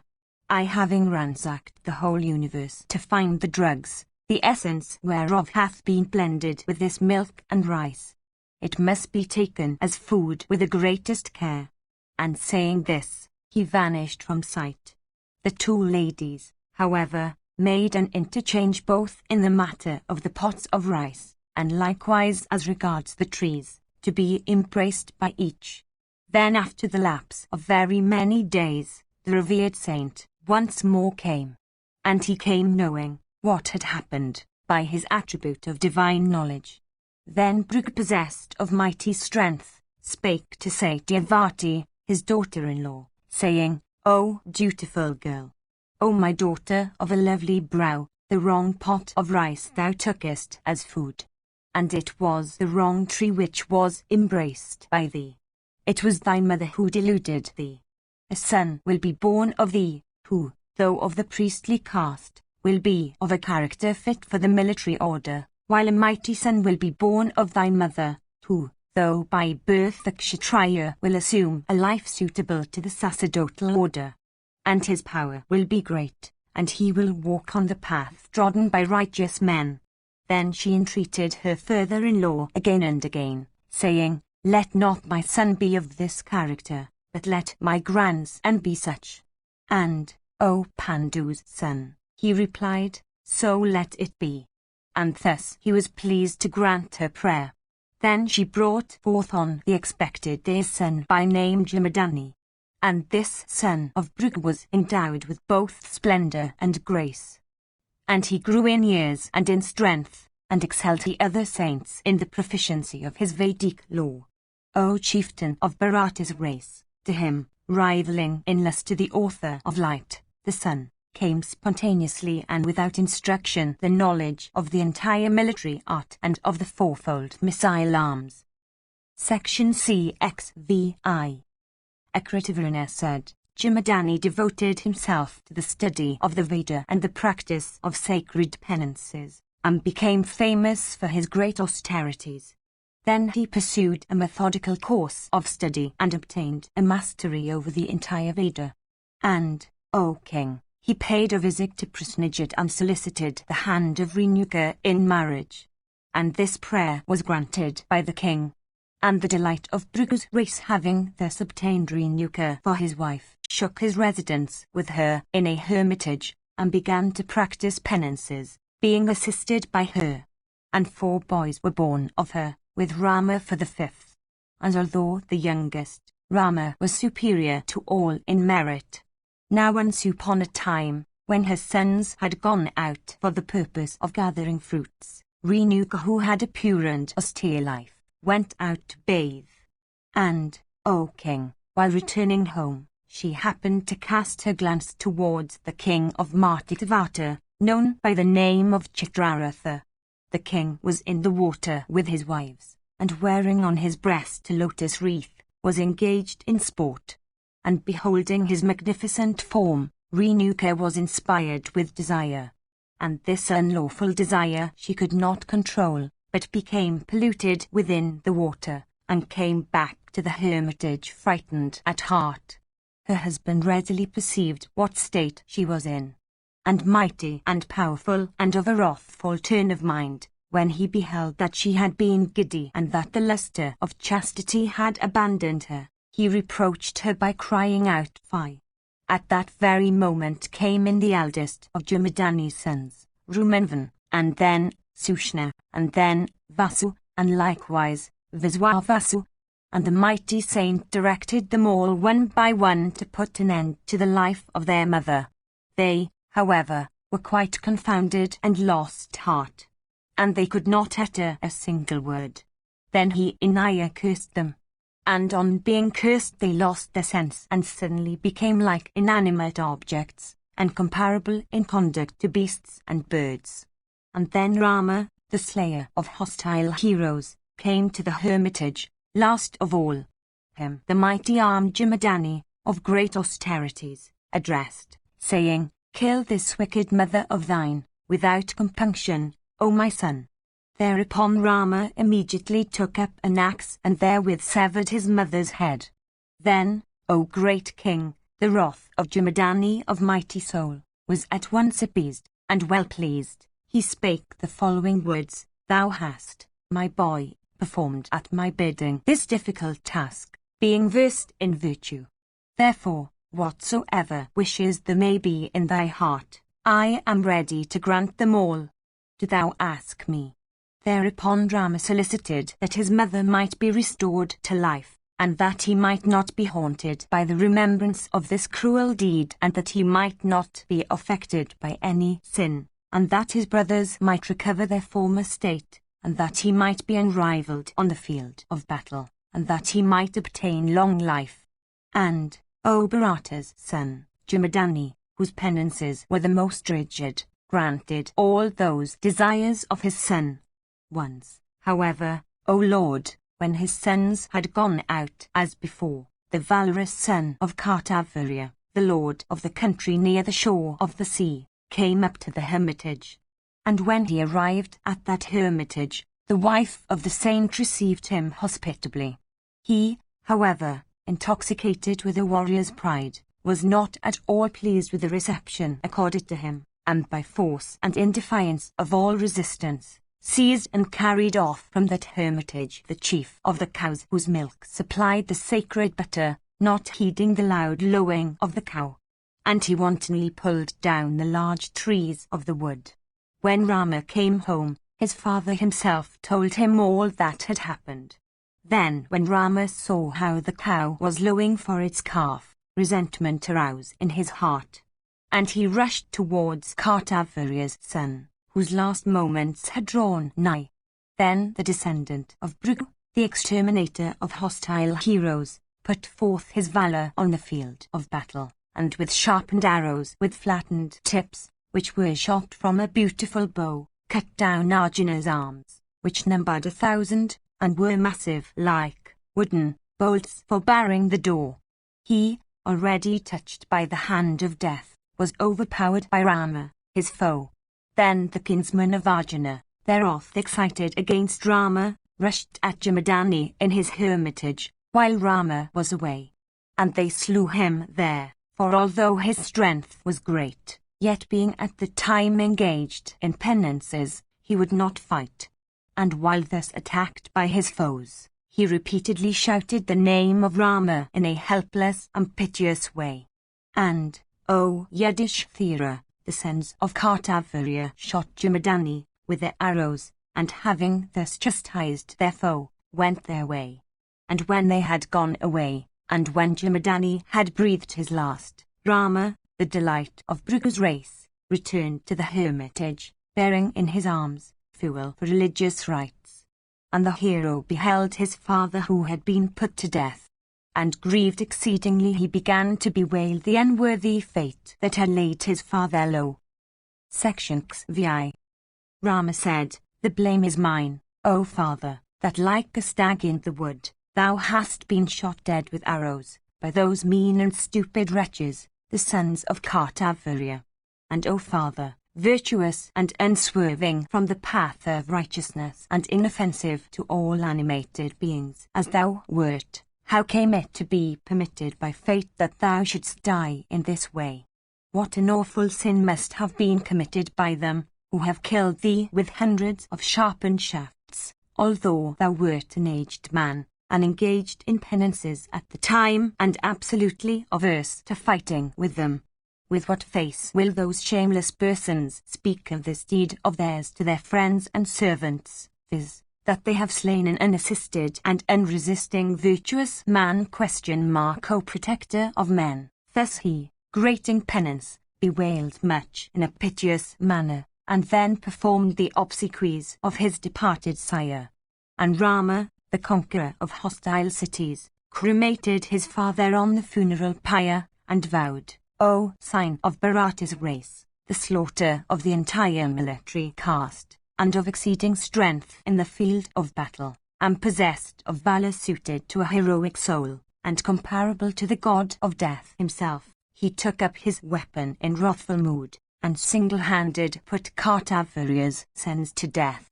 And, O chieftain of the military caste, Rama, the leader of all capable of beating their foes, thrice smote down all the Kshatriya followers of Kartavirya's sons, and 7 times did that powerful lord exterminate the military tribes of the earth.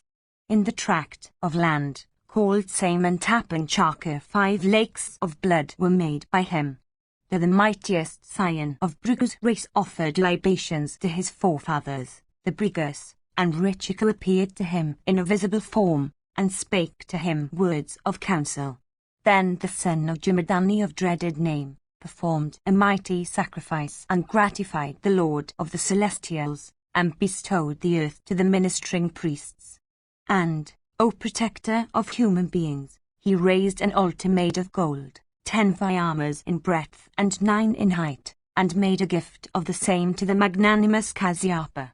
Then at Kasyapa's bidding the Brahmanas divided the altar into a number of shares, and thus they became reputed as the Kandaviyamas, share-takers.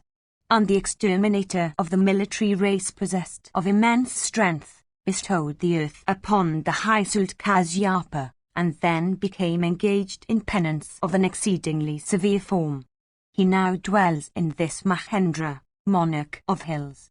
Thus did hostilities arise between him and the members of the military caste, all of them who dwell on this earth, and Rama, endowed with immense strength, in this way subdued the entire world. Vaisampayana said, Then on the 14th day of the moon, the mighty Sudrama at the proper hour showed himself to those members of the priestly caste and also to the virtuous king, Yudhishthira, and his younger brothers. And, O King of Kings, the Lord together with his brothers, worshipped Rama, and, O most righteous of the rulers of men, the very highest honours were paid by him to all those members of the twice-born class. And after worshipping Jamadani's son and having received words of praise from him, at his direction he spent the night on the Mahendra hill, and then started on his journey towards the southern regions. Section XVI. Vaisampayana said, The magnanimous monarch pursued his journey, and at different spots on the shore of the sea visited the various bathing places, all sacred and pleasant and frequented by men of the sacerdotal caste. And O son of Parikshit, he in proper form took his bath in them together with his younger brothers, and then went to an excellent river, the holiest of all. There also the magnanimous king shook his plunge, and offered libations to his forefathers and the gods, and distributed riches to the leaders of the twice-born class. Then he went to the Godavari, a river that falls directly into the sea. There he was freed from his sins. And he reached the sea in the Dravida land, and visited the holy spot passing under Agastya's name, which was exceedingly sacred and exceptionally pure. And the valiant king visited the feminine sacred spots. Here he listened to the story of that well-known feat which was achieved by Arjuna, chief of all wielders of the bow, and which was beyond the power of human beings to perform. And here he was praised by the highest members of the saintly class, and the son of Pandu experienced the greatest delight. And, O protector of the earth, the ruler of the world, accompanied by Krishna, bathed in those holy spots, and speaking of Arjuna's valour in laudatory terms, delightfully spent his time in the place. Then he gave away thousands of cows at those holy spots on the coast of the sea, and with his brothers narrated, well pleased, how Arjuna had made a gift of kine. And he, O king, visited one by one those holy places on the coast of the sea and many other sacred spots, and thus fulfilled his heart's desire, till he came to the holiest of all, known by the name of Supraka. Then, having crossed a certain tract on the coast of the sea, he reached a forest celebrated on earth. Though the deities had practiced asceticism in former days, and likewise virtuous rulers of men had performed sacrificial rites, he, possessed of long and lusty arms, beheld the celebrated altar of Richika's son, who was the foremost of all wielders of the bow. And the altar was girt round by hosts of ascetics, and was fit to be worshipped by persons of a virtuous life. Then the king beheld the holy and delightful shrines of all the gods and of the Vasas, and of the hosts of wind and of the 2 celestial physicians, and of Yama, son of the sun, and of the Lord of riches, and of Indra, and of Vishnu, and of the Lord Creator, and of Shiva, and of the moon, and of the author of day, and of the Lord of waters, and of the host of Satyas, and of Brahma, and of the forefathers, and of Rudra together with all his followers, and of the goddess of learning, and of the host of Siddhas, and of many immortal holy gods besides. And in those shrines the king observed various fasts, and gave away large quantities of gems.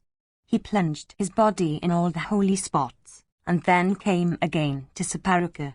And he by the same landing place of the sea again proceeded with his uterine brothers and came over to the holy spot Prabhasa, whereof fame hath been spread by mighty Brahmanas throughout the world.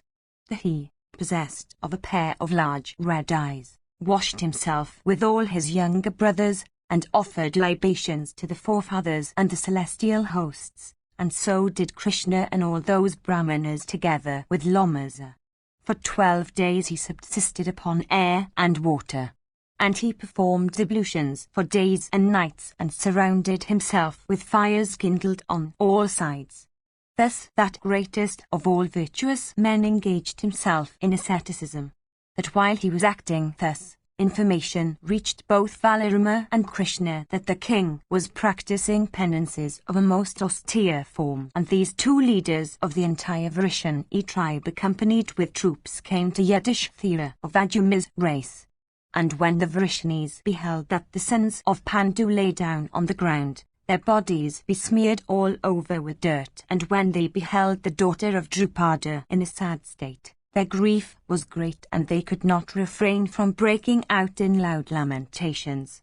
Then the king, whose courage was such that misfortune never could cast him down, cordially met Rama and Krishna and Sambhava, Krishna's son, and the grandson of Sani and other Vrishnis, and paid honour to them in a suitable form.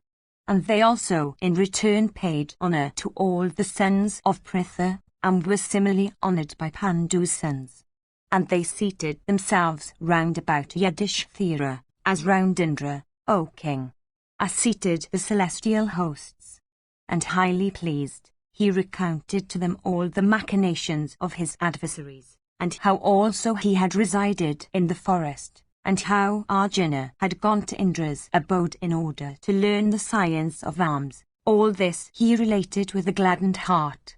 And they were happy to learn all this news from him. But when they saw the Pandavas so exceedingly lean, the majestic and magnanimous Vrishnis could not forbear shedding tears, which spontaneously gushed from their eyes on account of the agony they felt. Section 6. Janamejaya said, O thou of ascetic wealth, when the sons of Pandu and the Vrishnis reached the holy spot Prabhasa, what did they do and what conversation was held by them? For all of them were of mighty souls, proficient in all the branches of science, and both the Vrishnis and the sons of Pandu held one another in friendly estimation. Vaisampayana said, when the Vrishnis reached the holy spot Prabhasa, the sacred landing place on the coast of the sea, they surrounded the sons of Pandu and waited upon them.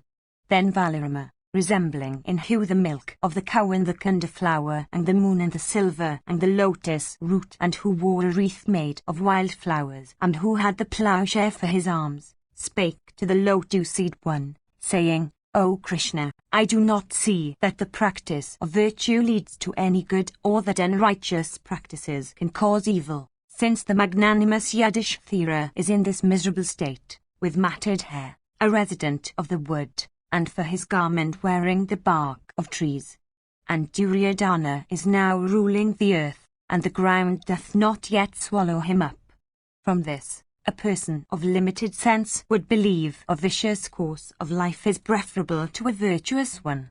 When Duryodhana is in a flourishing state and Yudhishthira, robbed of his throne, is suffering thus, what should people do in such a matter? This is the doubt that is now perplexing all men. Here is the Lord of men sprung from the God of virtue, holding fast to a righteous path, strictly truthful and of a liberal heart. This son of Pritha would give up his kingdom and his pleasure, but would not swerve from the righteous path, in order to thrive. How is it that Bhishma and Gripa and the Brahmana Drona and the aged king, the senior member of the house, are living happily, after having banished the sons of Pritha? Fie upon the vicious-minded leaders of Bharata's race. What will that sinner, the chieftain of the earth, say to the departed forefathers of his race, when the wretch will meet them in the world to come. Having hurled from the throne his inoffensive sons, will he be able to declare that he had treated them in a blameless way? He doth not now see with his mind's eye how he hath become so sightless, and on account of what act he hath grown blind among the kings of this entire earth. Is it not because he hath banished Cunit's son from his kingdom? I have no doubt that Vichitravirya's son, when he with his sons perpetrated this inhuman act, beheld on the spot where dead bodies are burnt, flowering trees of a golden hue. Verily he must have asked them, when those stood before him with their shoulders projected forward towards him, and with their large red eyes staring at him, and he must have listened to their evil advice, since he fearlessly sent away Yudhishthira to the forest, who had all his weapons of war with him and was borne company by his younger brothers. This Bhima here, whose voracious appetite is like that of a wolf, is able to destroy with the sole strength of his powerful arms, and without the help of any weapons of war, a formidable array of hostile troops. The forces in the field of battle were utterly unmanned on hearing his war cry. And now the strong one is suffering from hunger and thirst, and is emaciated with toilsome journeys. But when he will take up in his hand arrows and divers other weapons of war, and meet his foes in the field of battle, he will then remember the sufferings of his exceedingly miserable forest life, and kill his enemies to a man. Of a certainty do I anticipate this. There is not throughout the whole world a single soul who can boast of strength and prowess equal to his. And his body, alas, is emaciated with cold, and heat and winds. But when he will stand up for fight, he will not leave a single man out of his foes. This powerful hero, who is a very great warrior when mounted on a car, this Bhima, of appetite rivaling a wolf's, conquered single-handed all the rulers of men in the east, together with those who followed them in battle, and he returned from those wars safe and uninjured. And that same Bhima, miserably dressed in the bark of trees, is now leading a wretched life in the woods. This powerful Sahadeva vanquished all the kings in the south, those lords of men who had gathered on the coast of the sea. Look at him now in an anchorite's dress. Valiant in battle, Nakula vanquished single-handed the kings who ruled the regions towards the west, and he now walks about the wood, subsisting on fruit and roots, with a matted mass of hair on the head, and his body besmeared all over with dirt. This daughter of a king, who is a great soldier when mounted on a car, shook her eyes from beneath the altar, during the pomp of sacrificial rites. She hath been always accustomed to the life of happiness. How is she now enduring this exceedingly miserable life in this wood? And the son of the god of virtue, virtue which stands at the head of all their pursuits of life, and the son of the wind god, and also the son of the lord of celestials, and those two sons of the celestial physicians, being the sons of all those gods, and always accustomed to the life of happiness, how are they living in this wood, deprived of all comforts? When the son of virtue met with defeat, and when his wife, his brothers, his followers, and himself were all driven forth, and Duryodhana began to flourish, why did not the earth subside with all its hills? Section CXX. Satyaki said, O Rama, this is not the time of lamentation. Let us do that which is proper and suited to the present occasion, although Yudhishthira doth not speak a single word. Those who have persons to look after their welfare do not undertake anything of themselves. They have others to do their work, as Saviour and others did for Yayati. Likewise, O Rama, those who have appointed functionaries to undertake their work on their own responsibility, as the leaders of men, they may be said to have real patrons, and they meet with no difficulty, like helpless beings. How is it that when the sons of Pritha have for their patrons these two men, Rama and Krishna, and the two others, Pradyumna and Samva, together with myself, these patrons being able to protect all the 3 worlds, how is it that the son of Pritha is living in the wood with his brothers? It is fit that this very day the army of the Dasahus should march out, variously armed and with checkered mails. Let Dhritarashtra's sons be overwhelmed with the forces of the Vrishinis, and let them go with their friends to the abode of the god of death. Let him alone who wields the bow made of the horn, Krishna, thou alone, if roused, wouldst be able to surround even the whole of this earth. I ask thee to kill Dhritarashtra's son with all his men, as the great Indra, the lord of the gods, killed Vritara. Arjuna, the son of Pritha, is my brother, and also my friend, and also my preceptor, and is like the second self of Krishna. It is for this that men desire for a worthy son, and that preceptor seeks a pupil who would contradict him not. It is for this that the time is come for that excellent work, which is the best of all tasks and difficult to perform. I shall baffle Duryodhana's volleys of arms by my own excellent weapons. I shall overpower all in the field of battle. I shall in my wrath cut off his head with my excellent shafts, little inferior to snakes and poison and fire. And with the keen edge of my sword, I shall forcibly sever his head from the trunk, in the field of battle. Then I shall kill his followers, and Duryodhana, and all of Kuru's race. O son of Rohini, let the followers of Bhima look at me with joy at the heart, when I shall keep up the weapons of war in the field of battle, and when I shall go on slaying all the best fighting men on the side of the Kurus, as at the end of time fire will burn vast heaps of straw. Kripa and Drona and Vikarna and Kama are not able to bear the keen arrows shot by Pradima. I know the power of Arjuna's son. He conducts himself like the son of Krishna in the field of battle. Let Samva chastise by the force of his arms Dusasna, let him destroy by force Dusasna and his charioteer and his car. In the field of battle, when the son of Jamvavati becomes irresistible in fight, there is nothing which can withstand his force. The army of the demon Samvara was speedily routed by him when only a boy. By him was killed in fighters Vakakra, whose thighs were round, and whose muscular arms were of exceeding length. Who is there that would be able to go forward to the car of Samva, who is great in fight, when mounted on a car? As a mortal coming under the clutches of death can never escape, so who is there that once coming under his clutches in the field of battle, is able to return with his life? The son of Vasudeva will burn down by the volleys of his fiery shafts all the hostile troops, and those 2 warriors, Bhishma and Drona, who are great on a car, and Somadatta surrounded by all his sons.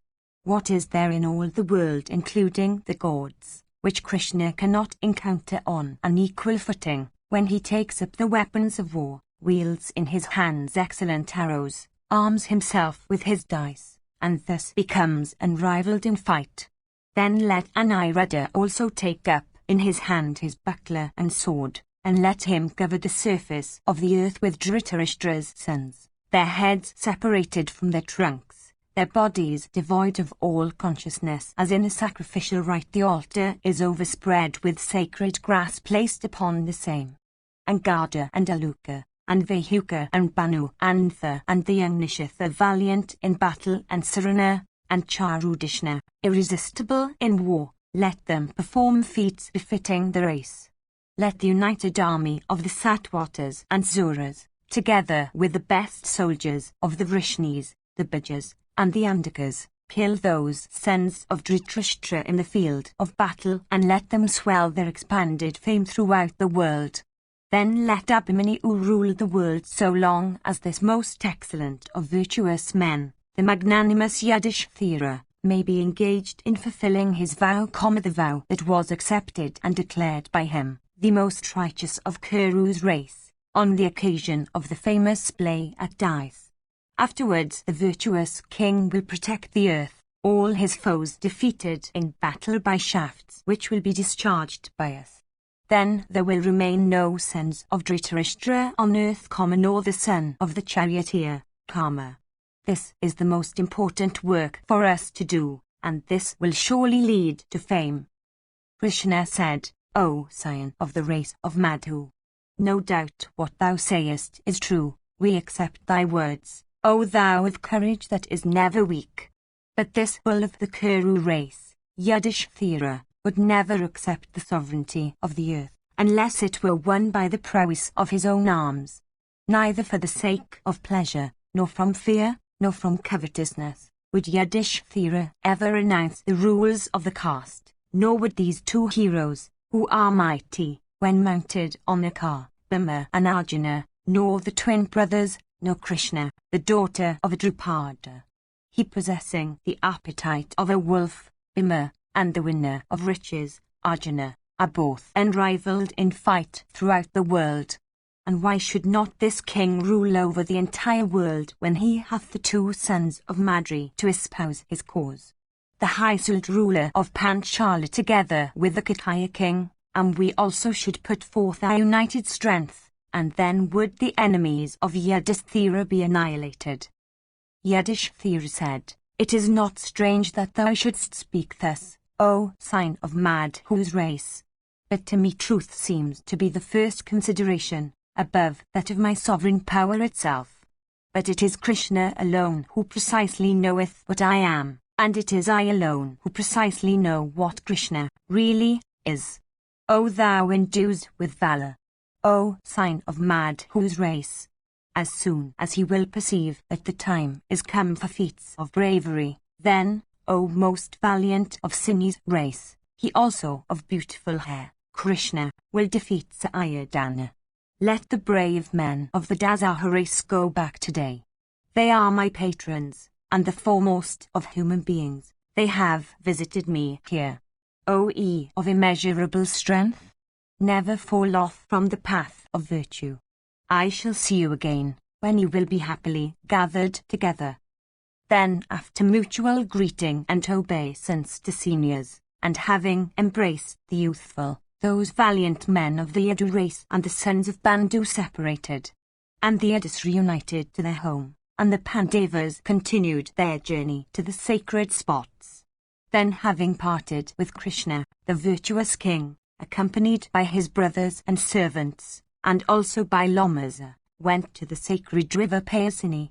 Its fine landing place was constructed by the king of Vidarbha, and he began to dwell on the banks of the Payasini, whose waters were mingled with the distilled soma juice. Though the Hysult Yudhishthira was greeted with excellent laudatory terms by numerous leaders of the twice-born class, who were delighted to see him there. Section CXXI.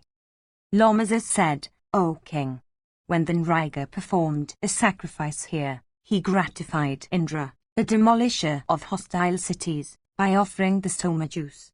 And Indra was refreshed and was very much pleased. Here the gods, together with Indira, and the protectors of all born beings, celebrated sacrifices of various kinds on a large scale, and paid abundant gratuities to the ministering priests. Here King Amartaryasa, the lord of the world, satisfied Indra, the holder of the thunderbolt, by the offer of the soma juice, when 7 horse sacrifices were performed by that king.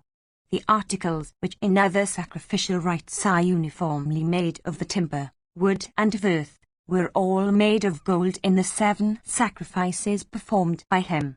And it is said that in all those rites, 7 sets of stakes, rings for the sacrificial stakes, spots, ladles, utensils, spoons were prepared by him. On each sacrificial stake, 7 rings were fastened at the top. And, O Yudhishthira, the celestials together with Indira, themselves erected the sacrificial stakes of shining gold which had been prepared for his sacred rites. In all those magnificent sacrifices instituted by Gaia, the protector of the earth, Indira, was delighted by drinking the soma juice, and the ministering priests were gratified with the gratuities paid to them. And the priests obtained untold wealth counted out to them. And as the sun grains of the earth, or as the stars in the sky, or as the raindrops when it raineth, cannot be counted by anyone, so the wealth Gaia gave away was incapable of being counted by figures. So untold was the wealth, O great king, that was given to the ministering priests in all those 7 sacrifices that even the above-mentioned objects might be counted by figures, but the gratuities bestowed by him whose largeness exceeded all that was known before were not capable of being counted by figures. And images of the goddess of speech were made of gold by the sculptor of the gods, and the king gratified the members of the sacerdotal caste, who had arrived from all the cardinal points, by making presents to them of those images, of gold. O protector of men! When the high-souled Gaia performed his sacrificial rites, he erected sacrificial piles at so many different spots that but little space was left on the surface of the earth. And, O sign of Bharata's race, he by that sacred act attained the regions of Indra. Whoever should bathe in the river Payasini would go to the regions attained by Gaia. Therefore, O Lord of Kings, O unswerving Prince, thou and thy brothers should bathe in this river. Then, O protector of the earth, thou wilt be freed from all these sins. Vaisampayana said, O most praiseworthy of men, Yudhishthira with his brothers performed ablutions in the Payasini river. Then, O sinless prince, the powerful monarch together with his brothers journeyed to the hill of sapphires and the great river Narmada. The blessed Saint Lomazar named to him all the delightful holy spots and all the sacred shrines of the celestials. Then he with his brothers visited those places, according to his desire and convenience. And at various places Brahmanas by thousands received gifts from him. Lomazar said, O son of Kunti, one who visits the Sapphire Hill and plunges his body in the river Narmada attains the regions inhabited by the celestials and kings. O most praiseworthy of men! This period is the junction between the Treta and the Kali age, O Kunti's son. This is the period when a person gets rid of all his sins. O respected sir, this is the spot where Saryati performed sacrificial rites, wherein Indra appeared in a visible form and drank the soma juice, with the 2 celestial physicians. And Bhrigu's son of severe austerities conceived anger towards the great Indra, and the mighty Kayavana paralyzed Indra, and for his wife obtained the princess, Sukanya.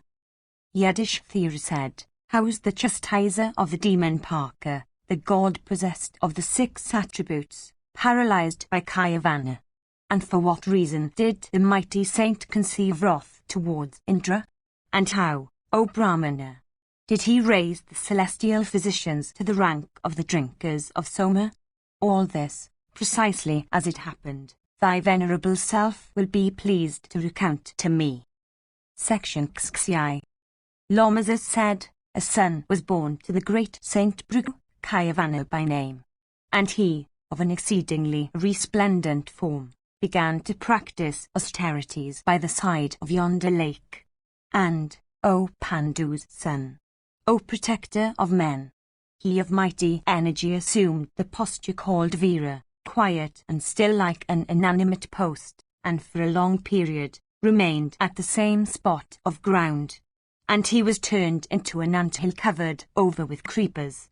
And after the lapse of a long period, swarms of ants enveloped him, and covered all over with ants. The sagacious saint looked exactly like a heap of earth.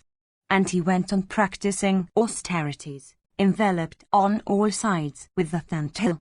Now after the lapse of a long space of time, that ruler of earth, Saryati by name, for amusement visited this pleasant and excellent lake. With him were 4,000 females, espoused by him, O son of Bharata's race. There was also his only daughter, endued with beautiful brows, named Sukanya. She surrounded by her maids, and decked out with jewels fit for the celestials, while walking about, approached the anthill where Bhrigu's son was seated. And surrounded by her maids, she began to amuse herself viewing the beautiful scenery, and looking at the lofty trees of the wood. and she was handsome and in the prime of her youth, and she was amorous and bent on frolicking. And she began to break the twigs of the forest trees bearing blossoms. And Brug's son, endued with intelligence, beheld her wandering like lightning, without her maids, and wearing a single piece of cloth and decked with ornaments. And seeing her in the lone forest, that ascetic of exceeding effulgence was inspired with desire. And that regenerate rishi possessing ascetic energy, who had a low voice, called the auspicious one, but she heard him not. Then seeing the eyes of Brug's son from the anthill, Sukanya from curiosity and losing her sense, said, "What is this question?" And with thorns pierced the eyes of the rishi. And as his eyes being pierced by her, he felt exceeding pain and became wroth. And, from anger, he obstructed the calls of nature of Sariati's forces. And on their calls of nature being obstructed, the men were greatly afflicted. And seeing this state of things, the king asked, "Who is it that hath done wrong to the illustrious son of Brug, old and ever engaged in austerities and of wrathful temper? Tell me quick if ye know it." The soldiers, thereupon, answered him, saying, "We do not know whether anyone hath done wrong to the rishi. Do thou, as thou list, make a searching inquiry into the matter." Thereupon that ruler of earth, using, as he saw occasion, both menace and conciliation, asked his friends about the circumstance. But they too did not know anything, seeing that the army was distressed owing to the obstruction of the calls of nature, and also finding her father aggrieved. Sukanya said, "Roving in the forest, I lighted in the anthill here upon some brilliant substance. Thereupon taking it for a glowworm, I neared it, and pierced it with thorns. Hearing this, Sariat immediately came to the anthill, and there saw Brug's son, old both in years and austerities. Then the Lord of Earth with joined hands besought the ascetic, saying, "It behoveth thee to forgive what my daughter through ignorance and greenness hath done unto thee." Kaivana, the son of Brug, addressed the monarch, saying, "Disregarding me, this one, filled with pride, hath pierced my eyes. Even her, O king, endued with beauty, and who was bereft of her senses by ignorance and temptation, even thy daughter would I have for my bride. I tell thee truly, on this condition alone will I forgive thee." Lomazes said, hearing the words of the sage, Sariati, without pausing, bestowed his daughter on the high-souled Kayavana. Having received the hand of that girl, the Holy One was pleased with the king. And having won the rishi's grace, the king went to his city, accompanied by his troops. And the faultless Sukanya, also having obtained that ascetic for her husband, began to tend him, practicing penances, and observing the ordinance. And that one of a graceful countenance, and void of guile, worshipped Kayavana, and also ministered unto guests, and the sacred fire. Section XXI. Lomazes said, "Once on a time, O king, those celestials, namely the twin Aswins, happened to behold Sukanya, when she had just bathed, and when her person was bare. And seeing that one of excellent limbs, and like unto the daughter of the Lord of Celestials, the nose-born Aswins neared her, and addressed her, saying, O thou with shapely thighs, whose daughter art thou? And what dost thou in this wood? O auspicious one, O thou of excellent grace, we desire to know this, do thou therefore tell us." Thereupon she replied bashfully unto those foremost of celestials, "Know me as Sarati's daughter, and Kayavana's wife." Thereat the Aswins again spake unto her, smiling, "What for, O fortunate one, hath thy further bestowed thee on a person who is verging on death? Surely, O timid girl, thou shinest in this wood like lightning. Not in the regions of the celestials themselves, O girl, have our eyes lighted on thy like. O damsel, unadorned and without gay robes as thou art, thou beautifiest this wood exceedingly. Still, O thou of the faultless limbs, thou canst not look so beautiful, When, as at present, thou art soiled with mud and dirt, as thou couldst, if decked with every ornament and wearing gorgeous apparel. Why, O excellent girl, in such plight serviced thou a decrepit old husband, and one that hath become incapable of realizing pleasure and also of maintaining thee, O thou of luminous smiles. O divinely beautiful damsel, do thou, forsaking Kayavana, accept one of us for husband. It behoveth thee not to spend thy youth fruitlessly. Thus addressed Sukanya answered the celestials, saying, I am devoted to my husband, Kayavana. Do ye not entertain any doubts regarding my fidelity? Thereupon they again spake unto her, We too are the celestial physicians of note. We will make thy lord young and graceful. Do thou then select one of us, viz., ourselves and thy husband, for thy partner. Promising this do thou, O auspicious one, bring hither thy husband. O king, agreeably to their words, she went to Bhrigu's son and communicated to him what the two celestials had said. Hearing her message, Kayavana said unto his wife, Do thou so. Having received the permission of her lord, she returned to the celestials, and said, Do ye so. Then hearing her words, viz., Do ye so, they spoke unto the king's daughter, Let thy husband enter into water. Thereat Kayavana, desirous of obtaining beauty, quickly entered into water. The twin winds also, O king, sank into the sheet of water. And the next moment they all came out of the tank in surpassingly beautiful forms, and young and wearing burnished earrings, and all, possessed of the same appearance pleasing to behold, addressed her saying, O fortunate one, do thou choose one of us for spouse. And O beauteous one, do thou select him for lord who may please thy fancy. Finding, however, all of them of the same appearance, she deliberated, and at last ascertaining the identity of her husband, even selected him.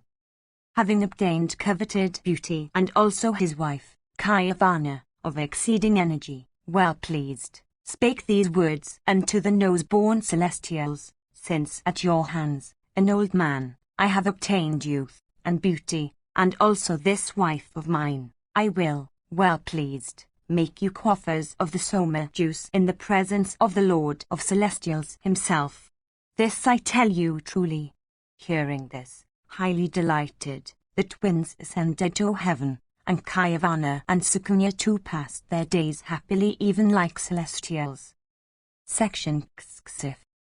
Lomazes said, Now the news came to Saryati that Kayavana had been turned into a youth, and well pleased he came, accompanied by his troops, to the hermitage of the son of Bhrigu. And he saw Kayavana and Sukanya, like two children sprung from celestials, and his joy and that of his wife were as great as if the king had conquered the entire world. And the ruler of earth together with his wife was received honorably by that saint. And the king seated himself near the ascetic, and entered into a delightful conversation of an auspicious kind. Then, O king, the son of Bhrigu spake to the king these words of a soothing nature, I shall, O king, officiate at a religious ceremony to be performed by thee. Let the requisite articles, therefore, be procured. Thereat, the protector of earth Saryati experienced the very height of joy, and O great king, he expressed his approbation of the proposal made by Kayavana. And on an auspicious day, suitable for the commencement of a sacrificial ceremony, Saryati ordered the erection of a sacrificial shrine of an excellent description and splendidly furnished with all desirable things. The Kayavana, the son of Bhrigu, officiated for the king as his priest. Now listen to me relating the wonderful events which happened at that spot. Kayavana took up a quantity of the soma juice, in order that he might offer the same to the Aswins, who were physicians to the celestials. And while the saint was taking up the intended offering for those celestial twins, Indra pronounced his interdiction, saying, These Aswins, both of them, in my opinion, have no right to receive an offering of the soma juice. They are the physicians of the celestials in heaven, this vocation of theirs hath disentitled them, in the matter of Soma. Thereupon Kayavana said, These two are of mighty enterprise, possessed of mighty souls, and uncommonly endued with beauty and grace. And they, O Indra, have converted me into an eternally youthful person, even like unto a celestial. Why shouldst thou and the other celestials have a right to the distilled Soma juice, and not they? O Lord of the celestials, O demolisher of hostile towns, be it known to thee that the Aswins also rank as gods.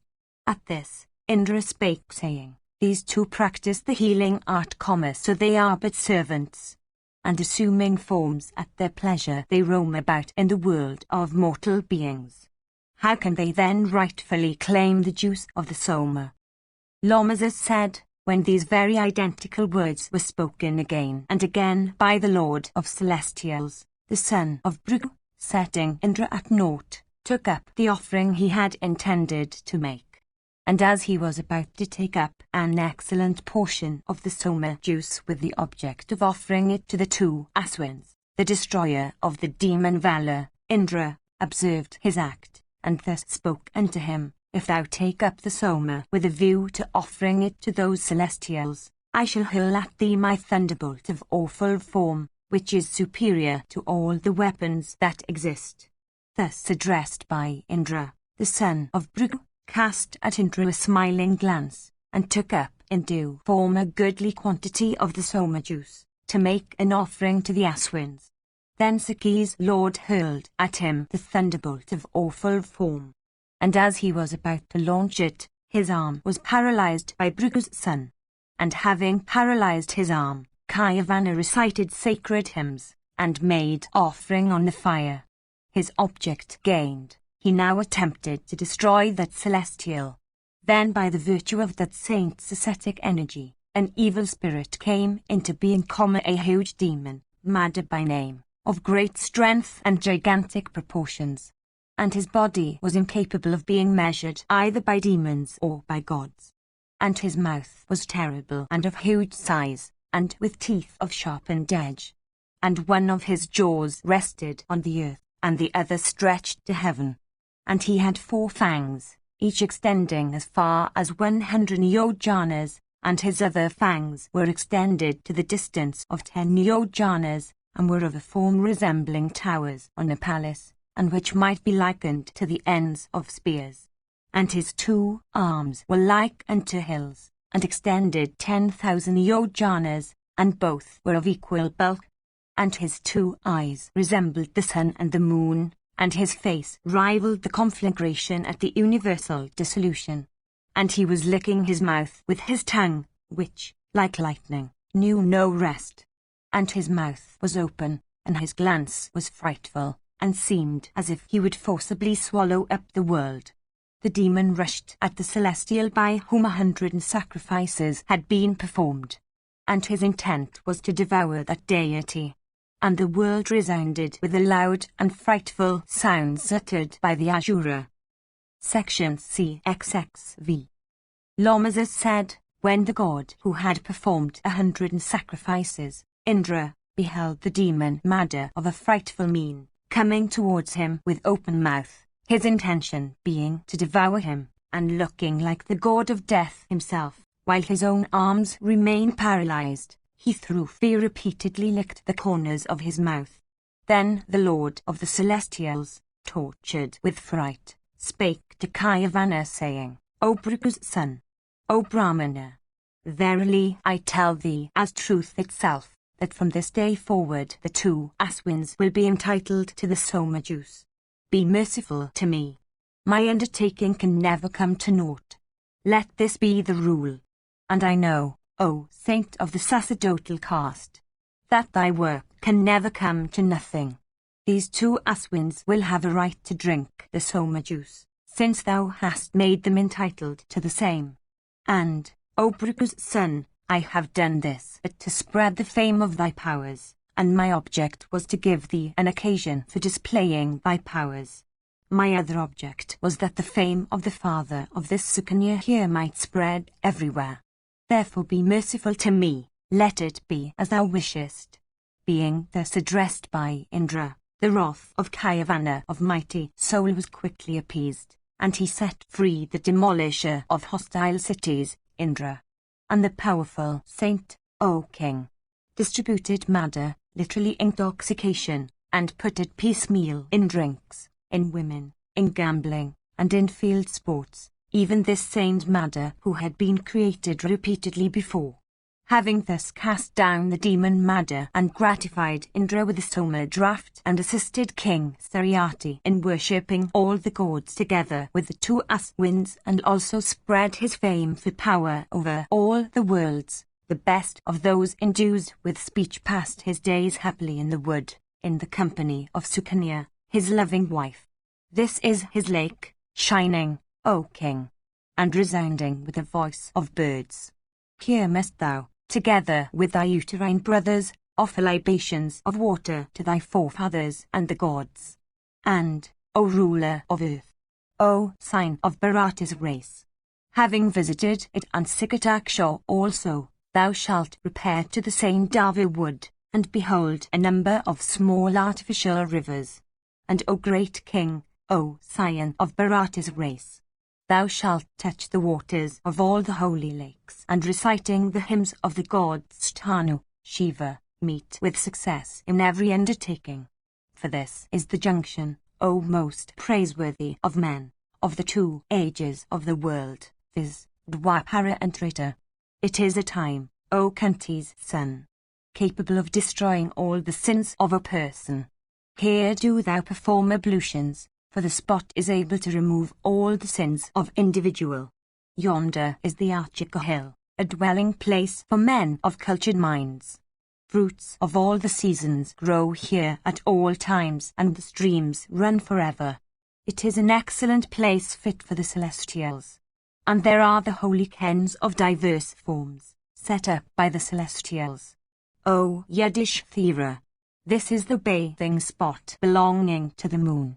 And the saints are in attendance here on all sides round. They are the dwellers of the wood and the Valakias, and the Pavakas, who subsist on air only.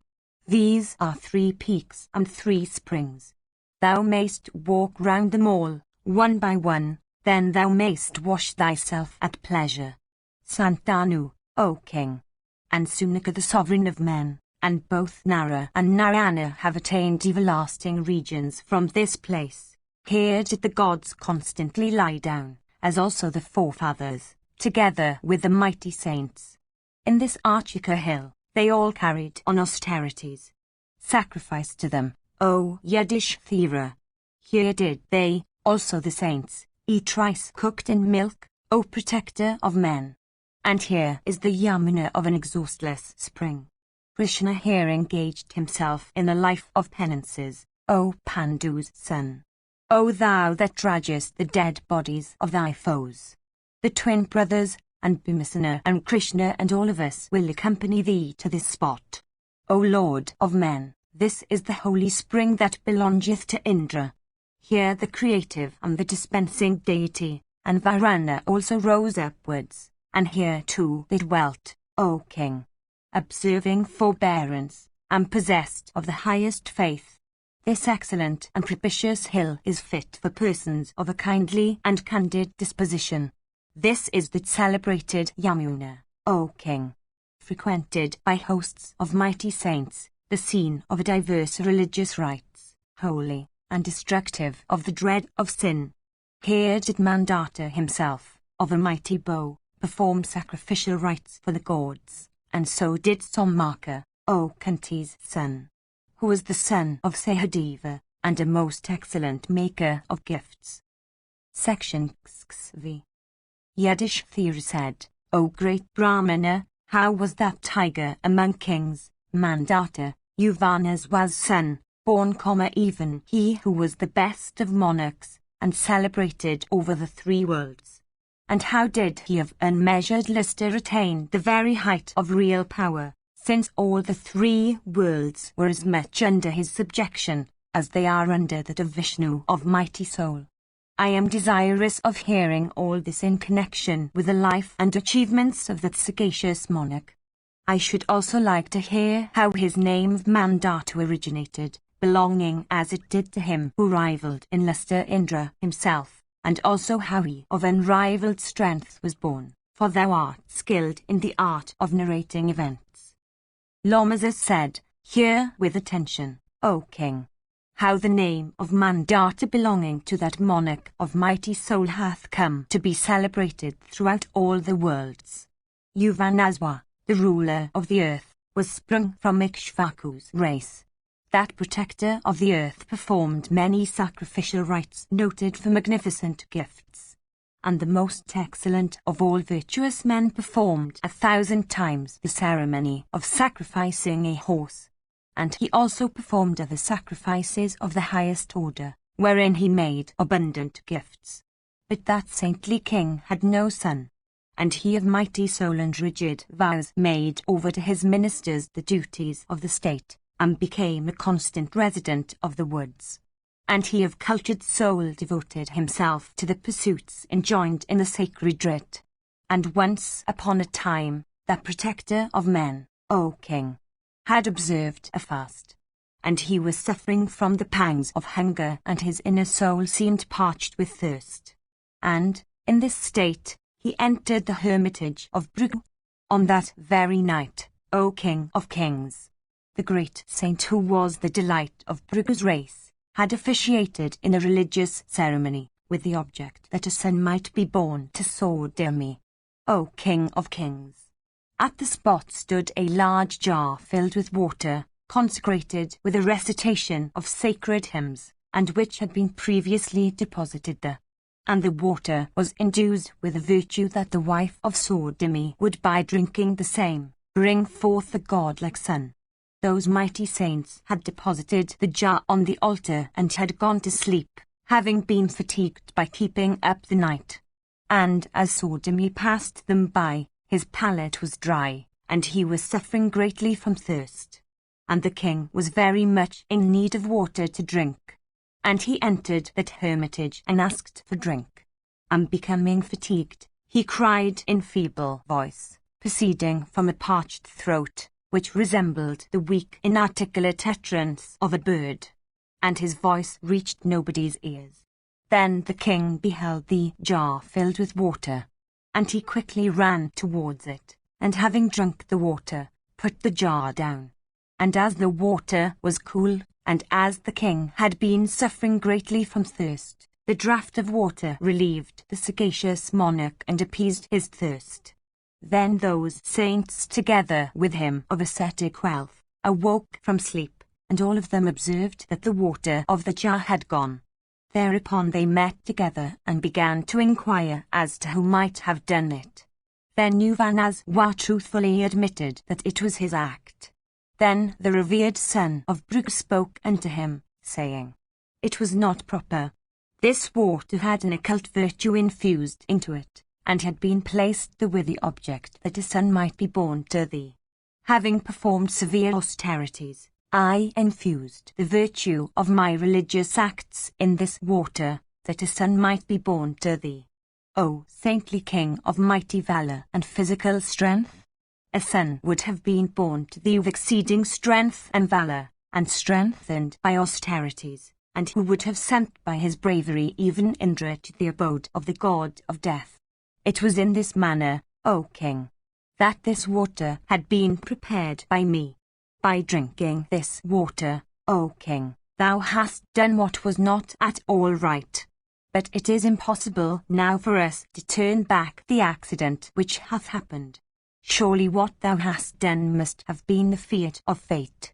Since thou, O great king, being athirst hast drunk water prepared with sacred hymns, and filled with the virtue of my religious labours, thou must bring forth out of thy own body a son of the character described above,